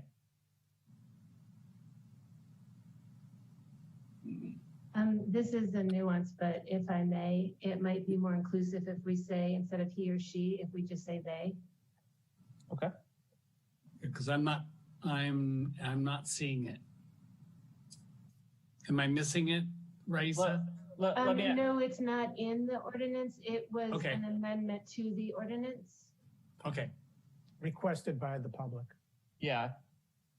And what I heard was that amendment from Raisa to change he or she to they, but that I didn't hear concerns from staff. So I was wondering if that was in your motion.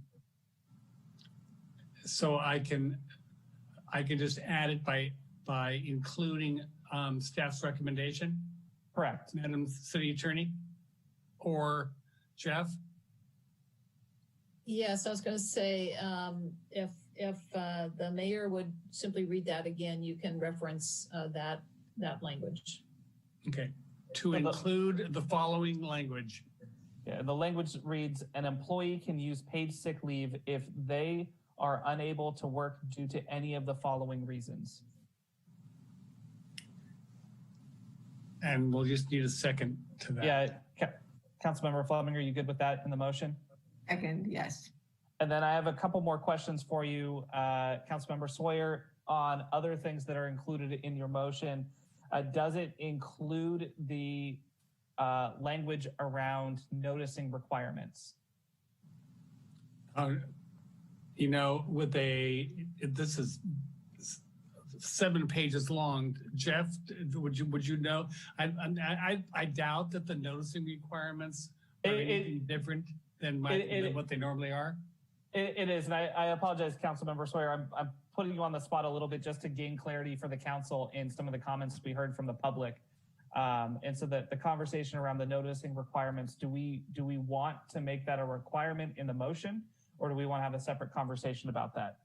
Through the mayor, I was hoping to make some friendly amendments, which might streamline this and not have it be so challenging for one council member to know the details of a 7-page ordinance. I can appreciate that. If Councilmember Sawyer is comfortable with that, I'll have Councilmember Fleming offer some amendments. I am absolutely comfortable with that. Thank you. Okay. So, Councilmember Sawyer, would you consider amending this a friendly amendment, which would have this run as Assistant City Manager Burt suggested, that with his language previously, that this run concurrent with the tax credits as they may be extended in the future past March 31? Yes. Thank you. And I'll second that, obviously, since I suggested it. And then Councilmember Sawyer, would you entertain a friendly amendment that would require noticing for employees who have to go into physical workplaces, that it would be done through some sort of digital, and some sort, I guess, is not really technical ordinance language, so I'll let our attorney step in here, but that we could email and require the posting of these rights and of these ordinances to individuals or to employers who have individuals working on site, and sent to employers who have individuals telecommuting and request that they email a copy of this to their employees who are not on site. So let me just get some clarification from Jeff or from Sue. Is there any issue with the language that Councilmember Fleming just suggested? Is there, as far as us requiring what she just suggested? So that's something that the council certainly can do to require it and to recognize staff's concerns. I think what Councilmember Fleming is suggesting is kind of a middle ground. And I do have some language that I could read where it requires the employers to provide written notice, but doesn't necessarily put any obligation on city staff. That would be, that would be preferable to me. Ms. Fleming? Indeed, that's where I'm going with this. So I'll read some language. Employers shall give written notice to each employee of employees' rights pursuant to this chapter. Each employer shall give the same notice to each new employee within 1 week of the start of each new employee's employment. Sounds good to me. Second. Okay, and then my last question, and I guess I can make it as a friendly amendment request as well, is we heard from Jeff that everybody who is included in the subsection is eligible for the tax credit. So there was a request to align the language, which I think was the intent anyway. Which language? So this goes back to the question about the expanded definition of someone. So if our expanded definition of someone is already in the FFCRA, why do we have different language in our ordinance, I guess is the question. So if I may try to answer that question. So there are two subsections that have the word someone in it. A2 originally had someone, and we've deleted that. A4 does still have the word someone, and the words in the FFCRA are an individual instead of someone. I'm happy to make that change. I don't think it changes anything, and Tax Council has already vetted the language. But I'm happy to change in sub 4, the employee is caring for an individual instead of someone, if that's what the council prefers. Does that satisfy the mayor? Yeah, I just want to make sure if there's no substantive reason for us to have differing language on who is eligible for this from the FFCRA, that for simplicity's sake for our employers, that we keep that language consistent. Does that cover us, Jeff? I believe it does. Do you need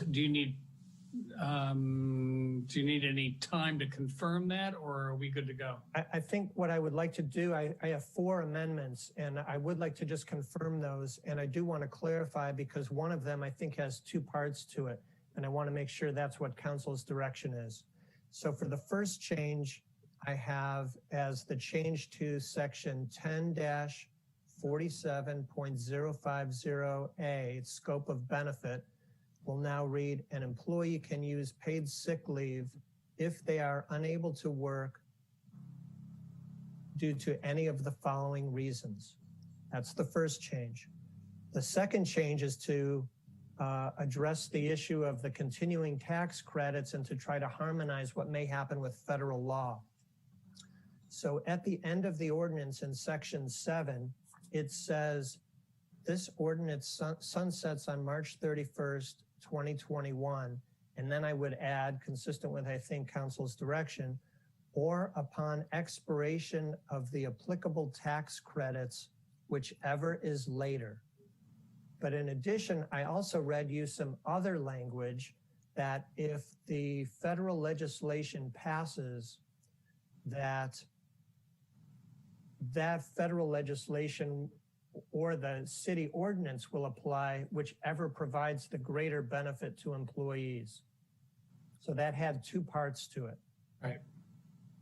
So that's 2A and 2B. For number 3, we have the notice requirement, and we'll add a new section, 10-47.090, for a notice requirement, and I'll reread those two sentences. Employer shall give written notice to each employee of employees' rights pursuant to this chapter. Each employer shall give the same notice to each employee within 1 week of the start of each new employee's employment. And for the fourth and last edit, it's to section 10-47.050A4, and it will read, the employee is caring for an individual instead of someone who is quarantined, etc. So Jeff, just as a point of clarification too, on the posting requirement, are businesses that are currently not allowed to operate or that are restricted going to be required to post this? Or is there a way that we can put in the language that it's for businesses that are actually open? So let me look at the definition of employer. Well, also, if you can consider this, Jeff, because looking at the Comcast language, to their point, not everybody is leaving the home to work. So, you know, again, it has to be aligned with that, which my understanding of the third change, the posting requirement, it would require employers to let their employees know of this requirement, and that the city can commit to putting something online that would allow them to do whatever they need to do to notify their employees. Jeff, just a question. Is this going to have to come back for a second reading? No, this is an urgency ordinance and we'll take urgency today. Okay, I was just trying to give you some, if there was some time to clarify or to confirm the clarifications, if that was something that might be helpful, but it sounds like that's not an option.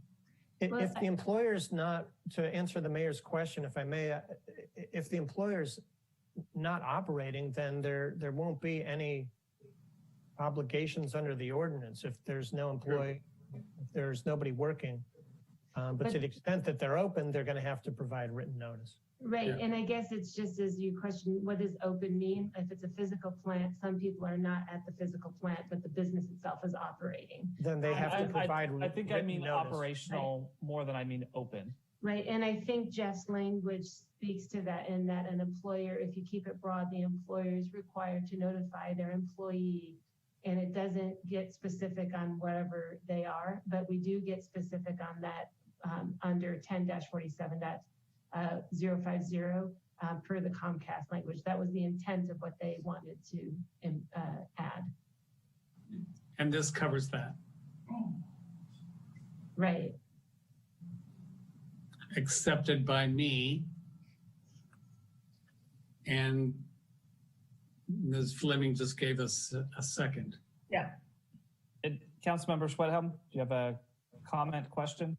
Just more of a question. And since this new ordinance does apply to the city of Santa Rosa, is the city of Santa Rosa as an employer prepared to meet the notification requirements? So yes, and I have been texting with, and I apologize because I always forget her appropriate title, but with Adrienne Mertens, and she's confirmed to me that we have multiple ways in which to address this, including recognizing that we can put something up online and then promoting what is online. Great, thank you. Councilmember Alvarez. Yes, when you say, Rosa, when you say putting something online, is it a downloadable PDF file for employers as well? Yes, yes. All right, thank you. Exactly. All right, thank you. Great, thank you. And then I'll ask the council, because I brought this up when we were having our discussion a couple of weeks ago, the request from the hospitals, and I understand that the group vetted it and chose not to put language in to exempt medical workers. Did the group want to consider or have a conversation around tying that possible exemption to thresholds, that if the ICU capacity dropped below a certain point, that we got out of the way of with any regulations of what the hospitals and our healthcare workers needed to do?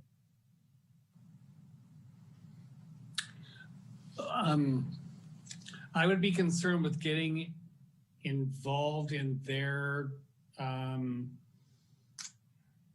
again, how can we get that done without involving ourselves in their decision making? That like they are the subject matter experts. How do we deal with telling them what to do? Well, and that's the question that I'm asking Councilmember Sawyer is currently we would not be exempting healthcare workers from it. The suggestion that was made, and I'm going through my list to make sure that we touch on all of them before we leave the meeting, is that if ICU capacity, which is more tied to staffing than it is to the actual beds, if it dropped below a threshold, that they would then have an exemption to be able to do what they need to do with their staffing levels. Do we know what that threshold would be? Nope. So might I interject here? Yep, and absolutely, Councilmember. Suggest that, so I'm a healthcare worker and I work with janitors and nursing assistants and, admin people, and we're all healthcare workers, regardless of whether you're a doctor or a maintenance worker. And that the category of healthcare worker is just far too broad to exempt this entire group of people. If the request came in very specifically talking about ICU beds and staff that is assigned to those units, I could see having a conversation about it. But this, in my mind, was a way to originally take out, one of the broadest sectors in the American economy. And already there are fewer protections, like OSHA exempts anybody with an aerosol transmissible disease protocol from some of their job protections. And I'm just not comfortable going there. What I will say is that during the original passage of our now expired ordinance, what we committed to and what we stayed on top of was that if at any point our ordinance endangers the health or welfare of the people who need to access our hospital or the employees who serve on the COVID units, that we would quickly and expeditiously address that. And I believe that we're well poised to change course and to address it if something comes up like that. I do remember that nuance, and it was an important one. And I believe that we would be able to be nimble enough to be able to make that kind of change. Would that be accurate, Jeff? I think so. And remember, if a worker has already availed themselves of the 80 hours, they don't get a fresh leave bank. So I throw that out there, and as well as the fact that I think those folks may have received vaccinations, but maybe I'm stepping into policy and I don't want to do that. Appreciate that. Also, I'm just trying to look really quickly if the explanation of a healthcare provider or the definition of a healthcare provider in the FSCRA, if it was updated, because the last thing that I had read was that just because you work within a hospital setting, for example, you would not be considered a healthcare provider. So there was an exclusion of like IT professionals, janitors. It's the license thing. So I'm just looking that up very quickly. Okay, I appreciate that. And I noticed that Councilmember Tibbetts is unmuted on the phone, so I'll go to him and then the Vice Mayor, and then we'll come back to you, Raisa. Thanks, Chris. My attitude towards this whole thing, I actually do like your idea of tying it towards ICU capacity, but I think the more kind of complicated and nuanced we make it, I think the greater disservice we end up doing. So I lean towards saying either exempt them or don't, but you know what, Jeff brought up a good point about the vaccines. I would say exempt them because most healthcare workers are about to get their second dose in the coming weeks, and this is probably going to get enacted, next week? So it might be a moot point at this point. Madam Vice Mayor? Go ahead, Raisa. Rosa, sorry. Well, I was going to say, yeah, I'm confirming I'm on the government site, and it says a person is not a healthcare provider merely because his or her employer provides healthcare services or because he or she provides a service that affects the provision of healthcare services. For example, and these are the ones that I had read, IT professionals, building maintenance staff, human resources personnel, cooks, food service workers, records management consultants, and billers are not healthcare providers, even if they work in a hospital or similar healthcare facilities. I think from the very first time we looked at this back in July, there was a very broad definition, and I believe that they narrowed it from that definition. Okay, thank you. Madam Vice Mayor? I hope I'm not speaking out as heard, but I really would just like to say that our healthcare providers, they are not exempt from having family members that they may need to care for, or other people. I know that I am in the stages of being vaccinated, but that clearly does not protect my children nor my husband that I may have to care for at any time. I would also like to point out that I think we have very fine healthcare providers, and being one, I know that we go to work because that is what we want to do, is to serve and help provide care. So when the need arises, I have all the confidence in our healthcare providers that if they can make it to work, and if they do not need to stay home and take care of a family member or themselves, that they will do so. So I am not in favor of exempting them. Thank you. Okay. Then Council, I think we have our motion with a second and with those 4 amendments that Jeff had read through. Does anybody need any points of clarification or to go through those amendments one more time with Jeff, or should we call the vote? I do have one last question, Chris. Sorry. Go ahead. And I apologize also if it was already stated, but is this going to be retroactive, Jeff? No, it is not. Did we come to that? Did we come to that determination because we felt that we legally could not, or it'd be legally precarious to do so? I remember that was a concern at the last meeting. I would still like to see it be retroactive if we could, but what are your thoughts? That is the concern. As I mentioned in the last meeting, subject to legal challenge, and I do have some concerns about that. And I would not accept that as I would not accept that as a friendly amendment. But appreciate the thought. Any additional comments, questions, or amendments? All right, I'm seeing Councilmember Alvarez, and then I'll come to Councilmember Fleming. Point of clarification, please, on the amendment. I believe, did you say me first? I'm sorry. Yeah, go ahead, Councilmember. Point of clarification.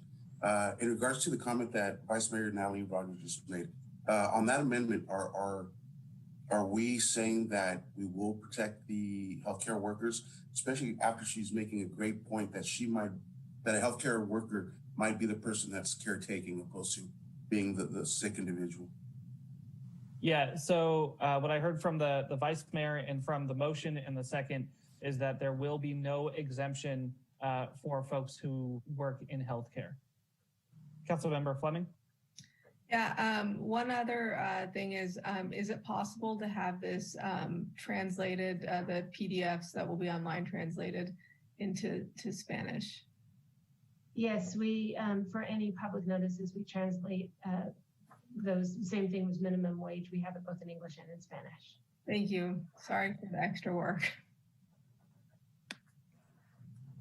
Yeah, and I appreciate that question. That's my expectation that we always do that, but I appreciate when we can clarify that for the public as well. Council, any other comments? All right, Madam City Clerk, let's call the roll. Okay, Councilmember Tibbetts? Aye. Councilmember Schwedhelm? Aye. Councilmember Sawyer? Aye. Councilmember Fleming? Aye. Councilmember Alvarez? Aye. Vice Mayor Rogers? Aye. Mayor Rogers? Aye. That motion passes with 7 ayes. Truly sausage in the making, but well done. All right, thank you so much, council members. So we do not have any public hearings tonight. We will go on to our second public, we will go on to our second public comment for non-agenda items, period. If there are folks who would like to make a comment, go ahead and raise your hand on Zoom.